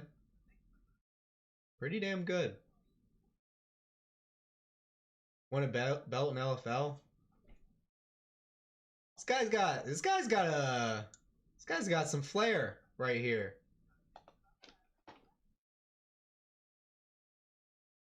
Who of these two girls is gonna win? Dalaslan, bro.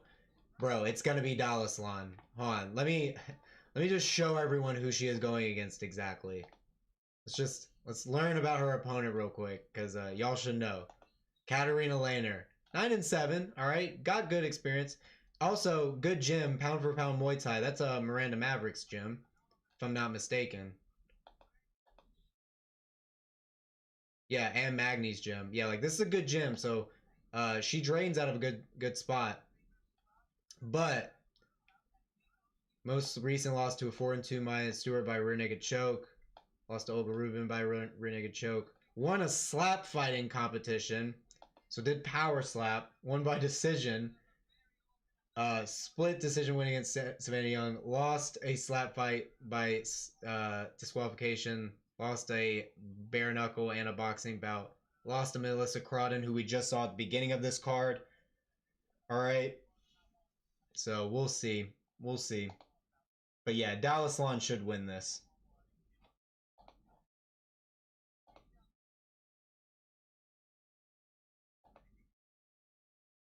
Okay. We can get some Dalaslan highlights up. Actually, no. Let's get some Katarina Lehner highlights up. Hold up.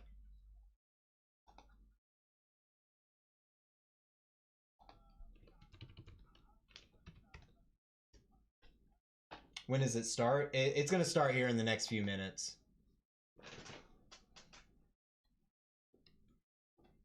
Okay. Here we go.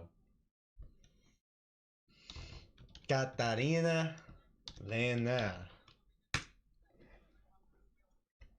Okay. I don't know if I'm going to get copyright struck if I play power slap, so I can't do it. I'm not going to risk it. We're going to watch this PFC fight, though.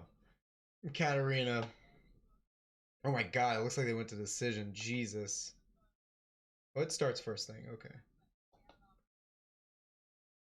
Katarina's in the blue from 2 years ago. Keeping the hands down as she's throwing. Oh yeah, she's definitely there to be countered. Is this against someone she beat? Oh, I like that kick. Aguino. She won this fight. So we'll see.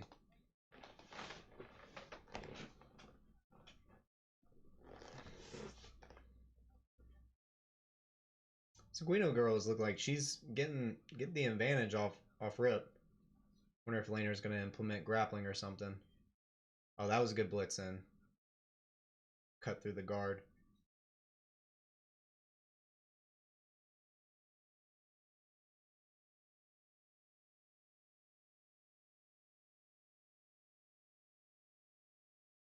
Good job. Missing that. Oh dang, she got her OnlyFans advertised on the Sanibel rash guard. Not the Sanibel rash guard with the OnlyFans advertisement on it. Fire. Good counters as they're leaving the pocket. That was a good lead hook.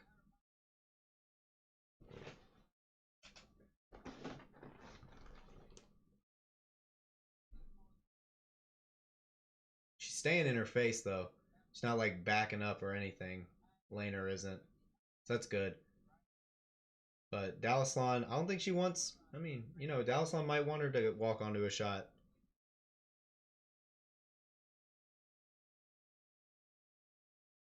I do like Lehner kind of working the different angles of punches, the uppercuts and the hooks, like going around the guard, going around the frames of Iguano.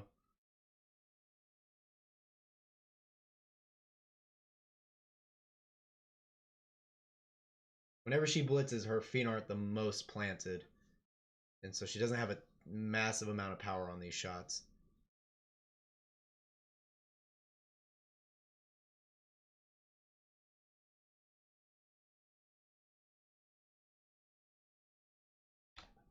Let's see, where are we at? Oh, yeah, commentators are still talking. How old are you, Uncle? I'm 28. All right. Call me Uncle. That's crazy.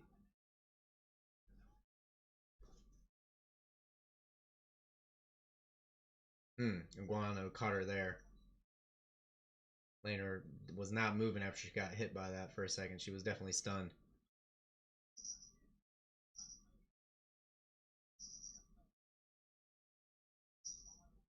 Whenever she gets front kick, she does like kind of crunch in. Ooh, that was a good counter elbow as Lehner was coming in. Iguana caught her with that. I can definitely see Dalaslan taking advantage of these blitzes. The grappling at Dalaslan is going to be fine too if she's going to blitz in like this. I don't think Lehner's gone for a single takedown. Do they end up on the ground at all in this fight?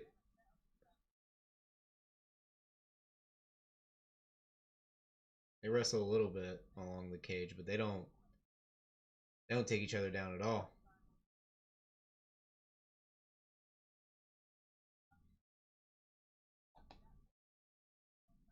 Yeah, I don't know about that. I think we're gonna safely go with Dalaslan there. It is not started yet. The commentators are still just talking. They're still just yapping. That is Mr. Vicap. We are 2 fights away. So we got Dalaslan and Lehner up next, who are gonna be walking out here soon. They haven't started their promo yet, but they're gonna be up next, and then we got our main event after that. I'm gonna go feed my cats real quick. I will be right back. Wait, hold on. Let me put in my Dalaslan prediction.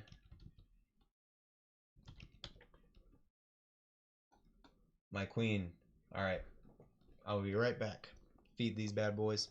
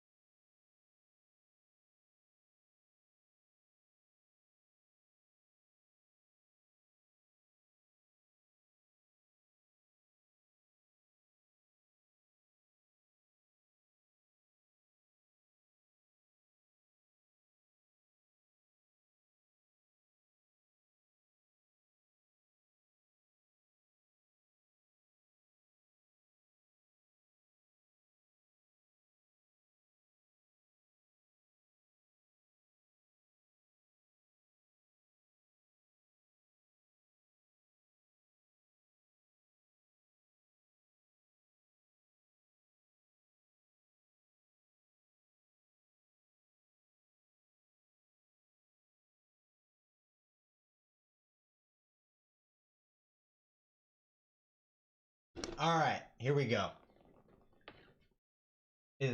She has so much pressure, even the Rock Glazer, and told her she's gonna be in the UFC. If she loses, that's a huge bad look. Oh man. Sebastian asking who you think wins, Amir. Dude, it would. I didn't know the. Oh my god, I did not know the Rock glazed Dalaslan. The last time that happened, it was to Timba Garimbo, and it cursed him. And that was not. I mean, I wouldn't give any one of my enemies that curse. All right, it's not cool.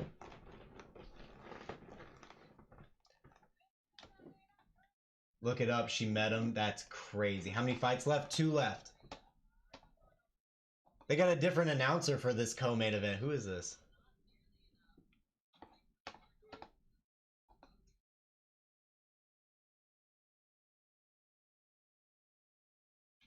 Okay, sorry. I didn't know what they were talking about in there. Yeah, let me look up this. Alina, Dalaslan, Dwayne, The Rock, Johnson. What is this Google that I'm doing? My FBI agent's gonna be so confused.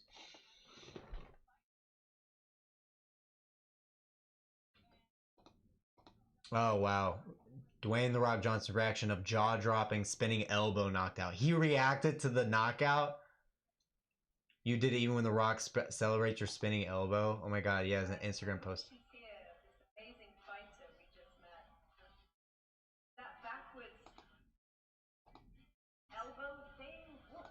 Emily Blunt called it a backwards elbow thing.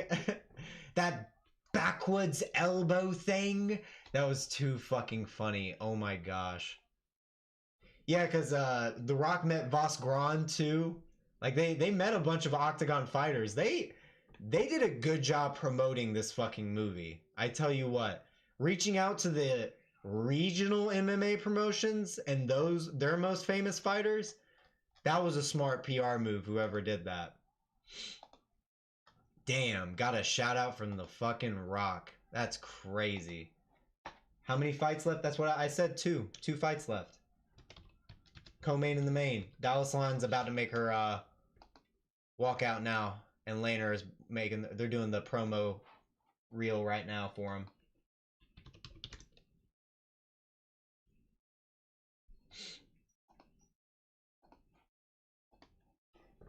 All right, Lehner making her walk out now.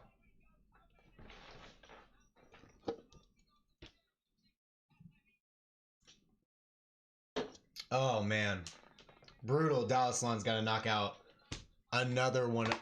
How many of her own countrymen has she had to knock out? Was this lady? No, this lady was French. All right, yeah, fucked up a French bitch. Then fucked up a Polish bitch. Man, she's just taking out all of Europe. Then fucked up a Czech. Oh yeah, I remember this fight, dude. Oh, this one was brutal to watch. Dang, she's just fucking taking. How ironic. She's German in her first fight. She takes out Czech Republic, and then Poland. Is that not a little sus? Is that not a little sus that the German fighter took out a Czech fighter, and then a Polish fighter, and then a French fighter? That's a little bit of an odd order of countries to fight. To be frank, just saying, that's a little weird, a little coincidental that it just happens to be Czech Republic, Poland, and then France. Little weird. Little sus. Someone needs to check Dalaslan. Alright.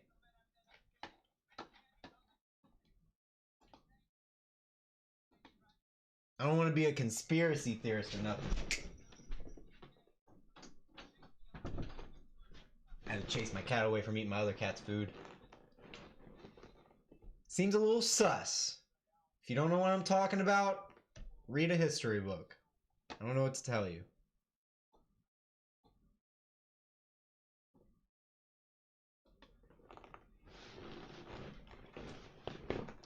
Alright, Lehner is in the cage now. Dalaslan making her walk out.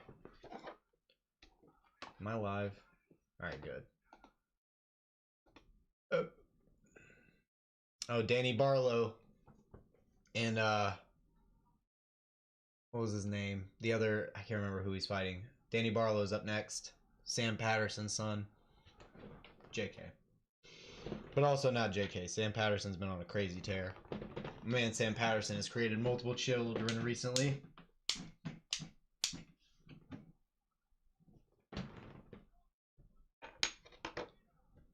Get a little Zimbabwe to wake up myself for these last two fights. I'm gonna need to call these next ones extra good. Oh man, they're playing some fire promo before Dalaslan's walkout. They are building her the fuck up. I like it. This is how you fucking promote your fighters right here. I love this shit.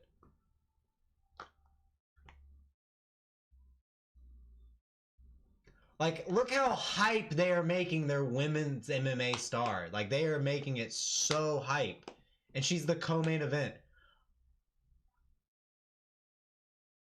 Oh, and they got a singer walkout for her too. Hold on, let me hear the jams.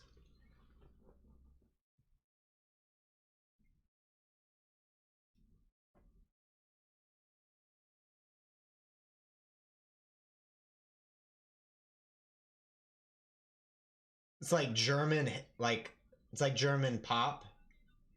Like hip hop, really? German hip hop.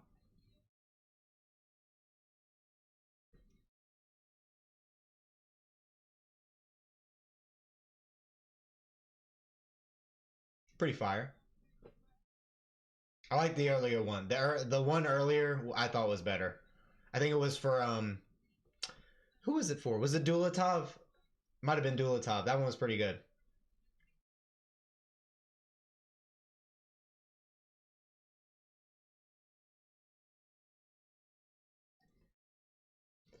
It doesn't sound like this lady isn't like lip syncing over a track. She isn't lip syncing at all. The other guy was he had a backtrack, keeping him in track. When are they fighting? Alina Dalaslan's about to walk into the cage.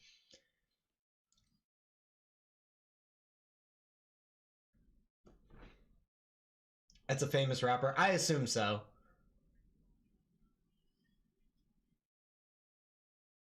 Her belt says darling, I think. Oh, is Dalaslan also part Turkish?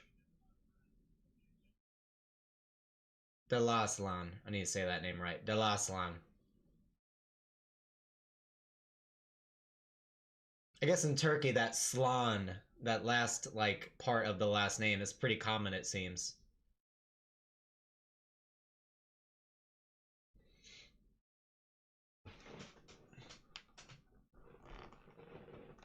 She's a bad person. The rapper? The rapper is a bad person?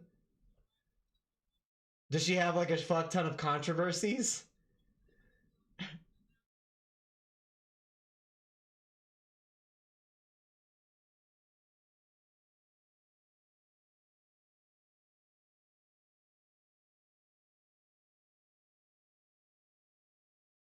Damn.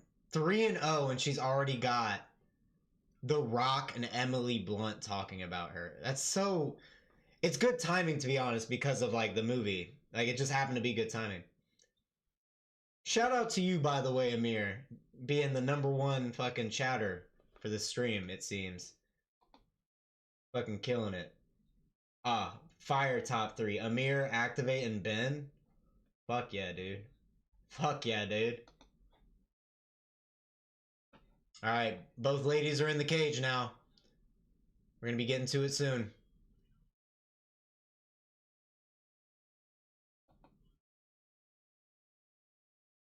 And Jordan Santos and Danny Barlow are getting at it. Oh my god, Danny Barlow back to just swinging like a wild man. Didn't learn nothing from that Sam Patterson fight. Jesus, get Jordan Santos tagging him up.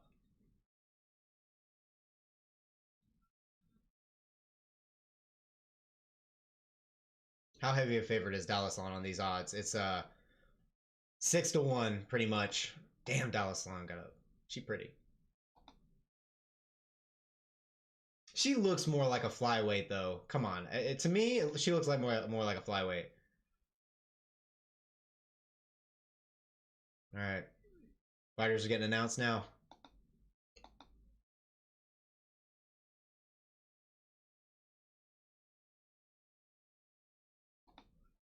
Okay.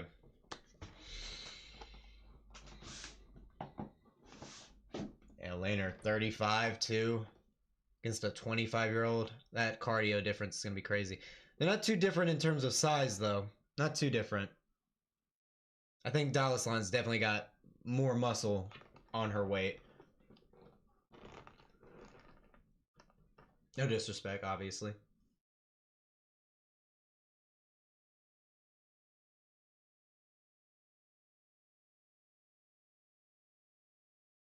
At least the nice thing about them both being German, the crowd isn't gonna boo them.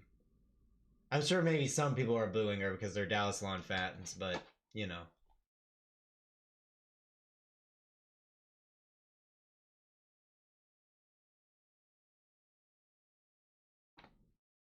All right, another Planet Eater prospect up in here.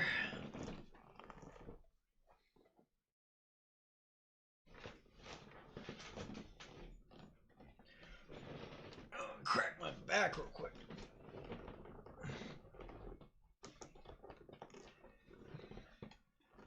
Whew. All right, the Iron Fist.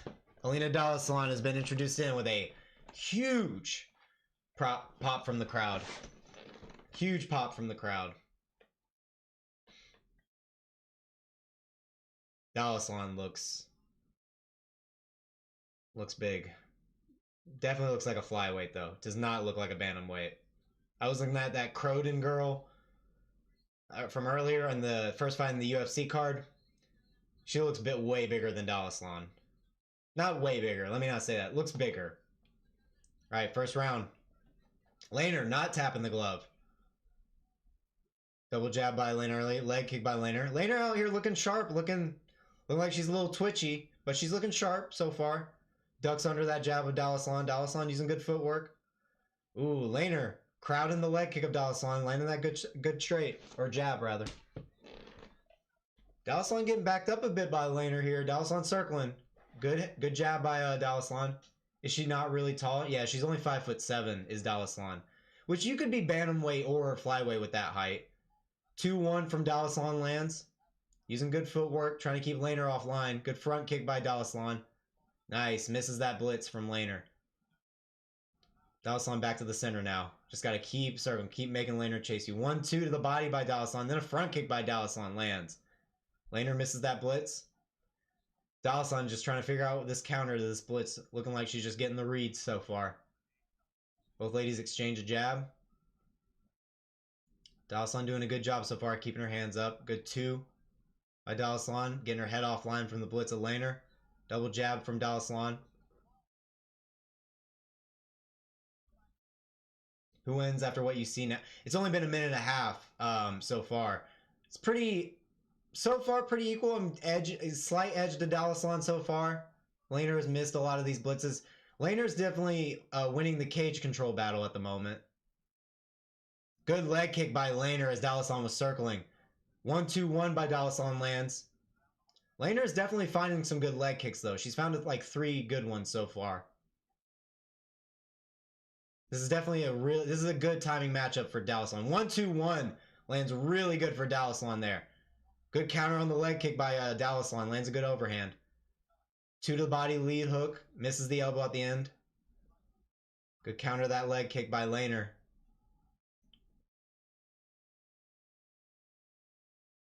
Dalaslan's going to have to throw with a little bit more pizzazz to get Lehner off her, get some respect. Lehner lands a good little 2-piece combo. Then a jab. Good 2 by Lehner. Lands on Dalaslan. Dalaslan's going to have to get some respect here.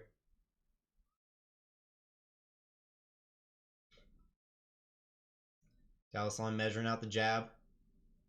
Dalaslan seems a little hesitant to commit to her shots fully. Front kick from Dalaslan, good overhand follow up. I'm just not seeing a lot of follow through with Dalaslan shots.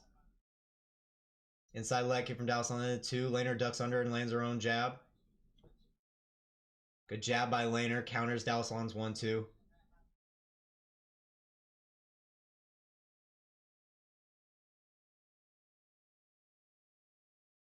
Both ladies in the center. Lehner giving a lot of feints with the hands. Body kick by Dalaslan. Big step in overhand by Dalaslan. That one lands clean. Lehner ate it well, kept her chin tucked. Jab to the body by Lehner, trying to back up Dalaslan. Good jab by Lehner again. Lehner staying disciplined here. Not overcommitting to anything. Keeping the blitzes to a minimum. Only when she feels she's got Dalaslan crowded. Slips and misses an overhand as Lehner. Dalaslan lands the jab, circles out. Lehner misses another little blitz. Lehner might win this round off control, but Dalaslan did land the biggest overhand. Good leg kick by Dalaslan. Stand out of the way. Good slip two by Dalaslan. Stand out of the way of most of Lehner's shots, I feel. I feel like Dalaslan's slowly slipping the round back in her favor. 1-2 body kick by Dalaslan lands. Another body kick. Dalaslan, yeah, pointing it up. Slowly getting this round back. I can see this going to decision, you know. 1-2 by Dalaslan. Body kick again with that lead body kick is landing really well for Dalaslan on the liver of Lehner. Step in lead hook from Dalaslan. They get into the clinch now. Over under. Good knee by Dalaslan, but Lehner with the elbow on the break lands really well. 26 seconds left. 1-2 from Dalaslan. Front kick gets parried by Lehner. Good front kick landed that time by Dalaslan with the rear leg. Switched it up. Another one by Dalaslan lands. 1-2 by both. Another jab by Dalaslan.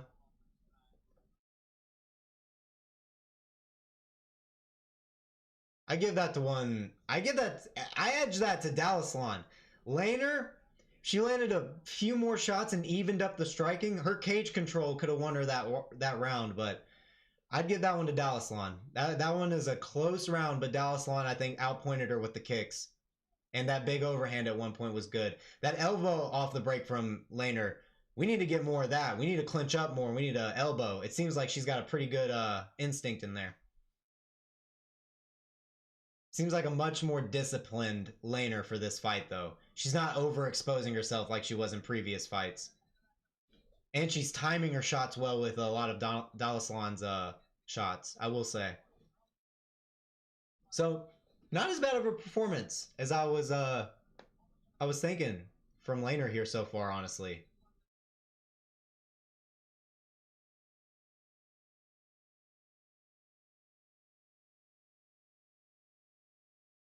Okay. Judges are going to give it to... Oh, 2 judges gave it to Dalaslan. 1 judge gave it to Lehner. 1 judge gave it to Lehner. So there's a judge out there that likes what they're seeing from Lehner so far. So this fight could shift. This fight could shift. We'll see. Lehner's also being very efficient with her gas tank. Inside leg kick from Dalaslan. What you edged to Dalaslan? I mean, 2 judges gave the first round to Dalaslan. 1 gave it to Lehner. I would edge. What are you saying? Would you edge to Dalaslan? Always, bro. Inside leg kick from Dalaslan. I see what you did there. In fact, that's gonna be the highlight comment. Hell yeah. Hell yeah.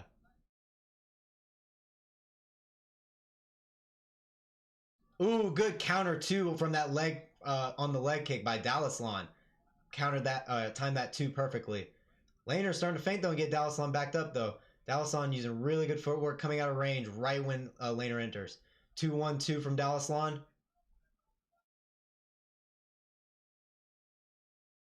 Dalaslan circling the cage, Lehner following. Front kick to the leg by Dalaslan. Using great footwork. Front kick to the leg and then a 2 from Dalaslan. Try to throw a head kick that time.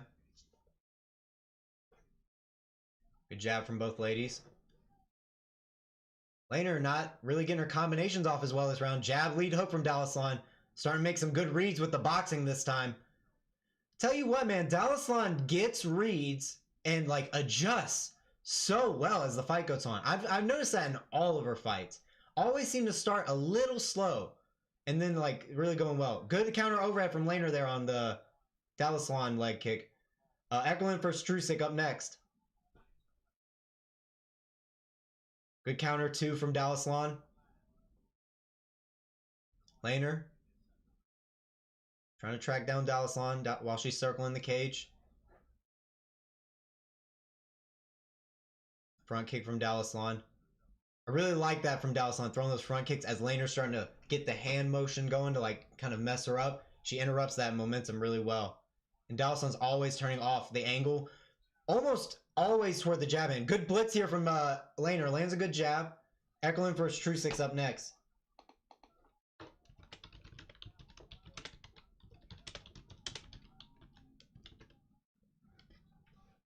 Oh, good question mark kick from Dalaslan. Lehner saw it coming, got the block up. Front kick. Truscek sells the fight. We'll see. You mean sold the fight on the build-up or that he's going to lose? I think Truscek's going to lose. Unless he gets a guillotine. Good counter lead hook by Dalaslan on the inside. Lehner tried to close in the clinch, but Dalaslan got her off with some good shots. Good 2 by Dalaslan. Starting to light up Lehner here. Head kick almost lands by Dalaslan. Lehner gets her head offline. 1-2 by Dalaslan. I would hope Dalaslan in the future, though, to work on something. Inside leg kick 2 by Dalaslan. Circling the cage. Lehner trying to track her down. I would hope Dalaslan gets a little bit better at planting her feet when she throws her power shot. She seems like she's on one foot a lot of the time, like circling to a new angle when she throws her, especially when she throws her lead hook, which is a common thing. It's definitely not uncommon, but we'll see. Truscek will dominate. Just watch. We'll see, man. We will see. That would be a crazy upset, but we'll see. Double jab from Lehner. Good slip off the line by Lehner. Lands a 1-2. Ooh, good 2 to the body by Lehner. Dalaslan putting some tapping leg kicks to keep Lehner back. Lehner starting to plant her jab. She's starting to get her head offline right when Dalaslan's throwing and throw back. Good counter jab from Dalaslan. Then a 2 behind it. 1-2 again from Dalaslan. Then an inside. Ooh, good check from Lehner. Checks that outside leg kick. 2-1. They get in the clinch. Lehner landing good uppercuts to the body in between. Overhand off the break from Dalaslan. Lehner still pushing forward on Dalaslan. I will say, Dalaslan's gas tank looking really good. Dealing with this pressure the whole time and having to circle the cage. This is a really hard pace to keep up with. 1-2 to Dalaslan. 2 again. Gets into the clinch. Braces behind Lehner's head. Lands a good 2. Good knee. Good head kick by Dalaslan. Lehner starting to back up after that knee. Lehner going for the single leg. She gets it, but Dalaslan pushes the head off. Starts to build her base back up. Leverages an overhook. Gets back up. Now we're in the clinch here in the over-under. Good hook off the break by both of them. That's the end of the second round. That's another Dalaslan round. Lehner's face is starting to look pretty red. You know that Truscek fight against Islam Makhachev back in the day? He is an old, experienced dog full of fight wisdom. Bro, we were looking through it. Truscek has fought everyone, dog. I appreciate York Warden, homie. Your work, homie. Oh, yeah, no problem, man. I love calling these fights, so I appreciate you complimenting it, man. I'm glad we're all just sitting here enjoying these fights. I'm glad we got some beef here. We got a Truscek stand finally. I don't know if there... Is there anyone else here in the chat that is hoping for a Truscek win?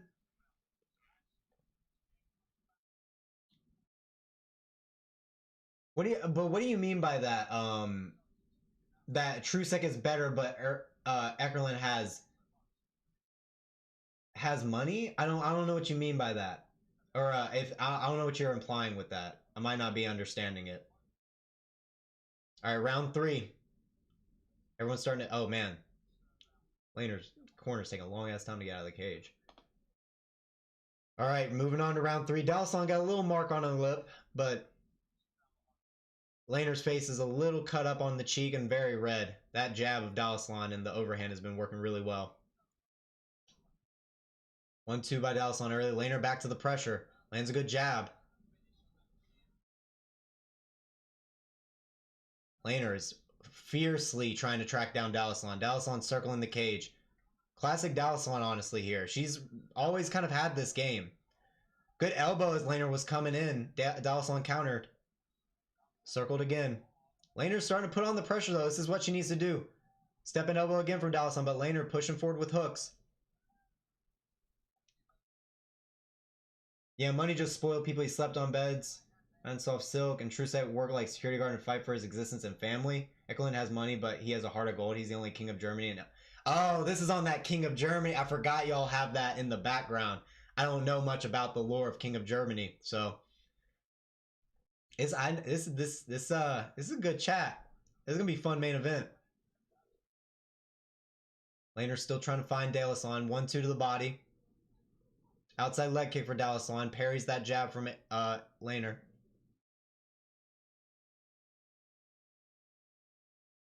Front kick to the body by Dalaslan. Constantly circling. Oh, okay. Pausing for a little bit of an eye poke graze there. And maybe he is King of Germany, but Truscek is BMF of Balkan. Oh, that's fire. The BMF of Balkan and soon new crowned king. This is a true fucking fan right here.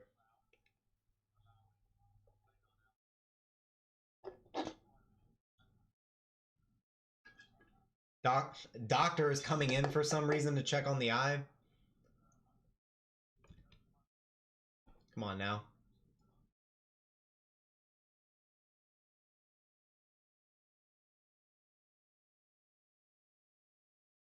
Yeah, doctor's testing her eyesight out, just making sure it's all good.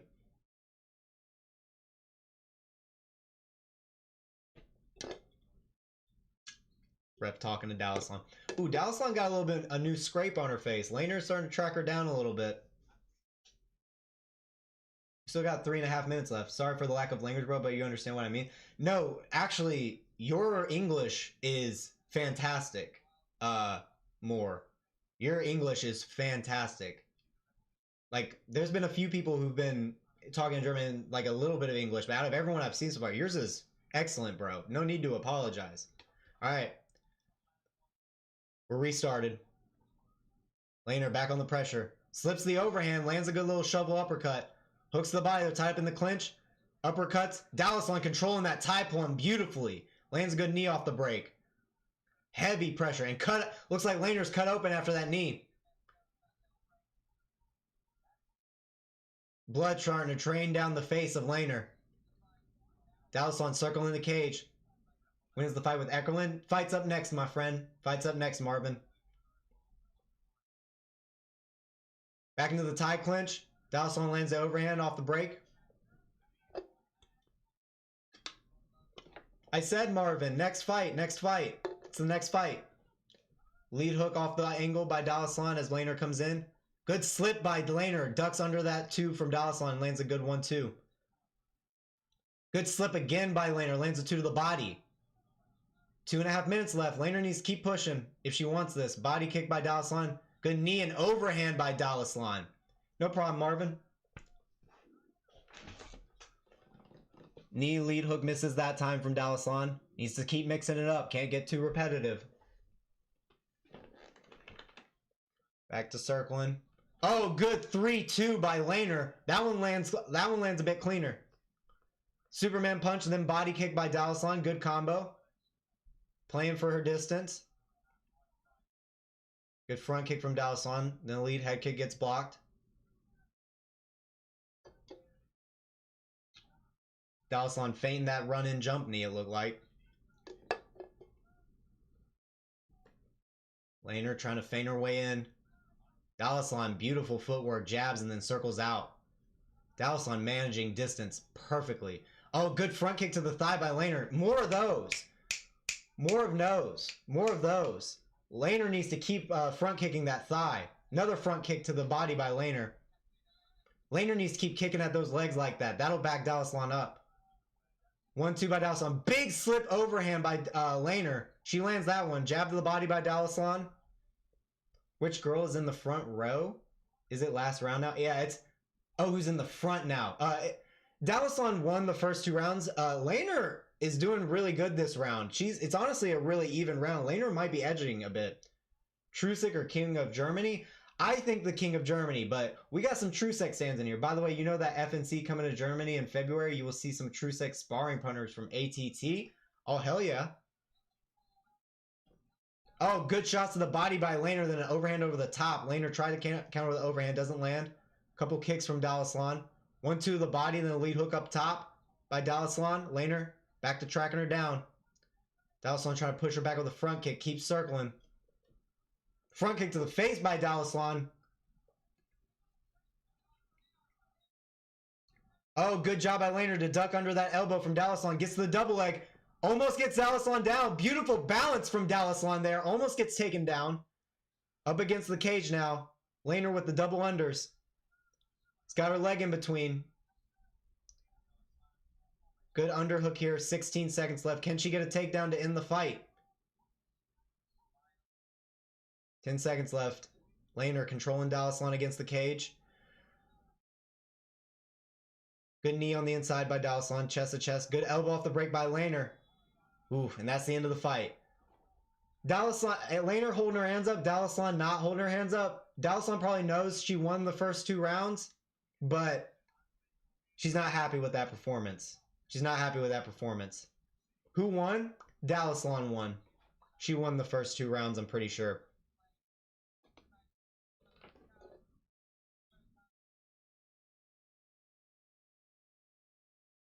Whew. Yeah, man. Dalaslan has been active. I hope so. Eckerlin wins, but Truscek is brutal. Yeah, man. Those front headlock chokes are gonna be out there, and they're gonna be lurking. They're gonna be lurking. It's gonna be a good fight. It's gonna be a wild fight, I think. I think we're gonna see something good. All right, we're waiting for the decision. Let me check back in on UFC and see what's happening.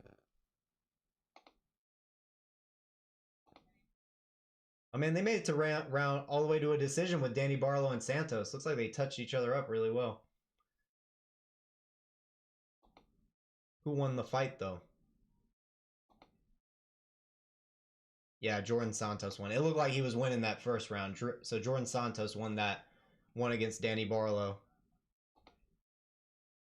Oh yeah, Bruno Silva is about to start now. They're announcing the fighters now.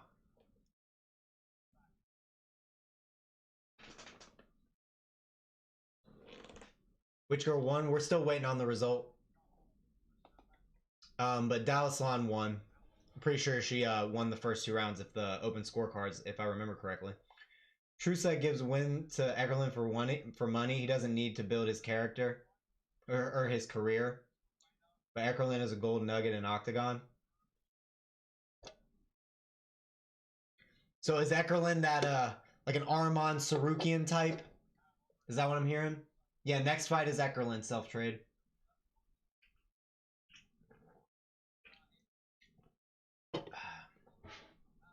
All right, we're getting our result now.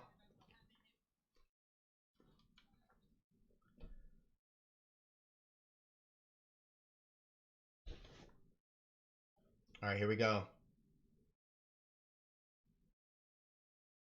All right, 2 judges had it 30-27. The other judge had it 29-28. That is Dalaslan. Lehner is not happy with the result. Dalaslan, though, not happy with her performance. That shows a good fighter. All right, she knows she could have done way better. So that's good. She'll be much more improved next fight, and she knows that. Although her coach is picking her up and throwing her around. Calm down. She needed to perform a little bit better than that. But congrats on the win. Bro, Truscek is the guy who will never give his pride for money. You can see it in his score. Dude, this is a real Truscek fan right here.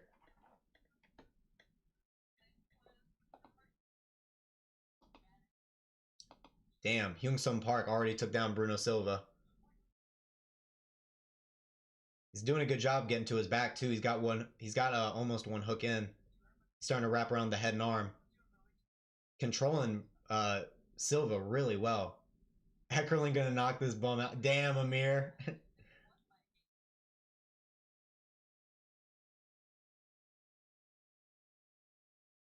Okay, Silva is up though. Now he's got the dominant position on Park against the cage.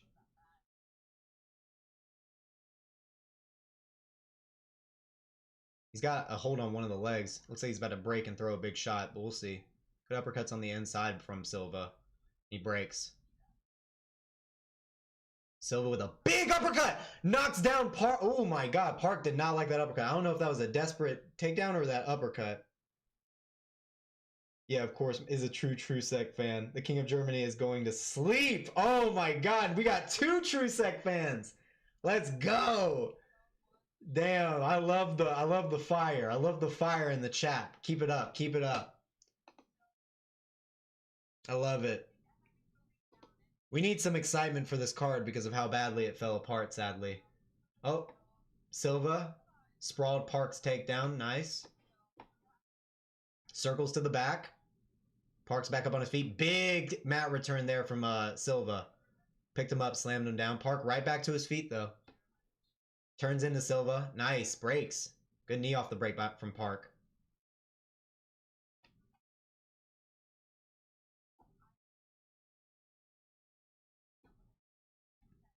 All right, both guys are back in the center.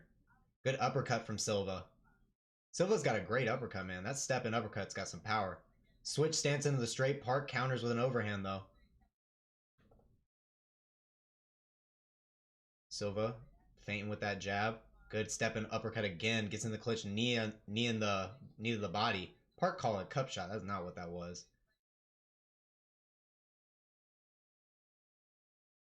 Silva's got some good feints, man. He's doing some good footwork. Switching stance. Some small little shuffling stance. Slips off the jab and lands on Park. He still was fighting for his spot here. He's fighting for his top 15 spot. Good leg kick from Park. King of Germany have money. We know where there's the winner. Ooh, good counter too from Park. Truscek, the Truscek is a beast. You'll see that. Man, Park is kind of tracking down Silva right now. That was a jab. That was not an eye poke. Park was complaining about eye poke, but that was just a jab from Silva. Oh my god, good step in hammer elbow. I forgot what that's called when you like come in with an elbow like that standing. Forgot what that's called, but that was sick from Silva. Oh my god, beautiful job from Park to catch the head kick from Silva. Tree tops him down, but Silva's right back up to his feet. Park collecting the ankles, knocking him down again. Man. Alright. Time to get some clips for our main event. Ooh.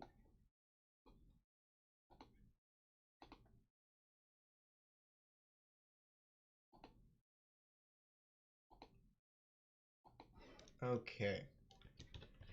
Christian Eckerlin. MMA highlights. Let's get it going, shall we? I think that those organizations, OKTAGON... Oh, to be honest, I'm not an Eckerlin fan, but if he loses, it's really bad for German MMA and OKTAGON. German MMA will be fine, dude. German MMA is going crazy right now. Eckerlin is not even like... Eckerlin's 38 years old. Like, that's not even... This isn't even like one of their premier like prospects that they're trying to get into the UFC.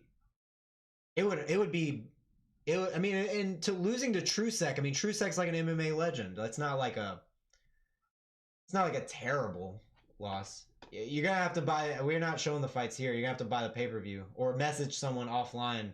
BMW. But I hear you. Especially in the main event, in like a German main event, it would suck for the German crowd to lose their main event. But let's just, if it's a good fight though, if it's like a really scrappy good fight, then it's fine. I think of those organizations such as OKTAGON, FNC, are not ones who sell the fights and have respectable fighters.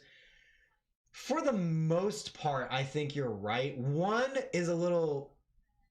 kind of have to be, right? Because they kind of get shafted in terms of pay. So 37 versus 38-year-old in age. So yeah, it's a good matchup for sure.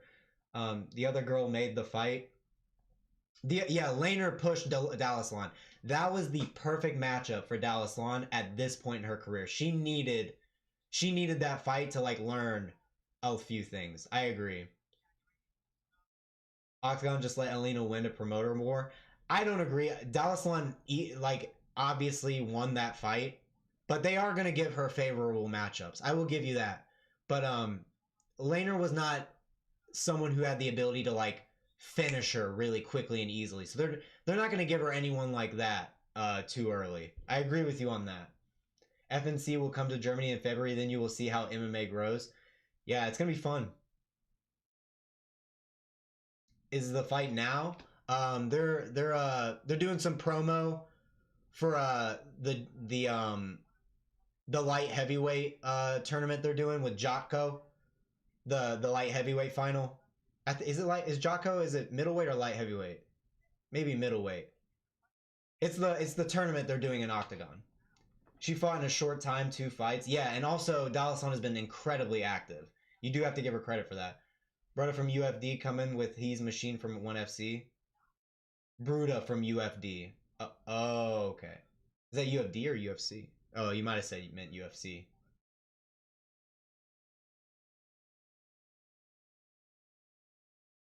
Wait, no. I don't think you meant that.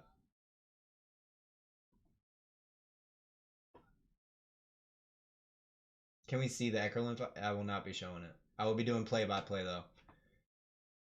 By the way, are we team, Hold on 1 second. Let me just make sure I don't fuck up the name here. Alright, they're doing the face-off now between Jocko and, who is the guy? Jocko and, Ingezik. There we go. That's his name. Yeah, it is 185. Yeah, Jocko. Who do we got? Jocko versus or Ngezik? In fact, let me put that poll up right now.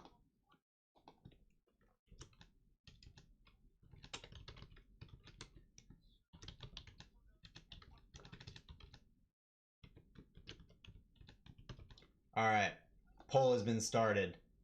Fight.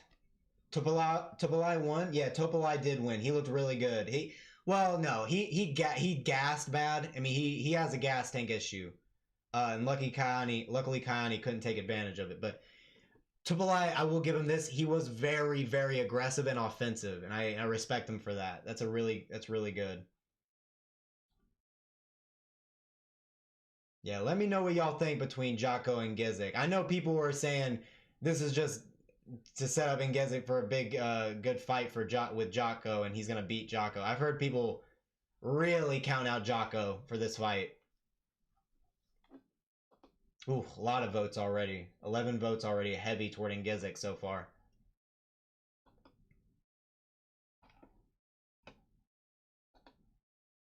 Does he have a nickname? He doesn't have a nickname. Ngezik needs a nickname. Does Jocko have a nickname? He doesn't. Jocko doesn't have a nickname? It's crazy. Dude, just make your nickname Vegeta already. That would be sick. Christoph Vegeta Jocko. Tell me that doesn't roll off the tongue well. Come on now.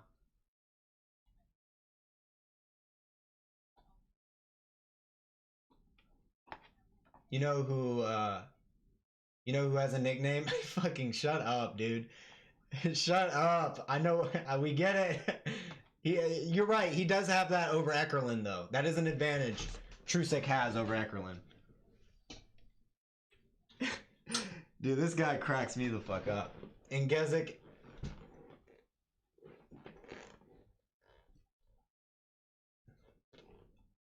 Amir, you said the same thing twice. Did you mean to say that twice? And also, did you mean to say that at all? Because I don't know. I'm not sure what that means. Ngezik, is he called?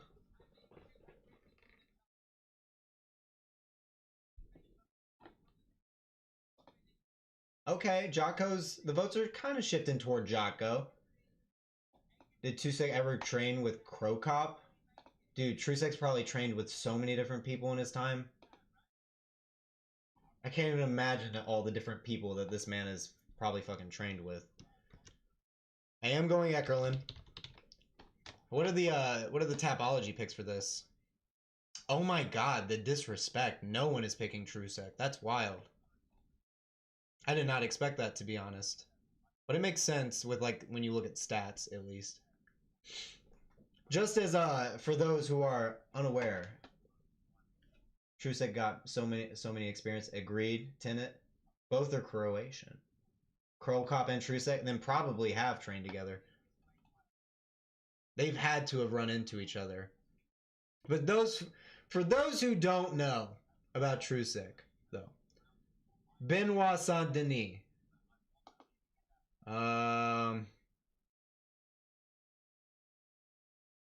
Stojnić. Abus Magomedov, by the way, who is a middleweight, and they fought at 176. So that is a crazy fight for him to take. We got Islam Makhachev. Went all the way to round 3 with Islam Makhachev. Back in 2014, but still. Damn, y'all said so much shit since I last got in. King of Germany versus Croatia Gorilla. I like that, actually. When did the fight start? It's starting to... Commentators are yapping right now. They're filling time at the moment. Truscek put the fries in the bag. Damn, Amir. Fucking savage. Truscek take 30k and Eckerlin can win. Oh my gosh. The conspiracy.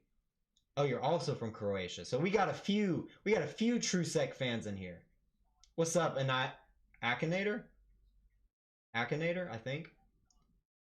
I will be doing play-by-play for the fight, Akinator. I won't be showing it. Both fighters are actually street fighters. Talk about Eckerlin and Truscek. Street fighters. Oh, damn. Savagery. I mean, when you got this many fights, you're practically a street fighter. He fought Nicholas Dalby twice. Fought Murav Makayev. There was another really cool one here, I thought. I know there was.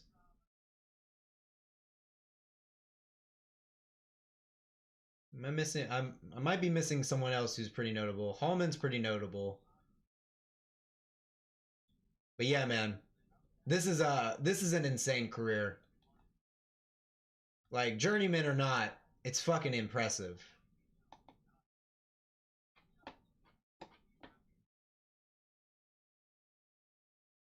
Best opponent from Truscek was Vaso.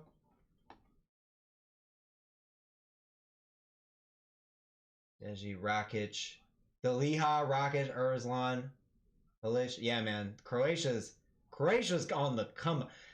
Dude, that Rakic fight with Yuri, Rakic looked amazing in that Yuri fight. And Yuri just did what fucking Yuri does and just fucking steamrolled over him as time went on. And Rakic looked really fucking good in that fight. That blew me away. Dude, that really changed how I viewed Yuri after he beat Rakic. Rakic looked really, really good in that fight. I couldn't believe it. I could not believe it.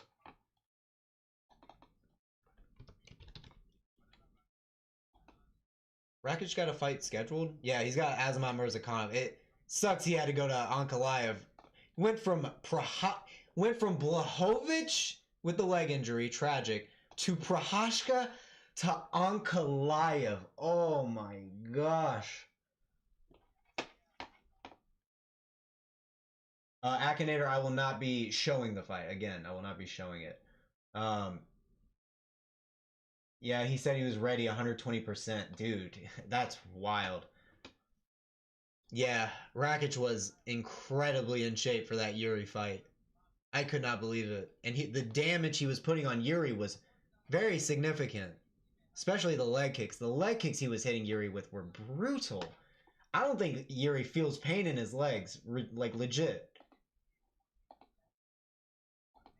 29 votes so far. 62% Engizek. 60-40 now. 40% Jocko, 60% Engizek. Has the fight started? Has not yet. Commentators are still yapping.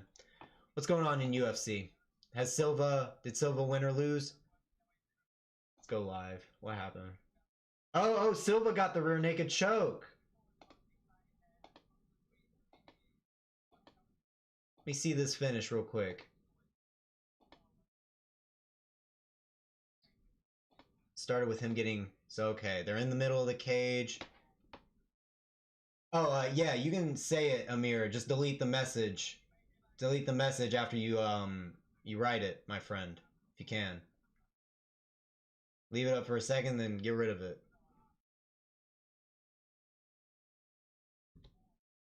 So Bruno Silva is in the middle. on topside turtle. Park gets up to his feet. Silva mat returns him, drags him down. Park does a good job getting him off with a butterfly hook, but exposes his back way too much. Oof. Yes, Park exposed his back big time there. Silva locking in the body triangle almost. So Park did a good job starting to defend this. Oh, as he was trying to pull a hook out.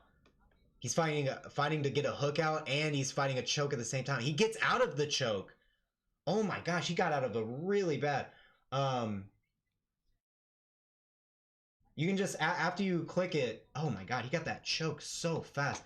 After you send it, you just go to your comment in the YouTube chat, hit the 3 little dots, and then delete it. Dang, Silva got the rear naked, no hooks in.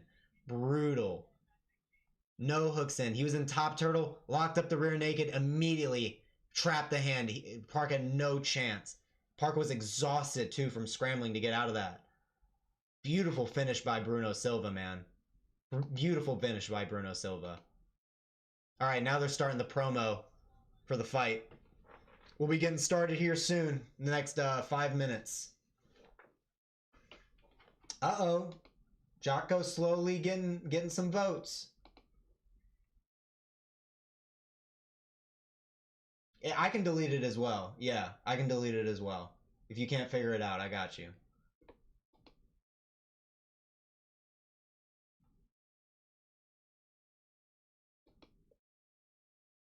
Damn, yeah, no, Jocko. All right, it's 35 votes in, 57% Igazek, 43% Jocko. Shouldn't have bet the fighters will enter. Yeah, go ahead. If you get your bathroom breaks in now, I'd say.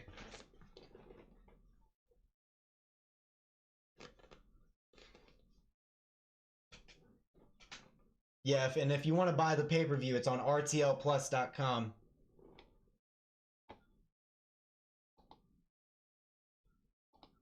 Or I don't know what the dot part is. Could be something else. Dang, it's almost 50-50 now in the poll. It's 54-46.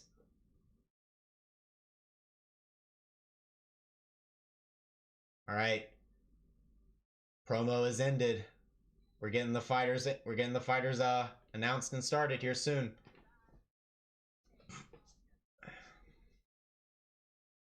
I tell you what, Octagon's ring announcer, he's cool. I like the Octagon ring announcer. He's got some talent, I will say.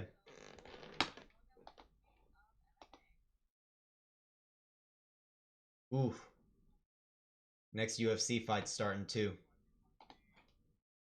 Appreciate everyone coming through, by the way. If you have not, leave a like. This has been a big day. This has been a beautiful big stream, guys. Even with like Igor Severino, Paradisier, and Voskron all dropping out, guys. This has still been a fun, awesome card. Some crazy mismatches in the beginning, but we had some good competitive fights as the card went on. So it's been really good, man. Do you watch FNC? I don't think I've seen an FNC card yet. I don't know how to watch FNC. Let me see. How do you watch FNC? It doesn't look like there is a US broadcast, so I would have to find a link. That might be kind of tough. That's the thing. I don't really like searching for illegal links to kind of watch stuff and stream. It gets sketchy, and I don't want to catch no shit. But it's pay-per-view. So okay, so it's like Octagon. I could go to their website and buy the pay-per-view. Because if so, I don't mind adding that to my list. Are you also streaming on Twitch? So Amir, so I'm glad you asked that. Amir, what do you think? Should I? Because I don't know. Does Twitch have a community that would want to watch MMA fight companions and play-by-play? I think you don't even need to fight. I guess you just have to register. If so, that's good. But yeah, Amir, is there a yearning for that? Because I would love to stream. I would love to multi-stream on Twitch. You have my sub, bro. You're correct. Oh, thanks, man. I appreciate it. Because I have a Twitch and I did it for a little bit, but I don't know if it's worth it. It's only 10 euros for FNC. That's not bad. It's not bad. But I do game. I do some gaming streams as well. You can look back at my live. I've had a few gaming streams, so might be good for me to do my gaming streams multi-stream on Twitch. You got a nice channel? Thank you, thank you. By the way, guys, you might see there's not a lot of like recent uploads on my channel or nothing. I'm getting married in December, so I am crazy busy. So that's why I've not been uploading as much and not streaming as much. So, and I'm also like kickboxing and jiu-jitsu at the same time. I'm trying to help grow the kickboxing program at my school. So got a lot going on. So I will be uploading way more once December is gone. But I usually stream almost every weekend, and I mainly OKTAGON and some other things, and like LFA, Cage Warriors. Sometimes I'll do KSW. So good stuff like that. Stuff like that. But no, I would say so. Amir said no, I don't think so because most MMA big YouTubers stream on YouTube. What do you do for a living? You must be rich buying pay-per-view. I will not be revealing my occupation. I will not be revealing that information. But yes, I do have a job. Like I mean, I'm not monetized, so of course I don't make money on social media or nothing. But I won't be revealing my occupation. But I do well. I do well. All right. Eckerlin is, or Trušček has just entered the entered the cage. Eckerlin starting his walkout here soon.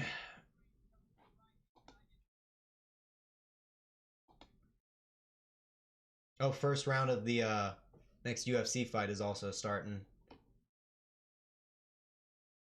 Cody Gibson and Arichi Lang, which is honestly a good unk fight. Arichi Lang, Cody Gibson, great unk fight.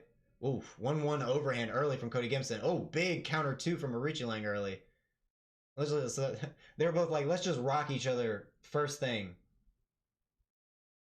Oh, Arichi Lang just knocked out Cody Gibson. Oh my God, Arichi Lang just cold. Bad knockout of Cody Gibson. Cody Gibson almost went out completely, but he stayed awake, but got TKO'd. But bad finish by Arichi Lang on Cody Gibson. Whew. Had a nice wide stand. Oh, counter 2. Same counter 2 he hit him with the beginning of the round. Cody Gibson threw a naked leg kick, got absolutely annihilated. Oh my goodness. Good knockout by Arichi Lang.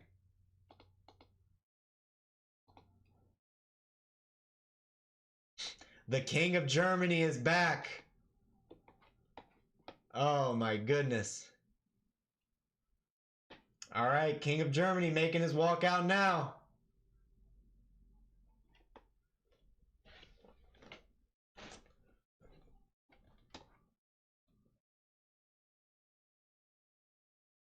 Eckerlin preparing with Zeus for this fight. Do you stream the... No, I do not show the fight. For everyone who is here now, I do not show the fight, guys. I give the play-by-play. How many subs does Zoo? How many subs do you think I have? On Twitch or on YouTube? Amir. Because I don't... Dude, I don't watch Twitch at all. I don't really understand the sub count for Twitch if you're talking about Twitch. If you're talking about YouTube, I haven't even looked at your channel. I don't know. Should I look at your channel? YouTube. I mean, you got a pretty good profile picture, pretty good username. I'd guess like 600 or something. Maybe. I don't even know your channel. I have not looked at it, but I kind of want to know now. Alright, I guess 600. 17. Fuck you. Damn it.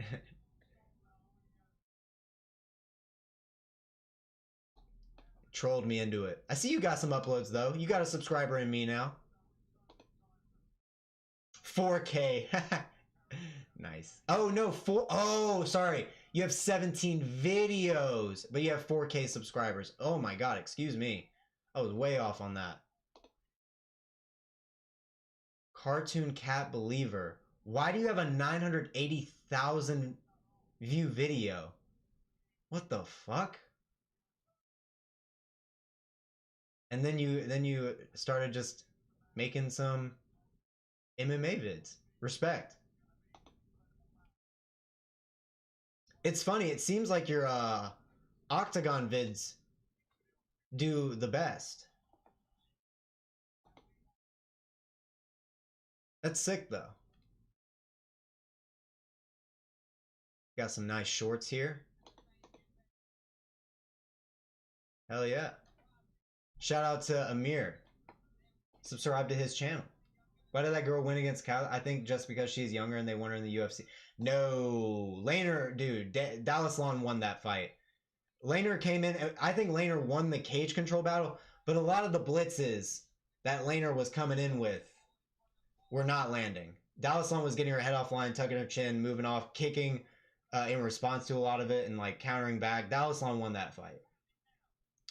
Dalaslan won that fight. All right, here we go. Round 1 coming up. They're going to start introducing the fighters. Main event coming up soon.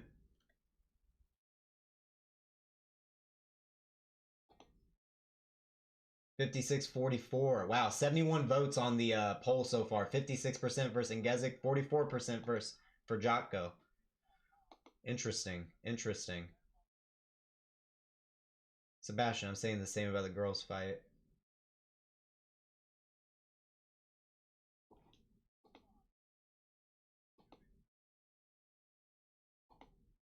Man, Arichilong's been on a nice little streak, huh?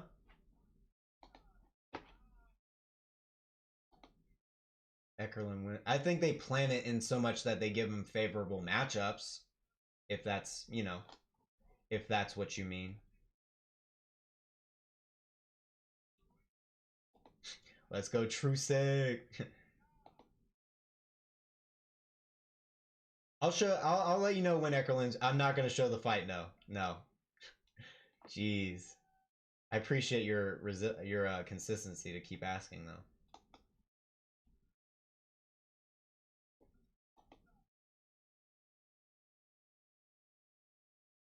Oh, we got another Truscek fan in here. Nula Trigian. Vamos! Let's go.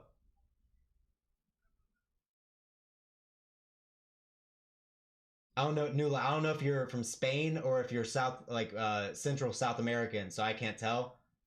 But vamos.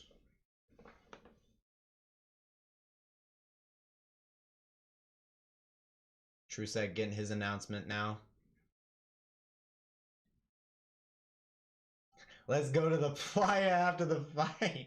Let's go. I love this. Truscek's gonna take us to the promised land, apparently.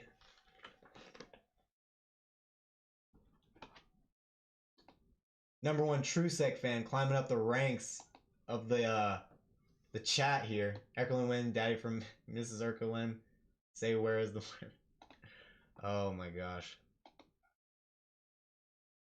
I tell you what, Eckerlin got some fire tattoos. Like the back piece. Those skulls are sick.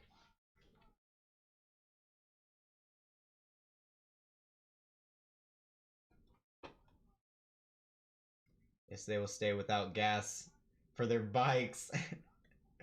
Oh my gosh. Y'all are silly. Alright, they're about to start. Both fighters have been announced. The King of Germany, hoping to defend his crown. Both guys showing respect. Eckerlin looking like he has definitely have the height and reach advantage. Truscek doesn't look like he's giving up too much muscle mass though. So hopefully it'll still be competitive in the grappling. Alright, here we go. Round 1. Starting here in a second. Both fighters are ready. We got Mark Goddard in the cage. King of Croatia versus the King of Germany. Both men in the orthodox. Truscek with a low stance. Leaning off to the right. Lead body kick by Truscek. Then goes in for the takedown in the over-under. Double unders here for Eckerlin. Turns the position on Truscek. Good head position here from Eckerlin in the double unders. Knee to the body by Eckerlin. Spinning elbow incoming? Possibly, dude. Could we get 2 in 1 card? That'd be sick. Eckerlin doing a good job. Chest to chest pressure. Keeping Truscek pushed up against the cage, throwing a couple knees, keeping the double unders. All right, Truscek starting to get a frame here. Spinning elbow needs a nerf. The devs need to patch it. Bro, big time. What was the scaling? What is the balancing here? These devs are out of their mind. Everyone's just spamming spinning elbows. Good hook to the side of the head by Eckerlin there. Still keeping the double unders. Still keeping dominant head position too. Not giving Truscek really any space to escape.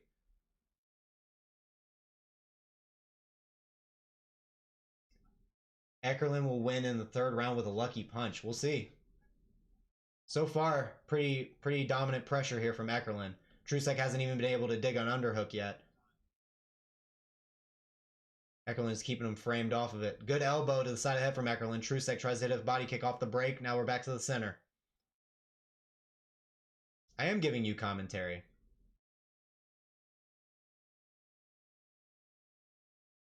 Good jab by Truscek. Back to the center. If Truscek wins by guillotine, that would be so fucking funny. Good slip by Truscek. Throws a jab, but then gets caught by Eckerlin on the break. 1-2 by Eckerlin. Lands clean. Double jab by Truscek. Gets Eckerlin backing up. 1-2 by Truscek. Dips really hard off. Truscek's got to be careful dipping hard off to the side like that. 1-2 by Eckerlin. Yeah, I saw all the guillotine finish and the front headlock choke. He got a Von Flu even at one point. Truscek did. Jab 1-2. Big overhand by Truscek. Lands. That clipped Eckerlin a good bit there. Lead hook body kick by Eckerlin. Good double leg entry by Truscek. Gets it. Eckerlin pulling the guillotine. Sweeps on top of Truscek. He's got the guillotine locked in. Eckerlin's trying to fight the hands. Okay. He's safe for now. He's safe for now. Fighting the hands. Truscek in top half guard here. Stands up. Leg kicks Eckerlin. Steps into the card. Eckerlin lands a good up kick. Lands another one. Truscek stacking over the top of Eckerlin. Landing good ground and pound here. Nullifying the guard in a really good position. He's got one of the legs pinned down with the shin. Postured up high over Eckerlin. Truscek landing good ground and pound. Good elbows. Truscek still throwing elbows here. Beautiful down elbows from Truscek. Eckerlin is covering up. Eckerlin is not responding back. Truscek still landing down elbows. Still landing hooks to the side of the head. More down elbows from Truscek. Eckerlin is not responding at all to these. More down elbows. Mark Garner's going to stop this fight if Eckerlin doesn't move. Truscek still throwing down elbows. Eckerlin, he stops the fight. Truscek gets the TKO. Eckerlin just stopped responding. Eckerlin got hurt real bad. I think that overhand that Eckerlin landed really hurt him. And those elbows. Oh, dude, Eckerlin is beat up. Eckerlin is really beat up. Oh my God, the king of Croatia wins. Truscek just ruined every German's night right now. Oh my God. Oh my God. Oh my God. Get those Croatian flags. Get those lizards flowing in the chat. 2 eyes not enough for crying. God damn. Oh my God. 2 eyes are not enough for all the tears that are going to be had. That is so true. That is so true. Vamos! Truscek. Truscek is the fucking king of Germany. That's brutal. That's brutal. Oh my God. Get those Croatian flags and lizards going in the chat. Oh my gosh. Good job, Truscek. What a finish. Beautiful sweep with the guillotine. Beautiful sweep with the guillotine. Eckerlin now can turn to YouTube. Oh my God. Jeez. Nah, 12-6 needs a nerf. 12-6 needs a massive nerf. Oh my goodness. Oh my goodness. I cannot believe Truscek actually came in here. Almost got the guillotine finish. Beautifully swept with it. Over the top with the butterfly hooks. the head and arm control. Then stacked his guard beautifully, pinned one leg down with his shin, and stacked the other leg on top of his hip, standing up on one leg, and then down on one shin. Beautiful control. Those elbows were pouring like he owed him money, big time. That was horrible. Why did he dive for a takedown against someone who's known to catch necks? Activate. Fantastic question, Activate. Where is the fight IQ? Does it exist? You are going against the guy who, and look, not even bad shooting takedowns. Shoot a takedown. Put your head on the inside. Why is your head on the outside of the takedown on a guillotine specialist? Put your head on the inside, big dog, if you're gonna shoot a takedown. But in reality, don't shoot a takedown. Oh my God, that was crazy. Eckerlin was hurt before he went on the ground. It almost seemed like it, right? To be fair, Truscek landed a really, really good jab overhand before the takedown. Probably like 10 seconds before the takedown. So, can we now stop calling him the King of Germany? I feel like we got to. I feel like we have to at this point. You have to. You kind of got to stop calling him that. You got to stop calling him that. A Croatian stole his crown. Damn. Now the Germans are talking about if they were some hits were they not allowed.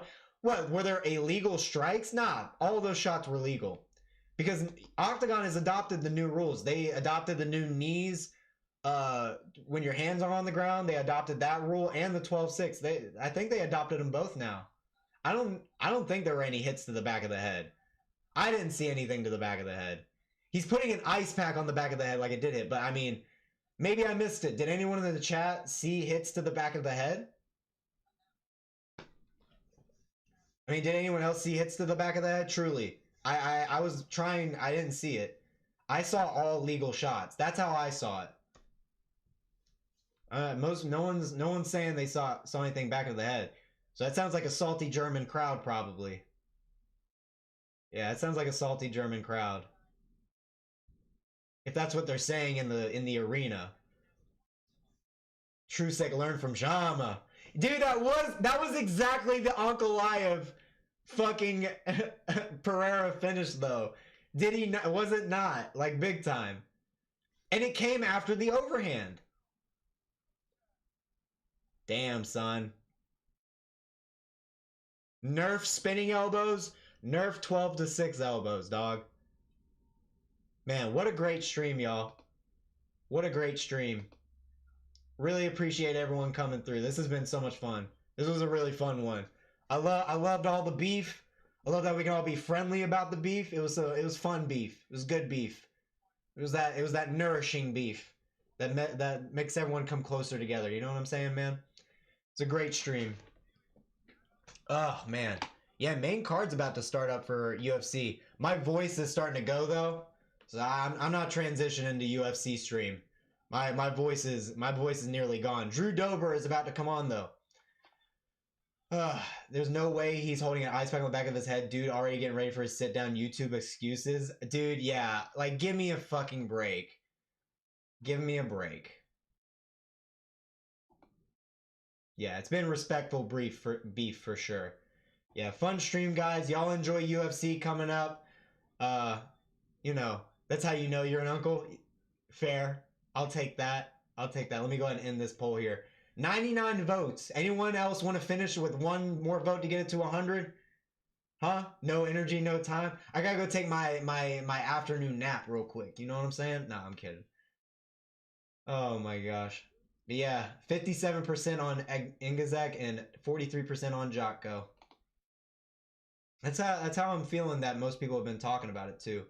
Alright guys, great stream. Y'all have a good night. Enjoy UFC. I'll see y'all for the next stream. Oh, I keep saying goodbye, but let me check. Do we got any fights tomorrow? That's UAE Warriors, but do we got any fights tomorrow? Is BFC tomorrow? Is that today? That's today. Yeah, I don't know if we have anything on Sunday. If there is, maybe I'll stream. Do you guys have UFC on TV like us? Yeah, it's It's on streams on ESPN app. It's not like on TV channel. Sometimes they'll show it on ABC. But yeah, BFC's already over. Yeah, maybe there'll be something on Sunday, but possibly not. I'm not seeing anything. So, but yeah, bye everybody. Peace out.